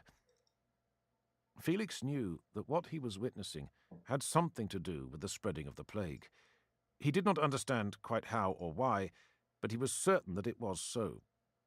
These vile degenerate rats and their hideous rune-inscribed cauldron had to be involved in the creation of the disease. One look at their vile appearance told him that it just had to be so. Then he had felt the uncontrollable urge to cough. He had tried to hold it in, but the more he did so, the more the inside of his lungs tickled and threatened to explode. Eventually, the cough had burst out of him. Unfortunately, it did so during one of the rare moments of silence in the burial chamber. Now, the chief Skaven stood frozen, its nose twitching, almost as if it sensed Felix's presence, although how it could do so over the cacophony of coughs, fruity farts, and rasping breathing that filled the chamber, Felix could not deduce. All doubts vanished, however, when it gestured in his direction with one rotting paw. Felix breathed a prayer to Sigmar for protection, and brought his sword to the ready position. Beside him, Gotrek stirred from his frozen horror, raised his axe, and bellowed his war cry. Interlopers, vile Brothnul thought. Humans had found their way to this sacred place, consecrated to the most holy manifestation of the horned rat by his most humble servants. Had some vile treachery brought them here, he wondered? Not that it mattered. The fools would soon pay for their folly with their lives, for the plague monks of Clan Pestilens were among the most deadly of all Skaven warriors when roused by righteous frenzy. And if that failed, he could call on the mighty mystical powers loaned to him by his foul god. As Felix watched, the plague priest raised its staff high above its head and threw back its head. It barked a series of incantations in the Skaven's high-pitched chittering language. The words seemed to be wrenched from deep within it, forming into figures of fire on its tongue. As it spat them out, they became flaming runes which burned on the retina, bending and flickering forth before leaping out and touching each of its followers in turn. As they did so, a great halo of sickly light surrounded the Skaven's flesh, and then seemed to be absorbed into their bodies. The Skaven's mangy fur stood on end, their tails stiffened, and an eerie glow entered their eyes. They leapt to their feet with an electric grace and energy. High, keening cries of challenge were torn from their throats. Gotrek charged into the warm, misty chamber, Felix following him. The rat-men scuttled to their feet, picking up their loathsome, crusted weapons. Gotrek struck right and left, killing as he went. Nothing could stand in the way of his axe. No one sane or sensible would have tried to resist it. And yet these Skaven did not turn and flee as other Skaven might have. They did not even hold their ground. Instead, they attacked with an insane frenzy which matched the Slayer's own. They sprang forward, foam pouring from their mouths, their eyes rolling and wild. For a moment the Slayer was halted by the sheer force of their rush, and then they swarmed all over him, biting and clawing and stabbing as they came. Felix lashed out at the nearest, and it turned, swift and sinuous as a serpent, to face him, air hissing from between its teeth, madness evident in its eyes. He could see that yellow pus stained the bandages around the creature's chest. He poked the area with his sword, and it sank in with a hideous slurping sound, almost as if Felix had struck into jelly. The pain did not stop the rat-man. It came straight at him, pushing forward against Felix's blade, driving it deeper into its own chest. If it felt any pain, it gave no sign. Felix watched in horror as it opened its mouth to reveal yellowish fangs and a white, leprously furred tongue. He knew then that of all the bad things that might happen here, letting the creature bite him was the worst. He lashed out with his left fist, catching the plague monk on the side of its snout, knocking its jaws to one side. The force of the blow sent several rotting teeth flying out of the creature's mouth to skitter across the dirty floor. It turned to glare at him with wide, evil eyes.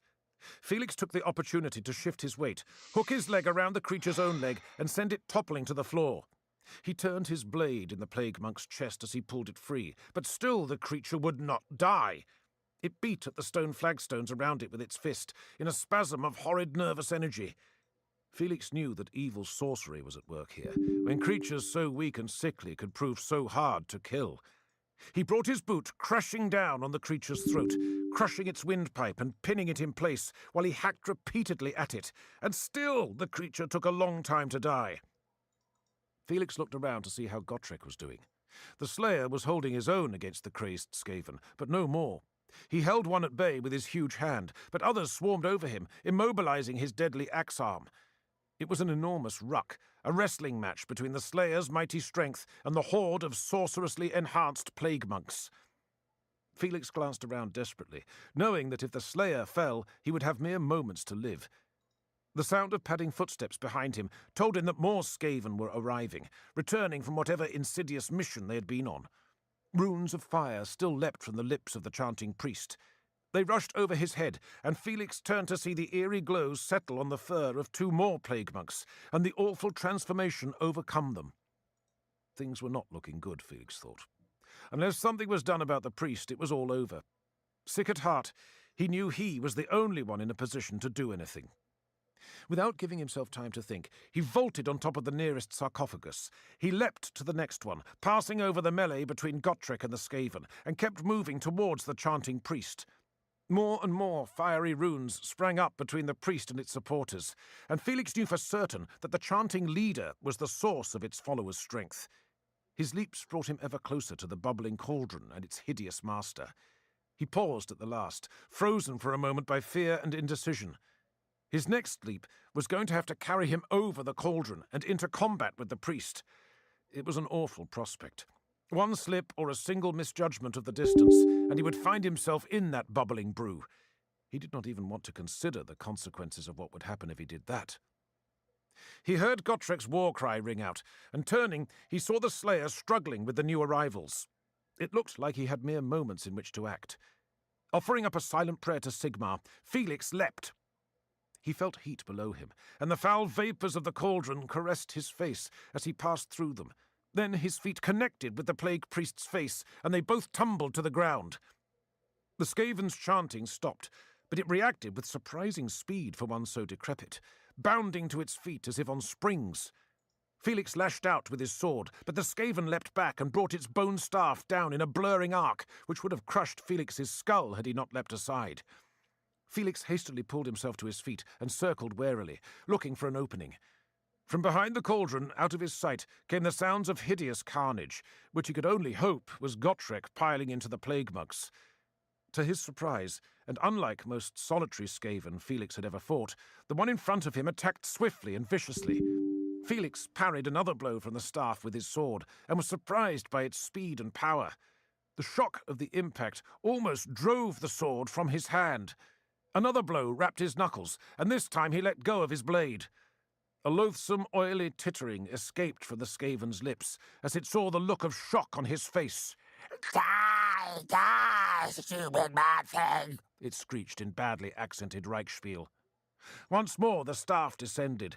This time Felix managed to move aside, and it thudded into the ground where he had stood mere moments before. Before the Skaven could raise its staff again, Felix made a grab for it. In a heartbeat, he found himself wrestling with the Skaven for possession of the weapon. Its wiry strength was far greater than Felix would have guessed. Its fetid jaws snapped shut a hair's breadth from his face. The sight of the diseased saliva drooling from those broken fangs made Felix quiver, but he continued to grapple with a strength born of terror. Now he had the advantage of weight. He was taller and far heavier than the emaciated creature, and he used that advantage to spin around on the spot, all the while continuing to tug at the creature. When he had it facing in the right direction, he stopped pulling at the staff and pushed instead. The surprised Skaven went tumbling backwards. It let out a shriek as its backside impacted on the hot metal sides of the cauldron. Felix ducked down, grabbed its feet, and picked them up. With a mighty wrench, he sent the Skaven leader tumbling into its own cauldron. It vanished from sight for a moment beneath the surface of the bubbling brew, and then erupted from the surface, gasping for air, horrid liquid dribbling from its jaws. Desperately, it tried to climb out of the cauldron. Felix picked up the staff and whacked it over the head, forcing it back under. Then, prodding down with the staff, he felt the struggling Skaven move. Swiftly he pinned it firmly with the staff and leaned forward with all his weight. The writhing Skaven tried to push back against him, but Felix was too heavy to be moved. Slowly its struggles ceased. Eventually Felix relaxed his weight and breathed easily. Looking down from the dais, he saw the Slayer lash out with his axe and behead the last of the plague monks. The corpses of the others lay in various stages of dismemberment at his feet. He looked up at Felix and seemed almost disappointed to find out that he was still alive. Felix grinned and gave him the thumbs-up sign. At that moment, something horrible emerged from the cauldron before him. Vilebroth Null felt dreadful. He had swallowed so much of his own brew that he felt like he was going to explode. He had taken such a beating at the hands of that accursed human that even he could feel the pain. Worse yet, he had almost been drowned like a rat. Yes, like a rat. It seemed like an eternity before that cruel human had taken his weight off Null's own staff and given him a chance to break the surface. A quick glance around told him that all was lost. His acolytes lay dead on the flagstones, and the ferocious-looking dwarf with the huge axe was racing towards him. Null felt that he had barely been able to hold his own with the human. Against the two of them, he would have no chance whatsoever. Now the surprised-looking human was recovering himself and stooping for his sword. Null knew he had only one chance to act. He threw up his arms, summoned all of his power, and called up the horned rat to save him. For a moment, nothing happened, and Null knew that it was all over. The sword arced closer. He kept his eyes open and forced himself to watch his own death approach. Then he felt a faint tingling surround his body, and knew that the horned rat had answered his prayer. Felix slashed with his sword, determined that this time there would be no mistake. This time the foul plague priest was going to die, and Felix was going to chop it into little pieces just to be certain. The Skaven shrieked what Felix hoped was a plea for mercy, and something strange happened. An eerie glow surrounded the Skaven. Felix tried to stop his blow, fearing some more noxious sorcery, but it was too late. Even as he watched, the blade connected, but an odd thing happened. Space seemed to fold in around the priest, and it shimmered and vanished with a pop, like a bubble bursting. Felix almost overbalanced as his sword passed through the empty air where the rat man had been. "Damn," he muttered, and spat in frustration. I hate it when that happens, Gotrek muttered, looking woefully at the space where the Skaven had stood. Felix cursed again and muttered venomously, as if by sheer force of his imprecations he could make the Skaven reappear for execution. He vaulted down from the dais and kicked the severed head of a plague monk just to relieve his frustrations. Then he glanced up at the slayer. To his surprise, the dwarf was looking almost thoughtfully at the cauldron. "Well, manling," he said, "what are we going to do about this?" Felix studied their surroundings. The place was strewn with corpses. The tombs were broken open, and the huge cauldron, full of its foul and contagious brew, continued to bubble. The cages which had held the rats had been broken at some point in the struggle, and a few of the beasts lurked in the shadows of the room. Others had disappeared. Felix himself was a mess. His clothes were covered in blood and pus and the foul substances that the rat men had exuded as they died. His hair felt filthy and matted. The troll slayer did not look any better. He was bleeding from a dozen small cuts, and gore smeared his entire body. Some instinct told Felix that they needed to get clean as soon as possible, and that all those bites and wounds should be treated by Drexler. Otherwise, they might well go bad. The main problem, though, was the great cauldron. If what Felix suspected was true, it represented as big a threat to the city as an army of Skaven, perhaps more so, for at least an army could be fought against. Unfortunately, Felix was even less of an expert on dark sorcery than he was on loathsome diseases. It seemed obvious that the brew needed to be destroyed in some manner that rendered it harmless. But how? Pouring it into the river might do more harm than good. Simply leaving it here would mean that the Skaven might come back and collect it at their leisure. They obviously had their own secret ways into the Gardens of Moor, and could come and go as they pleased. Not to mention that their sorcery apparently allowed them to vanish at will. There did not appear to be any way they could set fire to the tomb. As Felix considered all this, he realized that the slayer had his own ideas. While Felix thought, the dwarf was already busy levering the cauldron over with the blade of his axe. The contagious brew spilled off the dais and onto the floor, covering the festering corpses of the rat men in a nasty, vicious pool. Eventually, the cauldron tipped over and lay there upside down. "What are you doing?" Felix asked. "Destroying this foul thing." Gotrek took his axe and brought the blade down on the cauldron. Sparks flashed and a hollow booming sound echoed round the mausoleum chamber as the star-metal blade connected with the sorcerously forged iron. The runes flared along the axe blade and across the side of the Skaven artifact. Gotrek's blade smashed through the side of the cauldron. There was a huge spark, followed by a mighty explosion of mystical energy, as the cauldron shattered into 1,000 pieces. Felix covered his eyes with his arm as bits of shrapnel flew everywhere, adding to his massive cuts. The swirling surge of power stormed through the chamber. Sparks flickered, corpses began to burn. Felix was surprised to see that the dwarf still stood seemingly shocked by the result of his actions. Felix felt something burning against his chest and realized that it was the talisman given to him by Drexler, apparently overheated by its efforts to protect Felix from the force that had been unleashed. "Let's get out of here!" Felix yelled, and they dived for the entrance through a blazing curtain of mystical energy. Felix watched his old clothes burn. He had scrubbed himself clean with coarse lye soap 12 times, and still he wasn't sure he had removed the entire taint of the mortuary from himself. He clutched the protective pomander tight and hoped that it would prove efficacious against the plague. At least it seemed to have cooled down. He pushed the memory of the previous night's events aside. It had been a long trudge back from the Gardens of Moor, helping the reeling slayer to Drexler's door. Gotrek stomped into the courtyard. His scratches had been treated with some sort of ointment. He too carried one of Drexler's amulets. "Well, what did you expect?" he asked sourly. "Dying of plague is no death for a slayer." Whaaaaaa Null looked around him. It was dark and gloomy, but somehow he knew he was back in the underways. The horned rat had heard his prayer, and his invocation of escape had worked. It seemed obvious to Whaaaaaa Null that his lord had preserved his most humble servant for a reason, and that reason was most likely to uncover the vile traitor to the deity's cause who had betrayed the abbot's scheme to that accursed meddling twosome. On careful consideration, it seemed likely, even to an intellect as lowly as his, that those two could never have found his carefully concealed lair without help.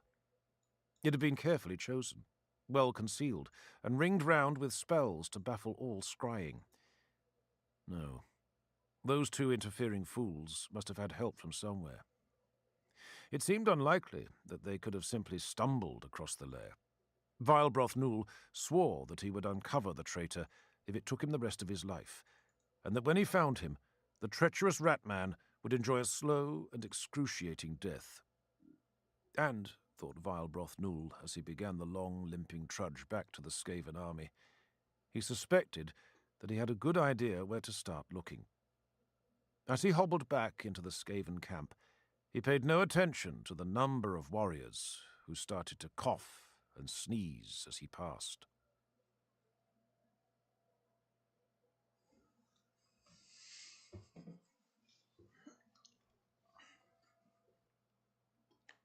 Taste of his own medicine? Ha ha. Yeah, not at all, but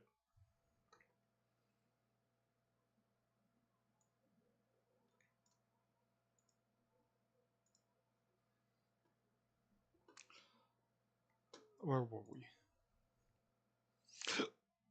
Excuse me.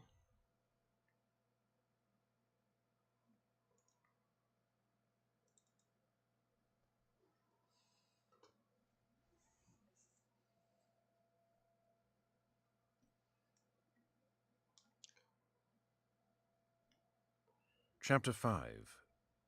Beasts of Moulder. The plague had come to Null.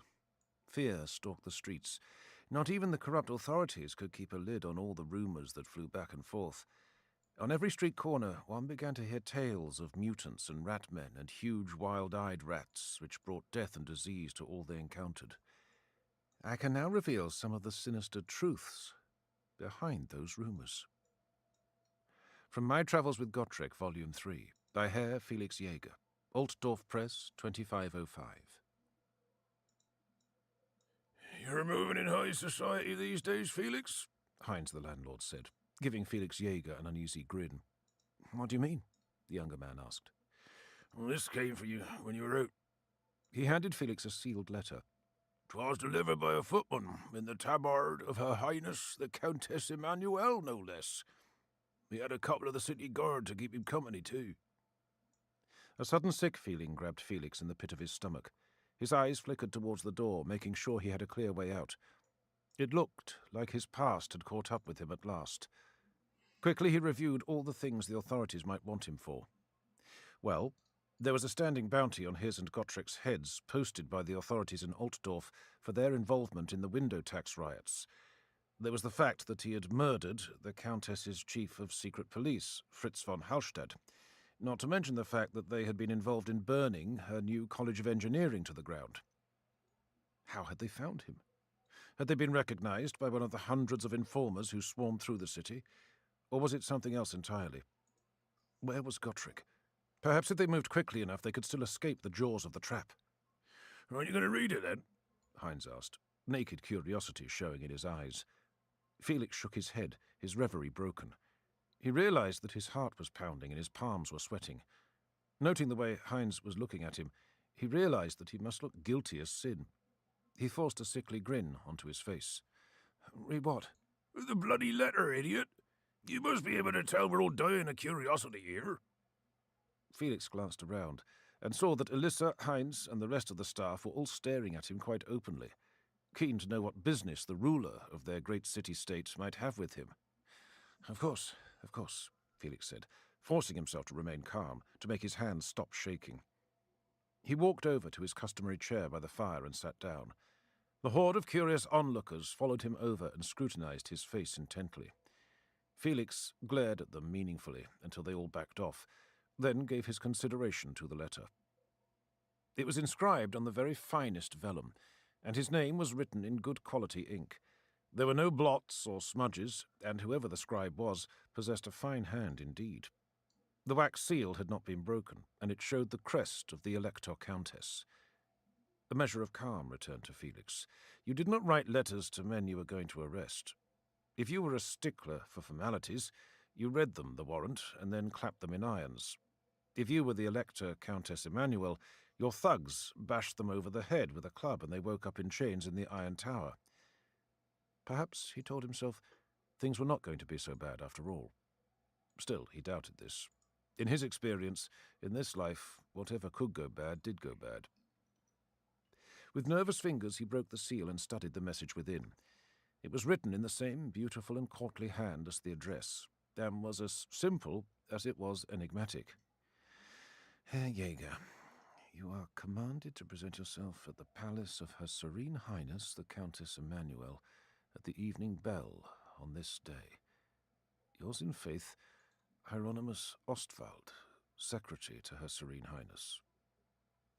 How very curious, thought Felix, turning the letter over and over in his hands, as if by doing so he would find some clue as to why he was being summoned.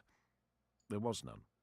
He was left to wonder what the ruler of one of the greatest fiefdoms of the empire might want with a penniless mercenary wanderer, and no answers were forthcoming. He realized that everybody was still staring at him. He stood up and smiled. "It's all right. I've just been invited to visit the Countess," he said eventually. Elissa still looked impressed and a little shocked, as if she could not quite believe there wasn't some mistake. "It's a great honor," she told him as they sat together by the fire. "I'm sure it's nothing. It's probably for my brother Otto, and was sent here by mistake." He reached out and took her hand.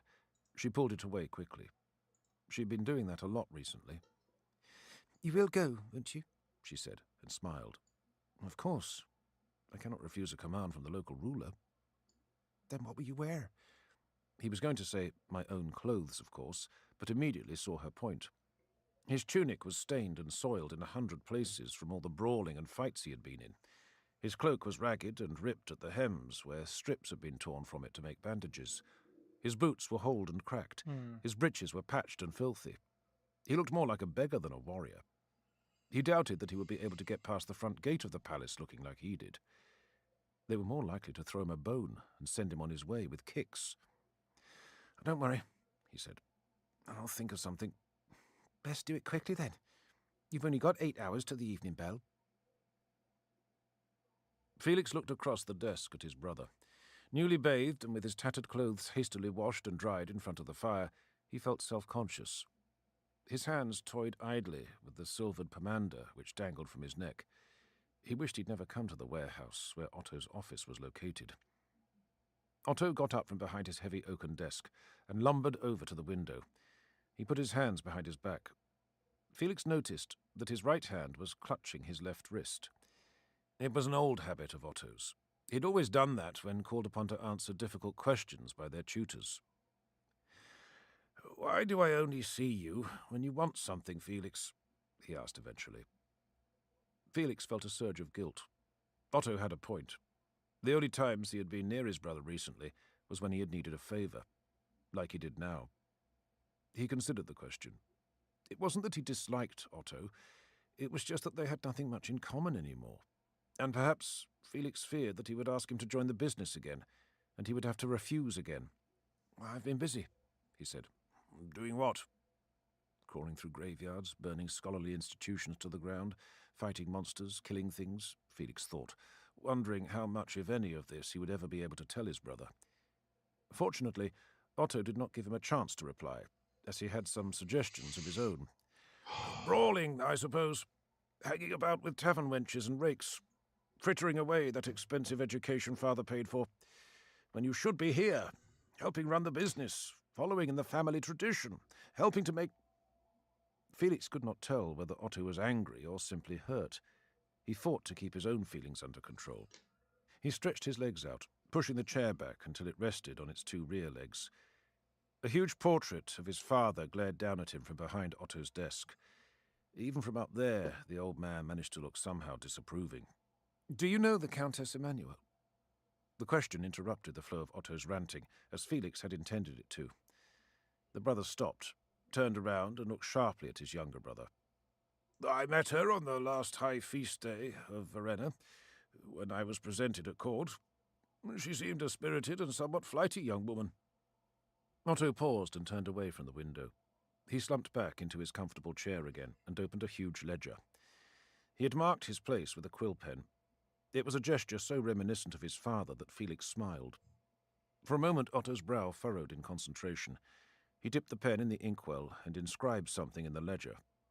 Without looking at Felix, he said, "I've heard some rumours about her." Felix leaned forward until he almost touched Otto's neatly arranged desk. The front legs of his chair clunked back onto the stone floor. "Rumours?" Otto cleared his throat and smiled in embarrassment.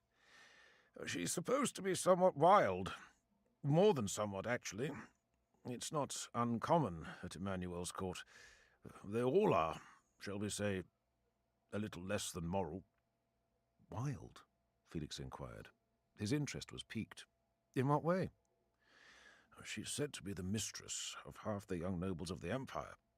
Has a particular fondness for rakes and duellists. There have been a number of scandals, apparently.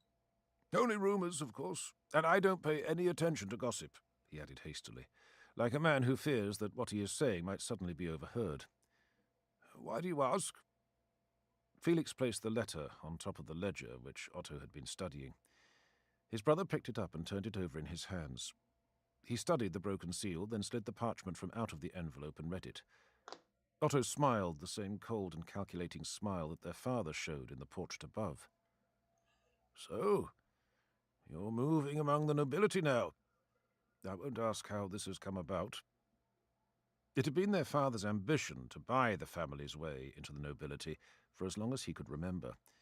So far he had not succeeded, but Felix reckoned that it was only a matter of time. The old man was both wealthy and persistent. Otto continued to give him that long, measuring look. He ran his eyes over Felix's old and tattered clothing. "Of course you need money," he said eventually. Felix looked back, considering his options. He didn't really want to take his family's money, but under the circumstances it seemed advisable. He would certainly need better clothing for his visit to the court. "Yes, brother," he said. Felix walked out through the warehouse door, feeling slightly sick of himself. The pouch of gold jingling within his jerkin was like a badge of his betrayal of his own ideals. The letter from Otto instructing any of the Jaeger businesses to give him what he required seemed tainted with his own greed. After so much time spent shunning his family, the generosity seemed almost excessive. Felix shook his head and strode across to the river wharfs. He looked down into the grey, misty murk of the Reich and studied the great barges which had come all the way from Altdorf, carrying their cargoes of Bretonnian wines and Estalian silks. They lay at rest along the piers like whales momentarily surfaced, bobbing in the river flow. He watched the sweating dockhands lifting the casks from the holds with hooked knives, and saw them roll heavy barrels up long gangplanks towards the warehouse, and he heard loud coughs and saw men holding handkerchiefs over their mouths. The plague had claimed hundreds over the past few weeks. It seemed that his and Gottschalk's efforts in the gardens of Moor had at best slowed its spread, and at worst had no effect at all. He wondered how it was spread, and in his mind he pictured the rats that the plague monk had been dipping into that vile cauldron. Somehow he just knew they had something to do with it. One of the men, older than the rest, remembered Felix from his younger days. He raised his hand and waved at him. Felix waved back. He could not even remember the man's name, but he was shocked to find him still labouring away after all these years. The dock worker had not been young even then. Here, Felix thought, was the difference between the nobility of the empire and those they ruled. That docker would continue to work for the pittance which the Jaeger family paid him until he keeled over and died. The nobles would lounge in their palaces, collecting the revenues of their estates, and never raise their hands in honest toil in all their lives. There were times when Felix found himself in agreement with the revolutionists who preached rebellion across the empire. He smiled ironically. Fine words, he told himself, for a man who had just taken a hefty handout from his own rich family. Well, he had not made this world. He just had to live in it. He turned and walked along the bank of the river, losing himself in the sounds and smells and sights of the dockside. The smell of fish assaulted his nostrils. Felix gagged and held the pomander he had acquired from Dr. Drexler under his nose. Its perfumed scent was starting to fade, but it was still enough to sweeten the tainted air. Felix noticed that the smells of the street and other people seemed keener now that he'd had his first bath in weeks. The rumble of huge drayage carts competed with the shouts of the dock workers. An armed guard in the black tabard of the city-state stopped to take a pear from the cart of a small trader. A child pickpocket made a daring rush for the purse of an old trader too poor to afford bodyguards. It was all very much as Felix remembered it from his childhood visits to Nuln with his father and brothers. He headed onwards, making for the better part of town. He had a niggling feeling that someone was following him, but when he turned around to look, no one was there. Felix studied his reflection in the mirror. Very nice, he thought. He knew he cut a fine figure. At the best of times he was tall, athletic, and quite good-looking, if he said so himself. Now he was dressed to make the most of it. He took a deep breath, revelling in the smell of luxury, of oak panelling and fine old leather. This discreet tailor's shop, catering only to the highest category of nobles, was one of the Jaeger family's less well-known businesses.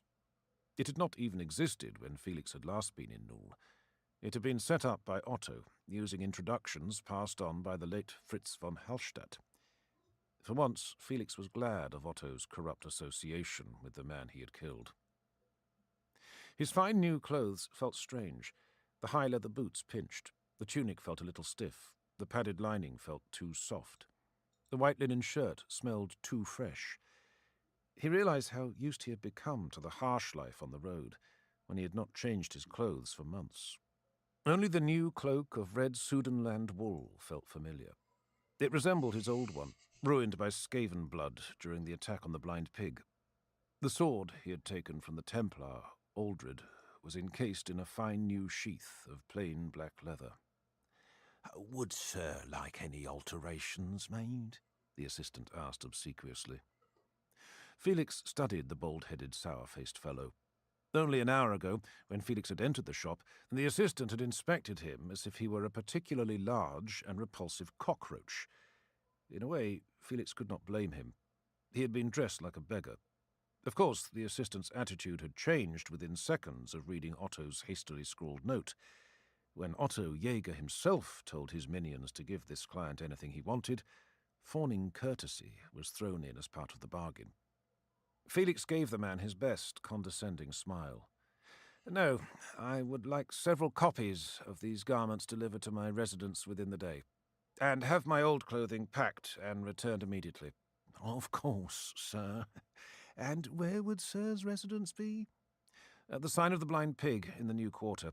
Have the clothes delivered to Felix Jaeger." Felix enjoyed looking at the man's face when he gave the address. He looked as if he had just swallowed that large and particularly nasty cockroach. "The Blind Pig, sir? Isn't that a—" "Where I stay is my own business, don't you think?" "Well, of course, sir. It is simply that sir took one rather by surprise for a moment. 1,000 apologies." "No need. Just make sure my clothes are delivered on time."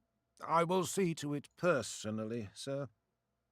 Felix wondered if the man would have the nerve to come to the New Quarter himself. Maybe he would. He was obviously paid enough to make it worth his while to stay in Felix's favour. "Will that be all, sir?" "For the moment, yes." Felix emerged from the tailor's into the late afternoon gloom. He glanced around. No pursuers were visible. If there had actually been any, perhaps they had grown bored with waiting while Felix was in the tailor's. He hoped so, at least. He noticed he was standing taller, and he felt more poised than he had before. He carried himself like a different man from the weary wanderer who had presented himself at Otto Jaeger's warehouse earlier. It was amazing the difference a bath and a change of clothes could make in a man. A feeling of nervous anticipation had been gathering in his stomach all day. It was not quite fear. It was more like a vague uneasiness about what he would encounter within Elector Countess Emmanuel's palace. He was forced to admit that he prayed he would not embarrass himself in front of the nobility. He considered that thought for a moment, then forced a smile. His manners were good. He was well-spoken and well-dressed. There was nothing to be afraid of. Yet he knew this was not true. The nobility did not like upstart newcomers from the merchant class. During his time at university, he had endured many snubs by young nobles who had taken pains to communicate this to him. At the same time, he had always resented being looked down on by people who were often stupider and less well-educated than he, whose only qualification was that they happened to be born into the right inbred bloodline. Now he could not help but laugh at himself. He was certainly not working himself into the correct frame of mind for this interview.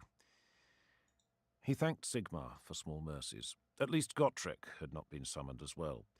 He could just picture a confrontation between the local highborn and the sullen troll-slayer. It would be an encounter fated to end in disaster. Felix had never known the slayer show deference to anything or anyone, and he doubted that the Countess or her minions would appreciate his independence of spirit. Suddenly a new problem presented itself, and one that he had not even bothered to consider earlier. The streets were muddy and full of rubbish. The gutters were overflowing. The crowds were unwashed and tightly pressed. He could not get to the palace without some of the dirt of the streets transferring itself to his superb new clothes. He knew it would never do to appear at the palace looking less than immaculate. He glanced around, hoping that a solution would present itself. He gestured with his arm, summoning a passing palanquin. The litter's curtains were open, showing it was for hire. The two burly bearers approached him deferentially. Felix was startled for a moment. Normally 2 such bravos would have cursed him or exchanged coarse jibes, but now they were all attentive respect. Of course, he realized. It was the clothes. They saw him as a rich noble and a potentially lucrative fare. It was an impression which was in no way diminished when he said, "At the palace, and swiftly." He clambered into the plushly upholstered seat, and the bearers set off at a fast striding pace. Felix pulled open the curtains at the back of the palanquin, checking to see if he was being followed once more. Was it just his imagination, or had someone just ducked back into the mouth of that alley? The way to the palace was steep and winding. The townhouses of the nobility arrayed themselves around the highest hill in the city. From where Felix sat, he could see a fine view of the roofs of the merchants below and the great curve of the River Reich. He could see the spires of the temples and the great building site where workmen laboured to rebuild the College of Engineering. Horses' hooves clattered on the cobbled streets. Coaches swept past. Servants in the liveries of a dozen famous families swarmed everywhere, carrying messages, leading beasts, holding great satchels full of provisions. The lowest of them were better dressed than some of the city's merchants, and the highest ranking wore uniforms scarcely less ornate than a mercenary captain's. Everyone looked cleaner and better fed than the commoners down below. Here and there, nobles garbed in splendid raiment walked with their retainers and bodyguards, the crowd parting as if under the influence of some mysterious force before them. Felix studied their haughtiness, thinking that he recognized a few of the younger ones who played at being poor in the Blind Pig of an evening. He doubted that any of them would recognize him now. Ahead of them loomed the walls of the palace. It dwarfed the stately townhouses around it. Even now, with its walls replastered and ornate statuary lining the approach, it looked far more like a fortress than a palace. The great arch of the gateway was huge, and the heavy oaken gates were shod with bronze and looked like they could resist 100 battering rams. Sentries barred the entrance and scrutinized all who attempted to pass. Some were recognized immediately and allowed to go in unhindered. Others were stopped and challenged, and Felix guessed he would be in the latter category. He tapped on the canopy of the palanquin to indicate that they should stop, paid the footmen the 2 silver shillings, and added another shilling for a tip, then watched them depart. He patted his tunic to make sure his summons was still there, then strode as confidently as he could manage in the direction of the gate. When one of the guards asked him his business, he showed them the letter and the seal, and was surprised when a tall, lean man, garbed all in black, emerged from within the gatehouse. He looked at Felix with cold grey eyes. Herr Jäger, he said in a calm, emotionless voice, if you would be so good as to accompany me, I will explain the nature of this business on the way. Filled with sudden trepidation, Felix fell into step beside him. He could not help but notice that 2 armed guards dogged their steps. They moved down long corridors, passed through a series of galleries with an enormous ballroom, before going down some steps into the dungeons below. Somewhere in the distance, the evening bell tolled. Felix studied the office warily. It was large and sumptuously furnished, not at all what he had expected. He had expected a torture chamber or a cell, but not this. Nevertheless, the 2 men-at-arms had followed them in and positioned themselves against the far wall, where they stood immobile. As Felix watched, a lamplighter in the livery of the palace entered, carrying a small ladder. Another, bearing only a lit taper, clambered up the ladder and lit the candles set in the massive chandelier. Its light dimmed the rays of the setting sun that filtered in through the narrow window. The tall man gestured to the massive leather armchair which sat in front of his equally enormous desk. Please, Herr Jäger, be seated. Felix allowed himself to sink into the chair. The tall man wandered over to the window and stared out for a moment, before pulling the heavy brocade drapes closed. He considered the window as if he were looking at it for the first time. It was narrow, obviously designed as an arrow slit. This place was a fortress before it was a palace, he said. His words hung in the air. Felix turned them over, wondering if there was some hidden meaning. He did not respond, but waited for the man to continue, to amplify his statement, if he was going to. The man considered this and smiled for the first time. His teeth were a brilliant white and made even his pale skin look sallow. Forgive me, Herr Jäger. You are not quite what I expected. And what did you expect, Herr? The man bowed, as one would to an opponent who had just scored a point in a fencing match. Forgive me once more. It has been a long and harrowing day, and I quite forget my manners. I am Hieronymus Ostwald. I am the personal secretary to Her Serenity. Felix was not sure whether he should rise and bow back. He was not given the chance. Ostwald moved swiftly behind his desk and sat down. Felix noticed that even in that comfortable chair, he sat with his back straight, like someone used to the iron discipline of a soldier.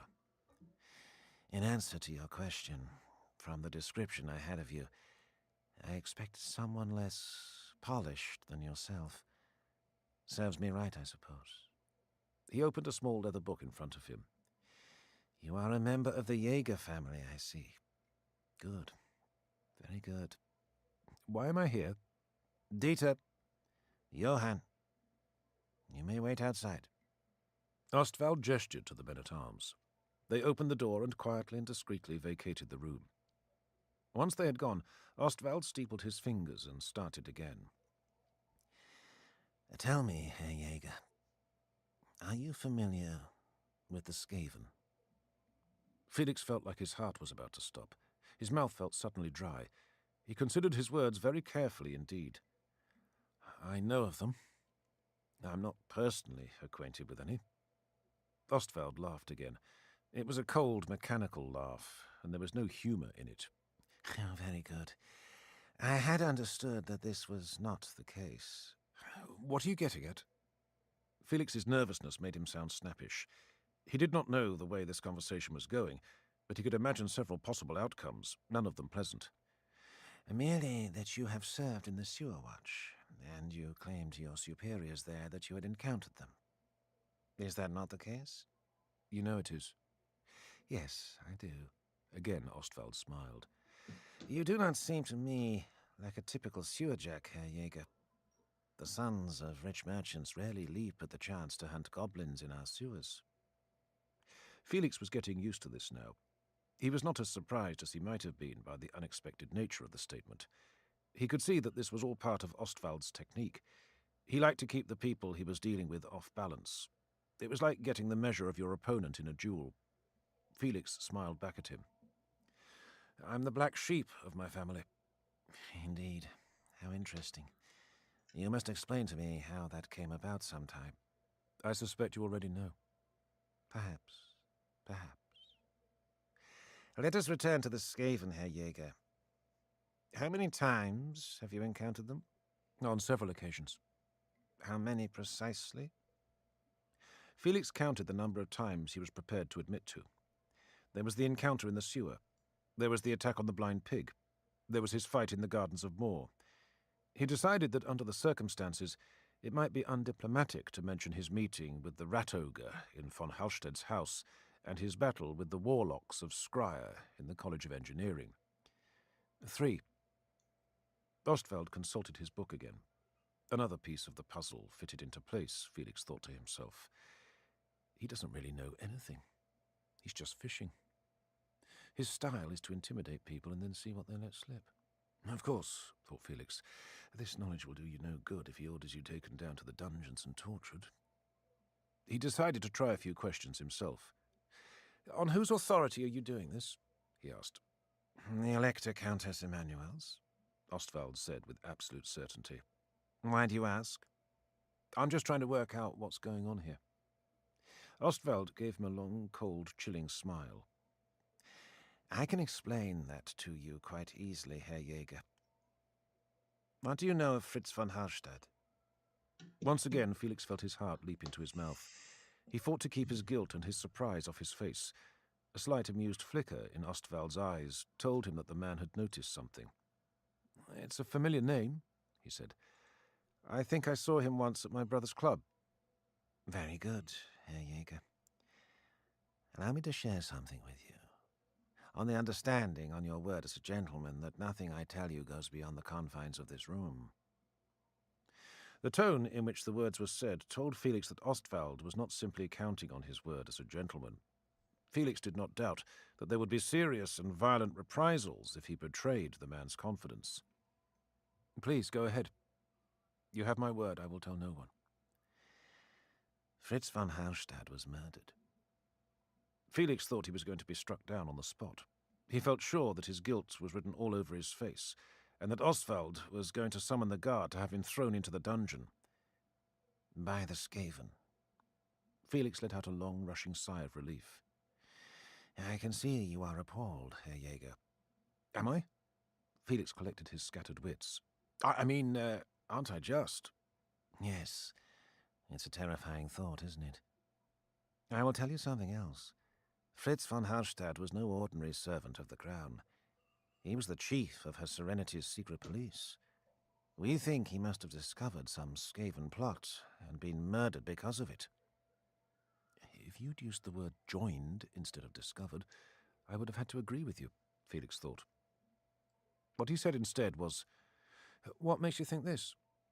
In the burned-out remains of his home, we found the skeleton of a creature that was not human. We suspect that it was some monster conjured by the Skaven to assassinate von Harstedt. He must have fought with it and killed it, then died of his wounds. The house was probably set on fire during their struggle. Go on. Interestingly enough, soon after that there was an attempt on your life. As far as I know, you and your associate, the dwarf Gurnison, were the only people who had then claimed to have seen the Skaven. Perhaps this was an effort to cover their tracks. I think I see what you mean. There are other things you may not know, Herr Jäger, and I tell you them now only so you will realize the seriousness of the situation. You may have heard that there was a fire at the College of Engineering. Yes. What you may not be aware of is that the fire was the work of the Skaven too. I assure you, Herr Jäger, this is nothing to smile about. The gods were against those rat-men devils in one way. There seems to have been some sort of accident, for we found many Skaven corpses at the scene. Why have I not heard more of this? Felix said. You would have, except that Her Serenity deemed it wise to avoid a panic. And panic there would surely be if the common herd were to find out that our city is under siege by the Skaven. Felix was astonished. After many fruitless attempts by himself to get someone to take the Skaven threat seriously, someone was now trying to convince him of it. He did not know whether to laugh or be angry. He decided to play the part allotted to him, for on consideration he realized that showing more knowledge than Ostwald believed him to have could easily prove dangerous. I'm not joking, Herr Jäger. Since you and Gurnison reported the presence of Skaven war parties in the sewers, there have been other sightings, skirmishes even, and bands of the rat men have even raided our docks by night, stealing food and even a grain barge. I tell you, we are under siege. Siege? Isn't that a little strong? Where are the armies, the war engines, the chittering hordes? They are strong words, Herr Jäger, and in truth the situation calls for them.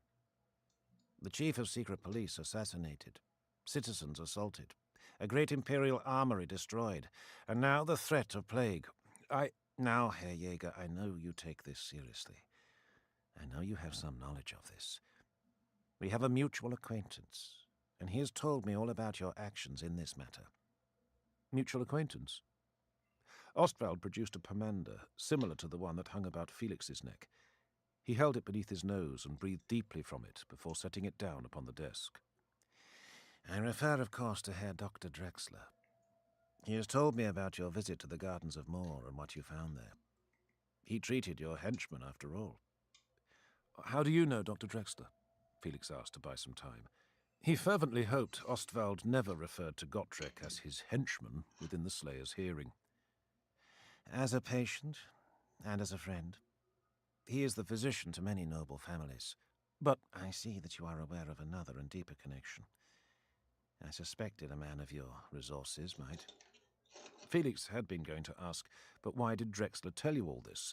But he decided to keep his mouth shut and see what coldly clever explanation this cold and clever man came up with. I tell you this only because the situation is truly desperate, Herr Jäger, and we badly need your help.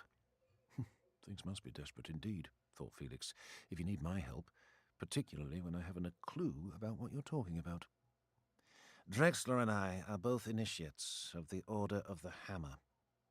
As he said this, he made a peculiar variation of the sign of the hammer over his heart, reversing the normal order of left, right, center, down. You have heard of us? Some sort of Sigmarite secret society, Felix guessed. It was not a difficult guess to make. The hammer was the sign of the imperial cult, and there were many strange hidden societies with their own signs and passwords. That is correct. An order of dedicated men sworn to protect our ancient civilization from the threat of chaos. We share many goals and much ancient knowledge. He tells me that Aldred himself chose you as his successor. Successor? Felix was bewildered. You bear his blade, Herr Jäger. You knew the man. I knew Herr Aldred was a member of several secret orders, as well as the one to which he nominally belonged. He was a devout and fearless man, Herr Jäger. Much like yourself, he dedicated himself to fighting the forces of chaos wherever he found them. I do not belong to his order. I can understand that you would deny this, Herr Jäger. Herr Aldred belonged to many orders, with even stricter vows of secrecy than our own. I will not press you on this. Just as well, Felix thought wryly. Otherwise you'd find out exactly the depth of my ignorance. Ostwald paused for a moment, and then spoke as if trying to change the subject. Drexler tells me that you possess a great deal of knowledge yourself. I possess only a little. It may be that the little you know is actually a great deal, Herr Jäger. Tell me about this strange Skaven who writes you the letters of warning. How did you meet it? So, Felix thought, this is where all this talk of secret societies and grave threats is leading. It's an attempt to get this information. He realized that Drexler must have reported their entire conversation to Ostwald, so he saw no sense in hiding anything about the letter. I've never met it, Felix said honestly. In truth, I have no idea why it has selected me to communicate with. Perhaps it hasn't. Perhaps it has chosen Gotrek. That seems unlikely, Herr Jäger, given the dwarf's avocation. No, I am convinced that you are the chosen one. Why? Perhaps because I can read? You can read Skaven runes? No, but I can read Imperial script. So the letter was written in Imperial script? Ostwald looked astonished. Of course. How else could I read it? You have these letters on you? No, they vanished in a puff of smoke 5 heartbeats after I read them, Felix said ironically.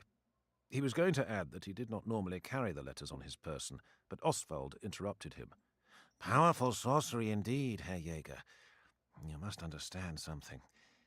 I have taken over Fritz von Hallstatt's duties.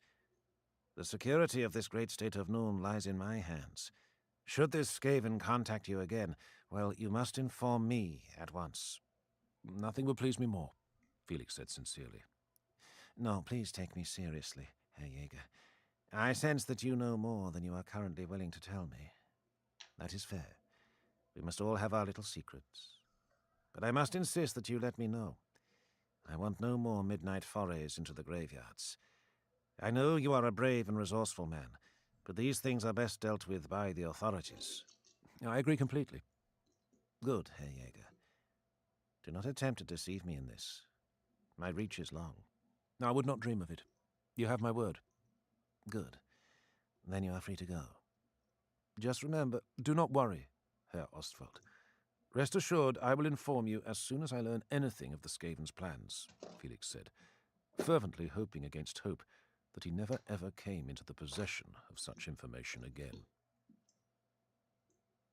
Isaac Grottle pulled himself from his palanquin and lumbered over to the great barred window.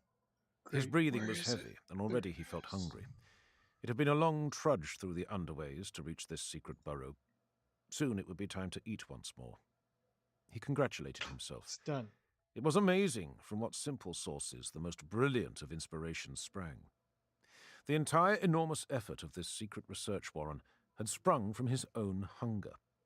He doubted that any other Skaven would ever have thought of something so simple and yet so inspired. Let others come up with intricate and complex schemes, thought Grottle. Soon he would demonstrate to all of them that the simplest plans were the best. He looked down into the great warp vats and saw the monsters taking shape within their bubbling, glowing feeding fluids. He inspected the massive warpstone orbs which fed carefully measured jolts of mutating power into the vats when the watching vatmasters deemed the conditions perfect. The rank smell of ozone and strange chemicals wafted up and made his nostrils twitch. It was a reassuring smell to him, the smell of the warrens in which his clan had raised him, from where he had begun the long climb to the power that he wielded today. He smiled, showing his great yellow fangs, and felt the pangs of his dreadful hunger once more. All Skaven suffered from it from time to time, usually after combat or some other violent activity. They called it the Black Hunger, and for most of them it was a sign of triumph and indicator that they could devour prey. Isaac Grottle suffered from it all the time. He had long suspected that continual exposure to warpstone dust and mutagenic chemicals had done something to him. He would not be the first Clan Moulder Packmaster to acquire the stigmata of some mutation, nor would he be the last. In his case, he also suspected that the change had done something to his brain, stimulated it, made him much cleverer and more cunning than other Skaven, rewarded him with fantastic insight. That was why he needed to eat so much, of course, to fuel his incredible mind. He stuffed his own tail into his mouth to try to control the terrible hunger pangs. Great gobs of saliva drooled down the bulbous flesh. He had already devoured every last scrap of the huge mound of dried meat he had intended to see him through his visit. He knew there was nothing much edible in this alchemical laboratory, except his own bearers, and in fairness they had done nothing today to displease him. The jars all around contained mostly toxic chemicals, nothing there for him. He breathed deeply and fought to bring his appetite back under control. Skitch looked up at him nervously. Grottle could tell that the little hunchbacked Skaven was uneasy. Perhaps he was thinking of all the other lackeys which rumour claimed that the Packmaster had devoured. Grottle licked his lips with his long pink tongue. As he liked to tell all of his research vermin, those rumours were utterly true. The light of warpstone lanterns illuminated the pebble-thick lenses that Skitch used to compensate for his bad eyesight. Grottle nodded his head and twitched his tail, just for the pleasure of seeing Skitch leap back nervously.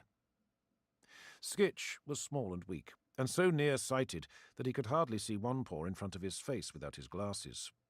In many other Skaven clans, such weakness would soon have caused him to have been killed and eaten. But Clan Moulder had recognized his potential and kept him alive, and for that, Grottle knew, the little runt was truly grateful. And he had proven useful to Clan Moulder. Skitch was quite possibly the best vatmaster in the long and glorious history of the clan. He was a genius when it came to breeding and moulding all manner of beasts. Now he held out the cage that contained what was most likely to be Clan Moulder's greatest triumph. Isaac Grottle took the cage and inspected its contents. It was a huge, sleek, fat female rat, already pregnant by the looks of things. The untrained eye would detect very little different from an ordinary rat, Grottle thought. Perhaps they would think it a little larger, a bit more vicious. Perhaps they would even notice the wicked gleam of some abnormal emotion in its eye. But they would never suspect that they were looking at one of the most potent weapons the world had ever known. He doesn't look like much, does it? Grottle said in his slow, deep, rumbling voice. Does it? Grottle liked to repeat himself. He was proud of his voice, so powerful and so unlike a normal Skaven voice. Skitch knew a cue when he heard one. Perhaps not, Master, but then appearances are deceptive. The Vatmaster's voice was unusually high for a Skaven's, and his words had an odd, insinuating quality. This beauty will lay waste to entire cities, will bring nations to their knees, will cause the world to bow before the genius of Clan Moulder. Grottle nodded in a slow, satisfied way. He knew this was true. He just liked to hear his lackey say it. You are sure there will be no problems, Skitch? Absolutely sure? Yes, Master, I am certain. We have bred thousands of these creatures, and we have tested many of them to destruction in the approved manner. Good. And what did you find? They have a huge appetite for almost any material. They will eat wood and waste if nothing else is available, but mostly they seek out and devour grain, meat, and other foodstuffs. Excellent. They can consume their own body weight in less than 100 heartbeats and be ready to eat again in hours. You have done splendidly, Skitch. Splendidly. The hunchback seemed almost to swell up with the effects of the praise. And they can breed in litters of up to 100. They grow quickly, of course. They reach full mature size within a day, providing they find enough to eat. And the breeders? Compare a litter each and every day, as you specified, Master. Grottle threw back his head and let his deep rumbling laughter pour forth. Such a simple idea, he thought. When these rats were released into the human city, they would consume all the food within days. All the stored crops from the harvest would be devoured. All the food in shops would vanish underneath a furry avalanche of hunger. They would eat and breed unstoppably. And when no other food was available, they would eat the humans and their animals. And when all other food stocks were exhausted, they would consume each other, or die. Their lifespan was measured only in days. But before that happened, the humans would starve or flee from their city, and triumph would belong to Clan Moulder. Word would soon reach the Council of 13, and a suitable reward would be found for Isaac Grottle. We are ready to begin? Yes, Master. We have the captured grain barge almost ready. The conversion will be done in days. We will ship the specimens to where it is hidden. It can begin its journey any time you wish after that. Perfect. Perfect! The human warehouses were near the docks. All they would have to do would be to take the boat into the harbour and open the cages. A few disposable house troops could see to that easily enough. Perhaps some rat ogres just to be on the safe side. And do so as soon as preparations are complete. Of course, Master. You say you have thousands more of these? Grottle said, reaching into the cage to stroke the sleek fat rat. Yes, Master, why? Because I'm feeling a little peckish. With that, Isaac Grottle grasped the somnolent rat and stuffed it, still living, into his salivating mouth. It was still struggling futilely as it went down his throat. It tasted good, thought Grottle. Just like victory. Felix walked through the swing doors of the Blind Pig, and every head in the place turned to look at him. At first, he wondered what for, but when Katka, one of the serving girls, came to take his order, he realized it was because no one recognized him. He smiled at her, and was rewarded with a look of confusion until she saw who he was. Why, Felix, I would never have guessed it was you. Did the Countess give you some new clothes? Something like that, he murmured, as he raced up the stairs to get to his room and change clothes. He was grateful to discover that the package containing his old garments had come from the tailor's shop. Thanks Sigmar, he thought. It wouldn't do to go brawling in this fine suit. Then it dawned on him that simple possession of this new finery was changing him. This morning he would never even have given a thought to such matters, probably because he didn't have to. And what was he going to do with the pouch full of gold that Otto had given him? To his brother, it probably seemed like little enough money, but it was more than Felix could earn in a whole season of working at the Blind Pig. Gently he pried up a loose floorboard and dropped it into place there. As he changed for work, he considered his encounter with Herr Ostwald. It seemed that at long last the authorities were taking the Skaven threat seriously. At the same time, Ostwald appeared to have made some very strange assumptions about Felix. He seemed to assume that Felix was far cleverer and more involved with all of this than he actually was. He guessed that Ostwald was simply projecting his own reasoning and perceptions onto what he knew of Felix. Well, as long as he asked no questions about the death of Fritz von Hallstatt and the burning of the college, Felix was not going to disappoint him. The fact that Ostwald had deduced a vast and well-organized Skaven conspiracy from several random acts that Felix and the Slayer had perpetrated themselves might have been amusing, except for one thing. It was quite evident that there was indeed a vast and well-organized Skaven conspiracy. Even though he himself had killed von Hallstatt, there had been powerful rat-men present. Clan Eshin assassins had nearly burned down the Blind Pig, and monsters had been sighted just before the blaze which destroyed much of the Poor Quarter. Even though he and Gotrek had interrupted them, the warlocks of Skryre had been robbing the college. Even though they had stopped the Plague Monk's ritual, the Skaven had managed to infiltrate the Gardens of Moor, and the plague was still spreading through the city like wildfire. Hastily, Felix put the enchanted pomander around his neck and breathed deeply of the herbs. Ostwald had made no secret of the fact that rat-men patrols had been sighted in the sewers and other areas around the city. Scouting parties, most likely. Felix knew that one of the creatures Gotrek had seen in von Hallstatt's house was a grey seer, one of the rarest and most powerful of all the Ratmen magicians, according to Lieber's book. A being, in fact, usually only sighted when the Skaven had great plans afoot.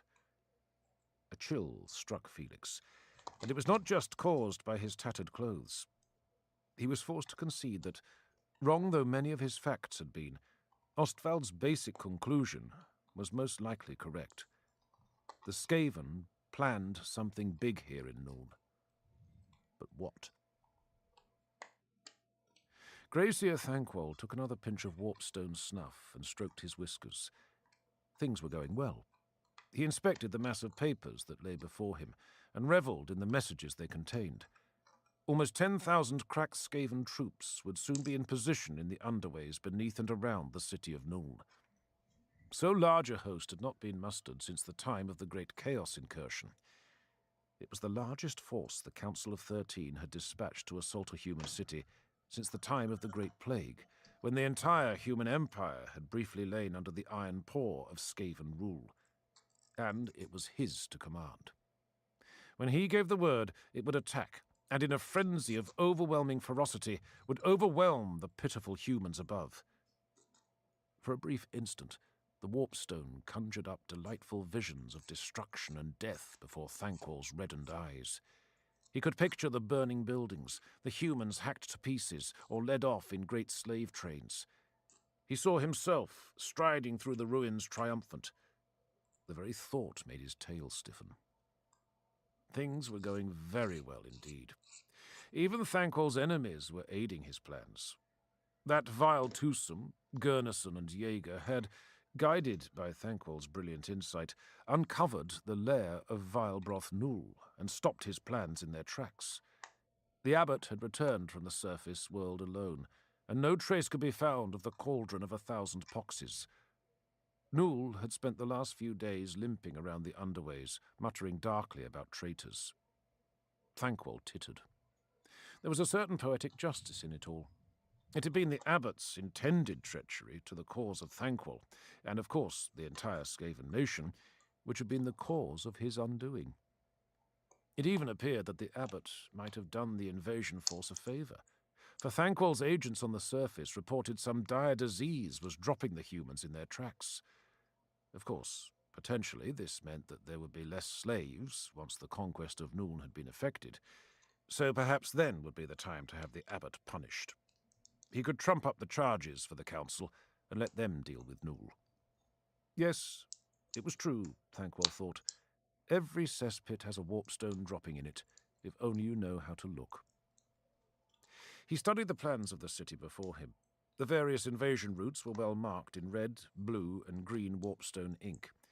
They glowed in front of his eyes in a bright tangle and snarl of lines.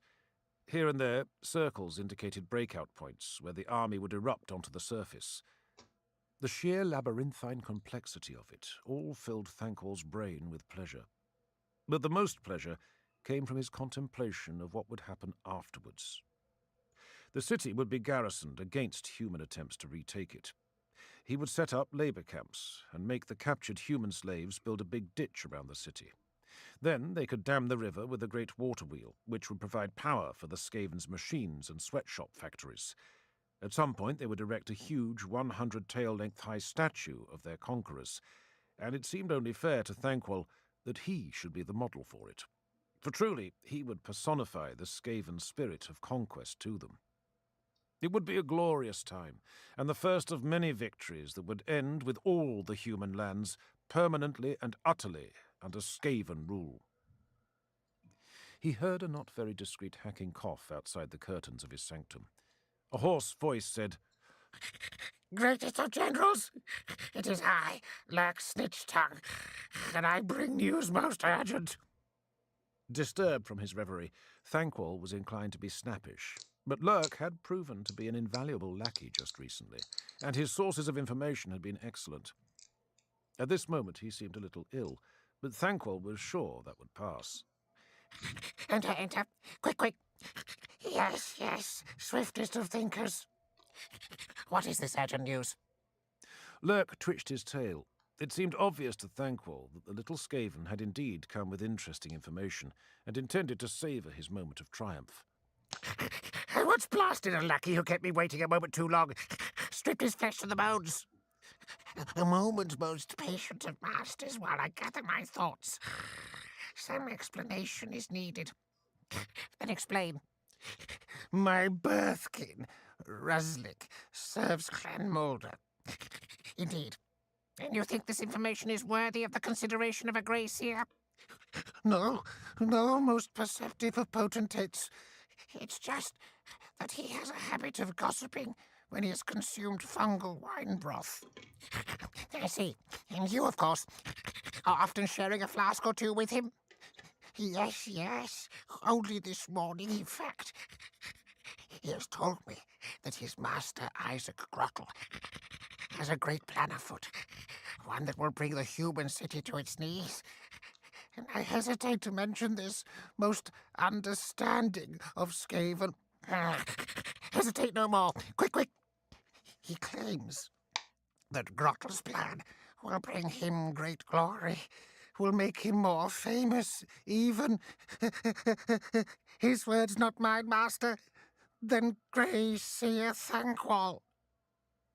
News of this treacherous claim came as no surprise to Thankwall. It was ever the fate of great Skaven to be undermined by jealous lackeys. Doubtless Grottle sought to win esteem in the eyes of the Council of 13 at the expense of Thankwall. Well, the Grey Seer knew ways of dealing with that. And what is this plan? Speak. Alas, the fool could not say. He has merely heard the Moulders chitter among themselves. He knows it has something to do with a grain boat. Before he himself led the raid to steal one from the humans. He has no other hard details. Then go and find some. Now, I may need to spend warp tokens, most generous of masters. What you need will be provided, within reason. I go, master. Lurk bowed and scraped as he retreated back through the drapes.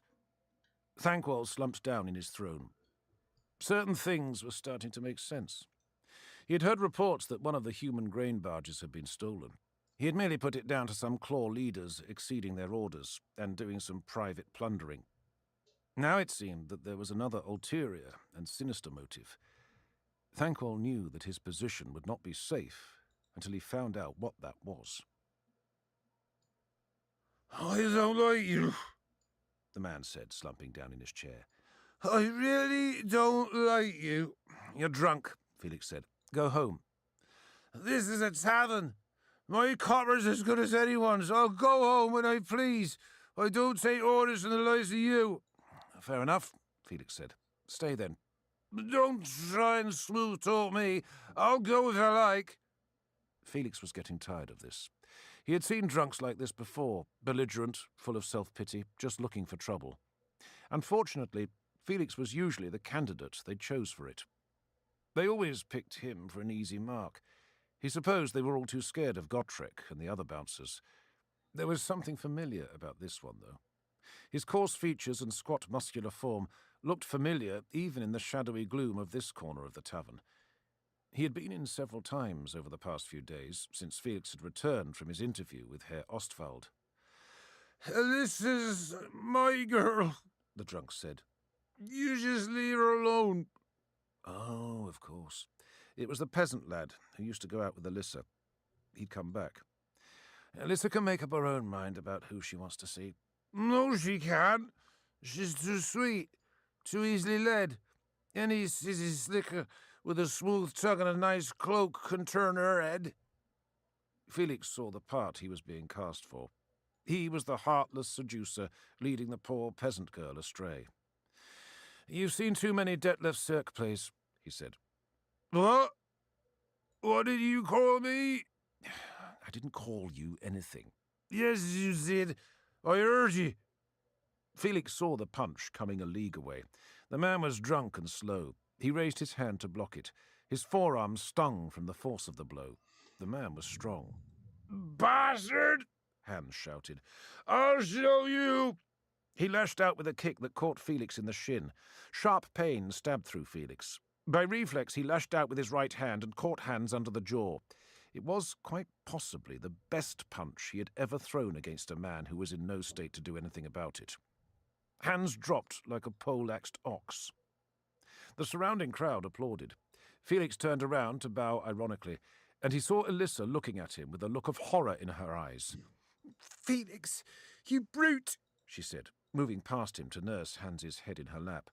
Oh, Hans, what did that heathen do to you?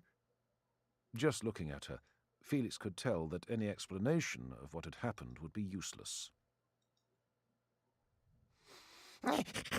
You have found out more of the Mulder's schemes, I hope? Thankwell allowed some of his anger and impatience to show in his voice. Over the past few days, Lurk had spent considerable sums from the Grey Seer's treasure chest, but still had not produced any results. The little Skaven gave a wheezing cough. Yes, most perspicacious of masters I have. Good. Tell me, quick. It's not good. Most forgiving of masters. What? Thankwell leaned forward to glare down at the little rat man and watched him flinch. Few could endure the Grey Seer's red-eyed stare when it suited him to use it. Regretfully, the wicked Moulders may already have implemented their plan. Cold fury clutched Thankwell's heart. Go on. My birthkin overheard the packmaster gloating. It seems a grain ship bearing Clan Moulder's secret weapon will arrive in the Man City tonight. Once it arrives, the city will fall. He knows that it has something to do with the city's grain supply, but he's not sure what. Clan Moulder are very technical and have their own words for many things. May the horned rat gnaw your birthkin's entrails. Is he hearing any more? Just that the barge has been painted black to conceal it from human eyes, and that it will arrive this very night. It may even have done so already, most magnificent of masters. Thankwell's fur bristled. What could he do? He could mobilize his troops and interfere, but that would mean moving openly against Clan Moulder, and every instinct the Grey Seer possessed rebelled against that. What if he summoned his troops and they failed to find the ship? Thankwell would be a laughingstock and could not endure that. There was no time to waste. He knew that this called for urgent and desperate measures. Swiftly he reached for pen and parchment and inscribed a hasty message. Take this to the burrow, where the dwarf and the man Jaeger dwell. Make sure they get it, and quickly. Deliver it personally. Personally, most revered of ratmen. Personally. Thankwell made it clear from his tone that he would brook no argument. Go! Quick! Scurry! No time there is to waste. Edward's mightiest of masters. Vilebroth Null looked up with rheumy, hate-filled eyes.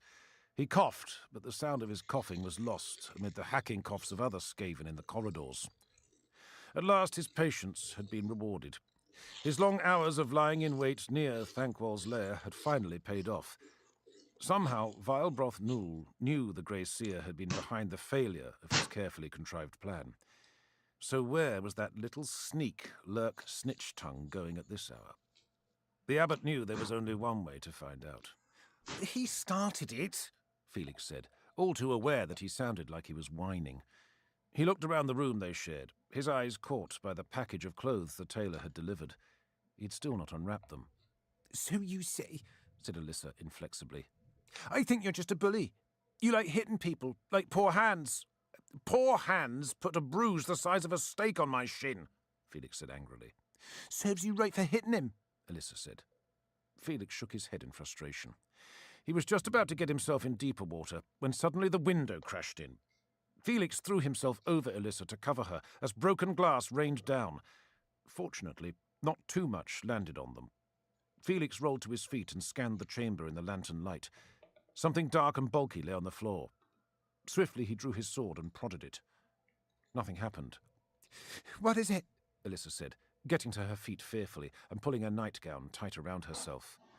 "I don't know," Felix said, bending over to inspect it more closely. As he did so, he recognized the shape, and he thought he recognized the thing wrapped round it. It's a brick, and it's wrapped in paper. What? It'll be young Count Sternhelm again. He and his cronies are always breaking windows when they get drunk. "I don't think so," Felix said, gingerly unwrapping the paper. It was the same thick, coarse parchment all the other Skaven messages had come on. He unfolded it and read, "Friends, the black ship brings doom to your city. It comes tonight and carries certain death. It is a grain barge loaded with bad. You must stop it. Go quick, quick. You do not have much time. They will destroy your grain." Felix pulled himself to his feet and started to pull on his clothes. "Run and get me some paper. I need to send a message to the palace." "Move, quickly!" The urgency in his voice compelled Alyssa from the room without asking any more questions. Lurk rubbed his paws together and offered up a prayer of thanks to the horned rat. His message was delivered, and somehow he had managed to avoid being chopped up by the dwarf's fearsome axe. Mere minutes after he had lobbed the brick through what he had ascertained was Jaeger's window, he saw all the lights in the inn go on, and shortly thereafter the human and the dwarf raced from the building bearing weapons and lighted lanterns. A job well done, he told himself with satisfaction, and rose to go. He sniffed heavily, trying to clear his nose. He was not feeling too well, and had been feeling less than well for days. He wondered if he was going down with a strange new disease that, rumour had it, was going around the Skaven camp.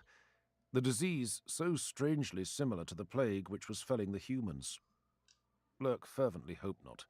He was still young and had many things to accomplish. It would not be fair for him to pass away without achieving them. He almost fainted when a heavy hand fell on his shoulder, and a hideous bubbling voice whispered in his ear, You will tell me what you have been doing. All of it. Quick, quick. Even through the thick wad of snot that filled his nostrils, Lurk recognized the oppressive stench of vile broth Null. What's the hurry, Manling? Gotrek rumbled. We don't even know where we're going. "The river," Felix said, feeling a strange sense of urgency. The note had said they did not have much time, and their Skaven informant had never lied to them before. "A ship must arrive by river." Yeah, I know, Manling, but it's a big river. We can't cover it all. "It's a barge. There are very few places where a barge can tie up, and it must follow navigable channels." Felix considered the possibilities. What certainty did he have that this black ship was going to tie up, rather than, say, explode? None, really. He was just hoping that this was the case. Then it came to him. The big grain warehouses were down by the wharves, and the letter had mentioned grain. At least, he hoped it had. "The granaries," he muttered. "The north side docks are near the granaries." Oh, the north side docks would seem to be the best bet, then, Gotrek said, hefting his axe. "Well, we need to start somewhere." They jogged on. Felix... Bathroom break. Y'all.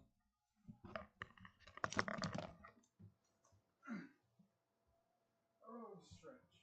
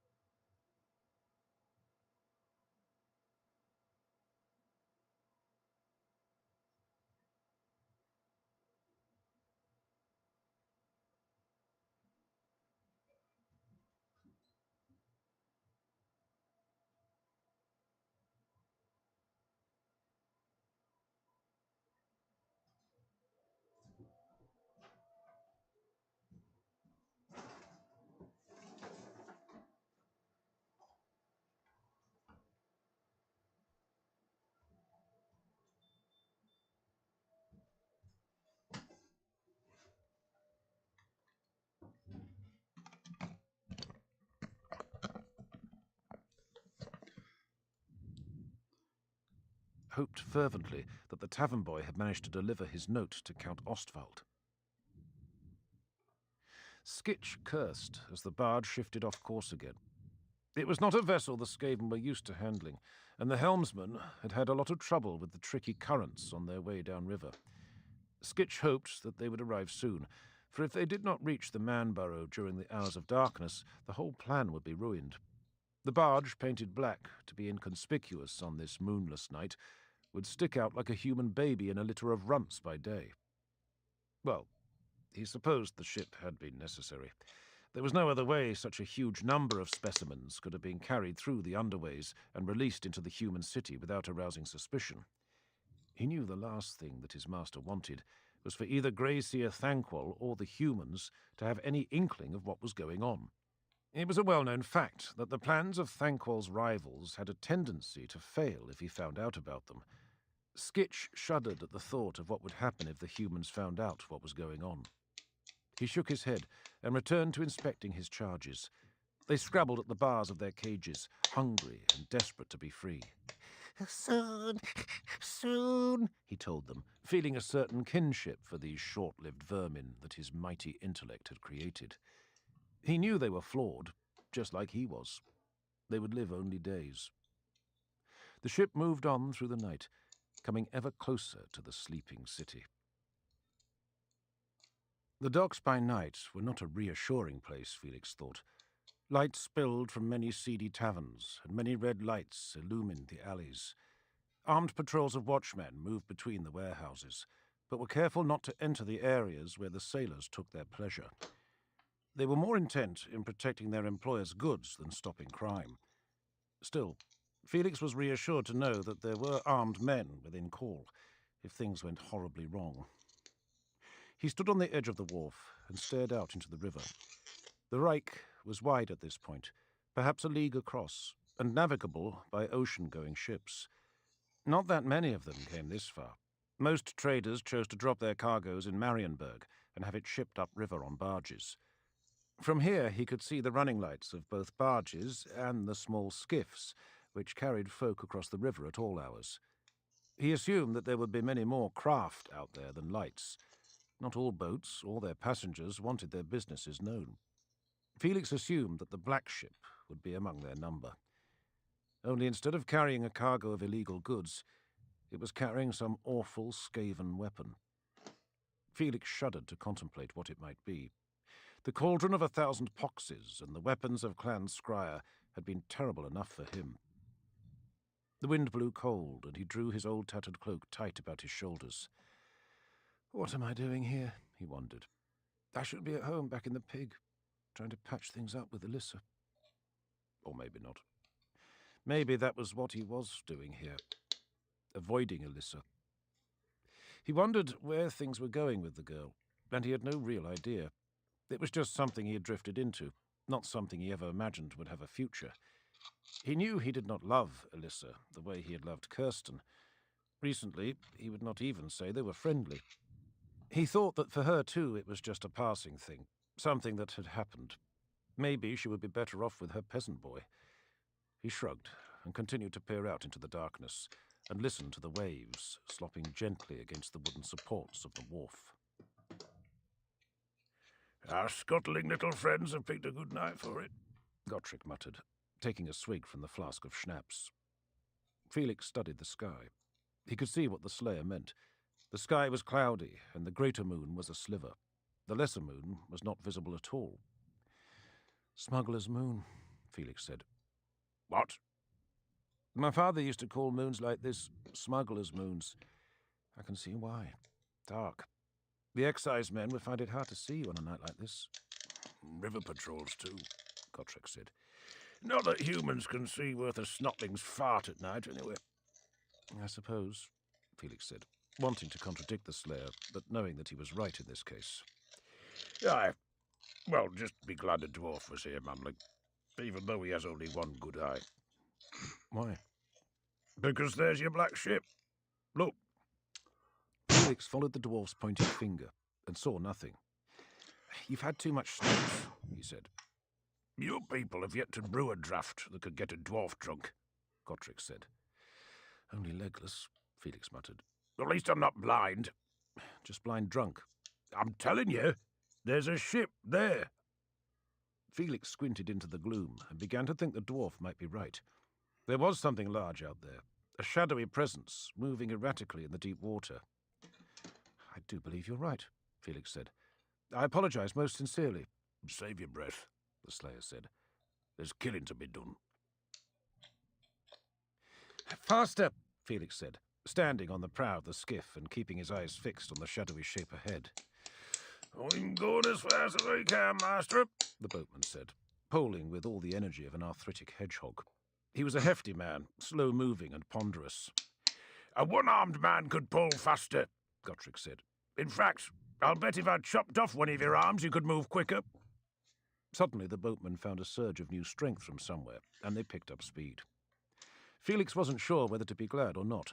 He was nervous about approaching the Skaven ship in this small craft. He wished they had summoned the watch, but the Slayer had become overcome with battle frenzy and insisted there was no time to waste. He assured Felix that the commotion they would soon be generating would attract the river patrols. Felix did not doubt that he was right. As they came closer, he could see that it was a black ship, all right. A huge grain barge, painted all black and moving swiftly downriver. He wondered why the Skaven had done this. Certainly black made the ship inconspicuous at night, but during the day the barge would be as noticeable as a hearse in a wedding parade. Maybe it had travelled downriver unpainted, and they had disguised it this very evening. Maybe they had a concealed base somewhere within a night's sailing upriver. Such a base could be quite some distance away, for a barge could cover a lot of water in one night, moving with the current, as this one was. Felix dismissed all such speculation as pointless. He knew he was only doing it to keep his mind occupied and distracted from fear of the coming encounter. What were they up to on the barge, he wondered. If they weren't Skaven, then they were the worst sailors he had ever seen. The barge now appeared to be drifting in a great half-circle. He could hear a faint muffled drumbeat and the creaking and clashing of oars. It sounded like there was some difficulty in guiding the craft. It's them all right, Gottrick said. Skaven are even worse sailors than I'd heard. Felix could hear the distant squeaking calls of the Skaven now, and knew the Slayer was correct. Unfortunately, the boatman had heard him too. Did you say Skaven? He asked, superstition and fear engraved across his fat, sweat-sheened face. No, Felix said. Yes, Gottrick said. I'm not going anywhere near a barge if there are chaos-worshipping monsters on board, the boatman declared. My friend was only joking, Felix said. No, I wasn't, Gottrick said. The boatman stopped poling. Gottrick glared at him. I hate boats almost as much as I hate trees, he said. And I hate trees almost as much as I hate elves. And what I particularly hate are people who keep me on boats longer than I have to be on them, when there are monsters to slay and fighting to be done. The boatman had become very pale and very still, and Felix was almost sure that he could hear his teeth chatter. Gottrick continued to rant. You will pull this boat till we reach that Ratman barge, or I will rip off your leg and beat you to death with it. Do I make myself clear? Felix had to concede that the sheer amount of menace the Slayer managed to get into his voice was impressive. The boatman certainly thought so. Perfectly, he said, and began poling with redoubled speed. As they approached the black barge, Felix saw a new problem. Their skiff was low in the water, but the barge had high sides. On level ground, it would have been a simple climb, but on two moving vessels bobbing on water, it was an entirely different proposition. He mentioned this to Gottrick. Don't worry, the Slayer said. I have a plan. Now I'm worried, Felix muttered. What was that, Manling? The Slayer looked close to berserk rage. Nothing, Felix said. Just grab that lantern and be ready to move when I tell you. The skiff drifted into contact with the ship. As it did so, Gottrick smashed his axe into the barge's side. It bit deep and held there, and the Slayer used it to pull himself up until he reached a porthole. Very stealthy, Felix said sourly. Why not give a hearty shout of welcome while you're at it? Another smashing stroke saw Gottrick over the ship's side. He stood there for a moment and then lowered the axe, blade first. Grab hold! He roared. Felix leapt up and grabbed hold of the axe shaft with his right hand, while holding the lantern in the other. Gotrek raised the axe one-handed, lifting it up apparently effortlessly, despite Felix's weight and the uncomfortable angle. He swung the axe inwards over the ship's side and brought Felix with it. Felix dropped to the deck, amazed by the awesome strength the dwarf had just displayed. "Looks like we're expected," he said, nodding at the mass of Skaven swarming up onto the deck. "Good," Gotrek said. "I need a bit of exercise." What was that? Skitch wondered. He had heard an almighty crash and the sound of wood splintering. Had those buffoons managed to crash the barge onto a sandbar again? He would not have put it past them. They had claimed to be experienced sailors, and that crewing a human ship would be no problem. So far, that had not proved the case. If they jeopardized this mission, Isaac Grottle would tear them all limb from limb and devour their entrails before their dying eyes. But such thoughts brought Skitch no consolation. He knew he would be the first course at the Packmaster's punishment feast. When he heard the crew's squeaks of alarm, Skitch knew it was even worse than running aground. They had been discovered by a human patrol. He cursed the bad luck which had enabled the humans to discover them. It must have been 1,000,000 to 1 chance. Now he wished he had brought some rat ogres after all. He had not done so for fear that their roars and bellows would give away the ship's position. But that did not seem to matter now. Part of him wanted to squirt the musk of fear, but then again it was his responsibility to see to his charges. He raced from the cabin into the hold. All around him, massive rats thrashed in their cages, desperate to get free and to eat. Seeing the look of feral hunger in their eyes, Skitch was glad that he had doused himself in oil of swamp toad, a substance that he knew his creations found repellent. Hearing the sounds of terrible carnage from above, Skitch swiftly began to throw open the cages. The rats swarmed hungrily up the gangplanks, moving towards their living, breathing food. Felix lashed out with the lantern. Its flame flared bright as it rushed through the air. The dazzled Skaven before him leapt back, momentarily blinded. Felix took advantage of its confusion to stab it through the throat with his sword. The deck was already slippery underfoot with blood and brains. The slayer had left an awful trail of destruction behind him. His axe had reduced a dozen Skaven to limbless corpses. The others were fleeing backwards or jumping over the side of the barge to avoid him. Felix moved along behind, killing those who sought to outflank the dwarf and putting the dying out of their misery. His heart beat loudly within his chest. His sword's hilt felt sweaty in his grip, but he was not as afraid as he usually was in mortal combat. Compared to some of the fights he had been in, this one was relatively easy. Suspiciously so, in fact, considering there was supposed to be some terrible Skaven weapon on board this vessel. Not that the relative ease of the fight would make much difference, he told himself, springing aside to duck a knife cast by one of the Skaven sailors, and lunging forward to take another rat man through the heart. All it would take would be one lucky blow, and he would be just as dead as if a rat ogre had torn him into little pieces. "Concentrate," he ordered himself, and then stopped in horror as the tide of furry forms started swarming up from the hold. Skitch snuck up the stairway and peered out at a scene of terrible violence. A monstrous squat dwarf, wielding a flailing great axe, had killed half the crew and seemed intent on massacring the other half. In this, he was assisted by a tall, blonde-furred human who held a lantern in one hand and a wicked-looking blade in the other. All around, the killer rats gnawed at the bodies of dead and dying Skaven. Skitch froze on the spot and squirted the musk of fear. His paws locked on the last cage, in which frantic rats struggled to get away from the stink of the oil on his fur. Skitch recognized the pair who had invaded the ship. They had become something of a dark legend amongst the Skaven besieging Nuln. This was the fearsome pair whom even the gutter runners had failed to slay, who had routed the warlocks of Skryre, whom it was said even Grey Seer Thankwol feared to meet again. They were formidable killers of Skaven, and they were here, on this very barge. Skitch was no warrior, and he knew he could be of no aid to the Skaven in the battle above. It was possible that even the killer rats would fail to overcome this seemingly invincible twosome. It was plainly his duty, then, to escape, carrying the last of the surviving rats to preserve them for the future when they might be used again. So thinking, he held the cage high above his head and leapt into the night-black waters. Felix watched as more and more of the huge rats poured from the hold.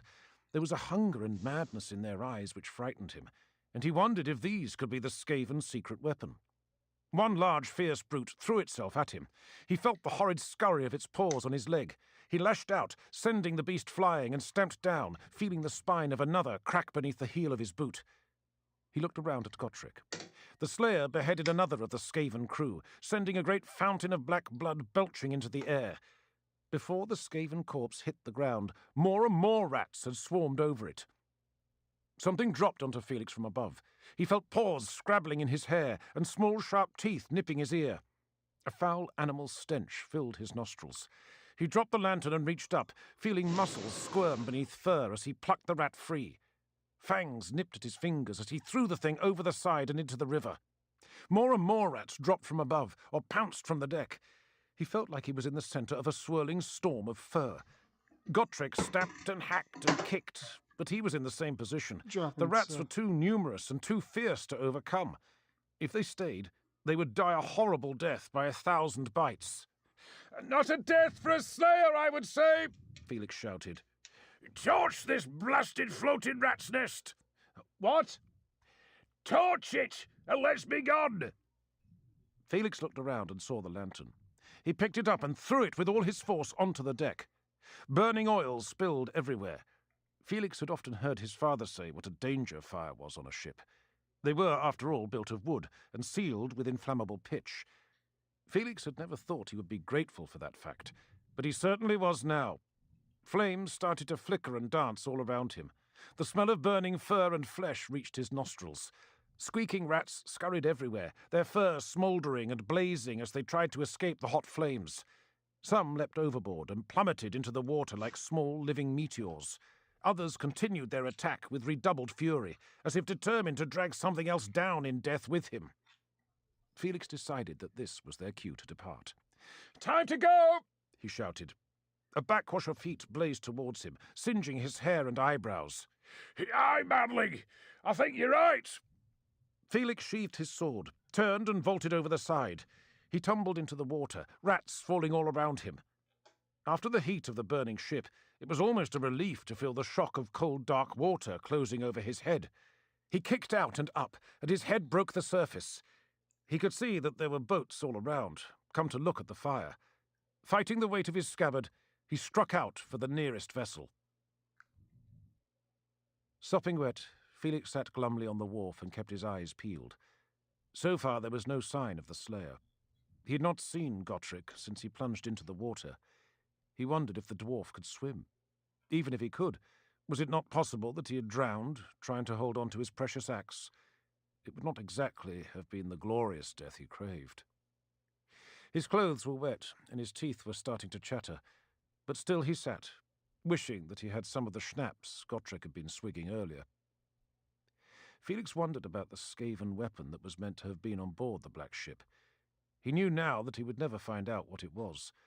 The barge was a burned-out hulk resting on the bottom of the river.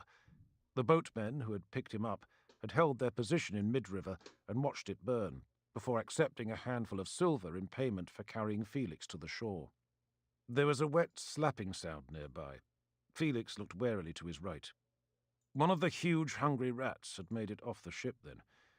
It clambered up the side of the ladder from the landing stage, shook its fur dry like it was a dog, and trotted off up the wharf. Felix watched it go. Briefly, Felix considered finding the boatmen again and going out to search the river for the slayer. He knew it would be a futile effort. The Reich was too wide and the current too strong. If the slayer had drowned, doubtless his corpse would eventually be recovered and put on display at the old bridge, waiting with all the others the river had taken for someone to come and claim it. Felix could check there tomorrow. He stood up wearily from the mooring post on which he sat and prepared for the long trudge home. As he did so, he caught sight of a familiar figure, berating an equally familiar boatman who was poling towards the landing stage. Felix waved a welcome. Currents carry me down river, Gotrek called, hauling himself up onto the wharf. Ran into our old friend here. Took most of the night to get back. Going against the current, the weary boatman said. He looked as tired as any man Felix had ever seen, and deeply scared too.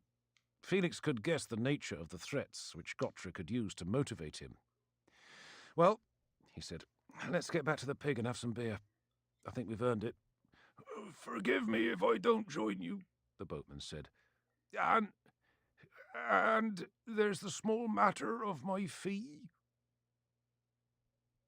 Cold, wet, and bedraggled, Skitch finally scuttled into the underways. It had been a truly dreadful night. He had swum through the chilly waters, carrying the last cage of rats. After that, he had scuttled along the river banks until he found a sewer outflow, and then he had spent the rest of the night wandering through the tunnels until he had found the familiar scent of Skaven.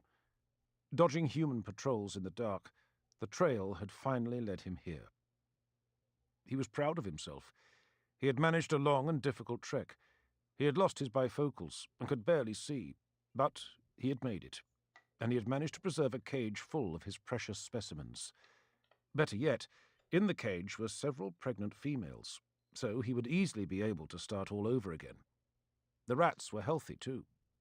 Even now they were showing signs of agitation. Skitch realized it was because they could smell food. He was close to the storage chambers, where the supplies for the great invasion force were kept. Now, he thought, all he needed was a cover story to tell the sentries to explain his business. Easy enough. He would just say that he was bringing food for Isaac Grottle. Anybody who knew the Packmaster would believe that. The thought made him titter. He was still tittering when his near-blind eyes failed to pick out the stone in front of his feet, and he tripped, sprawling clumsily into the dirt. The cage rolled free from his grip. The battered lock clicked and it sprang open. The killer rats bounded forth and raced off in the direction of the Skaven stores. Skitch groaned.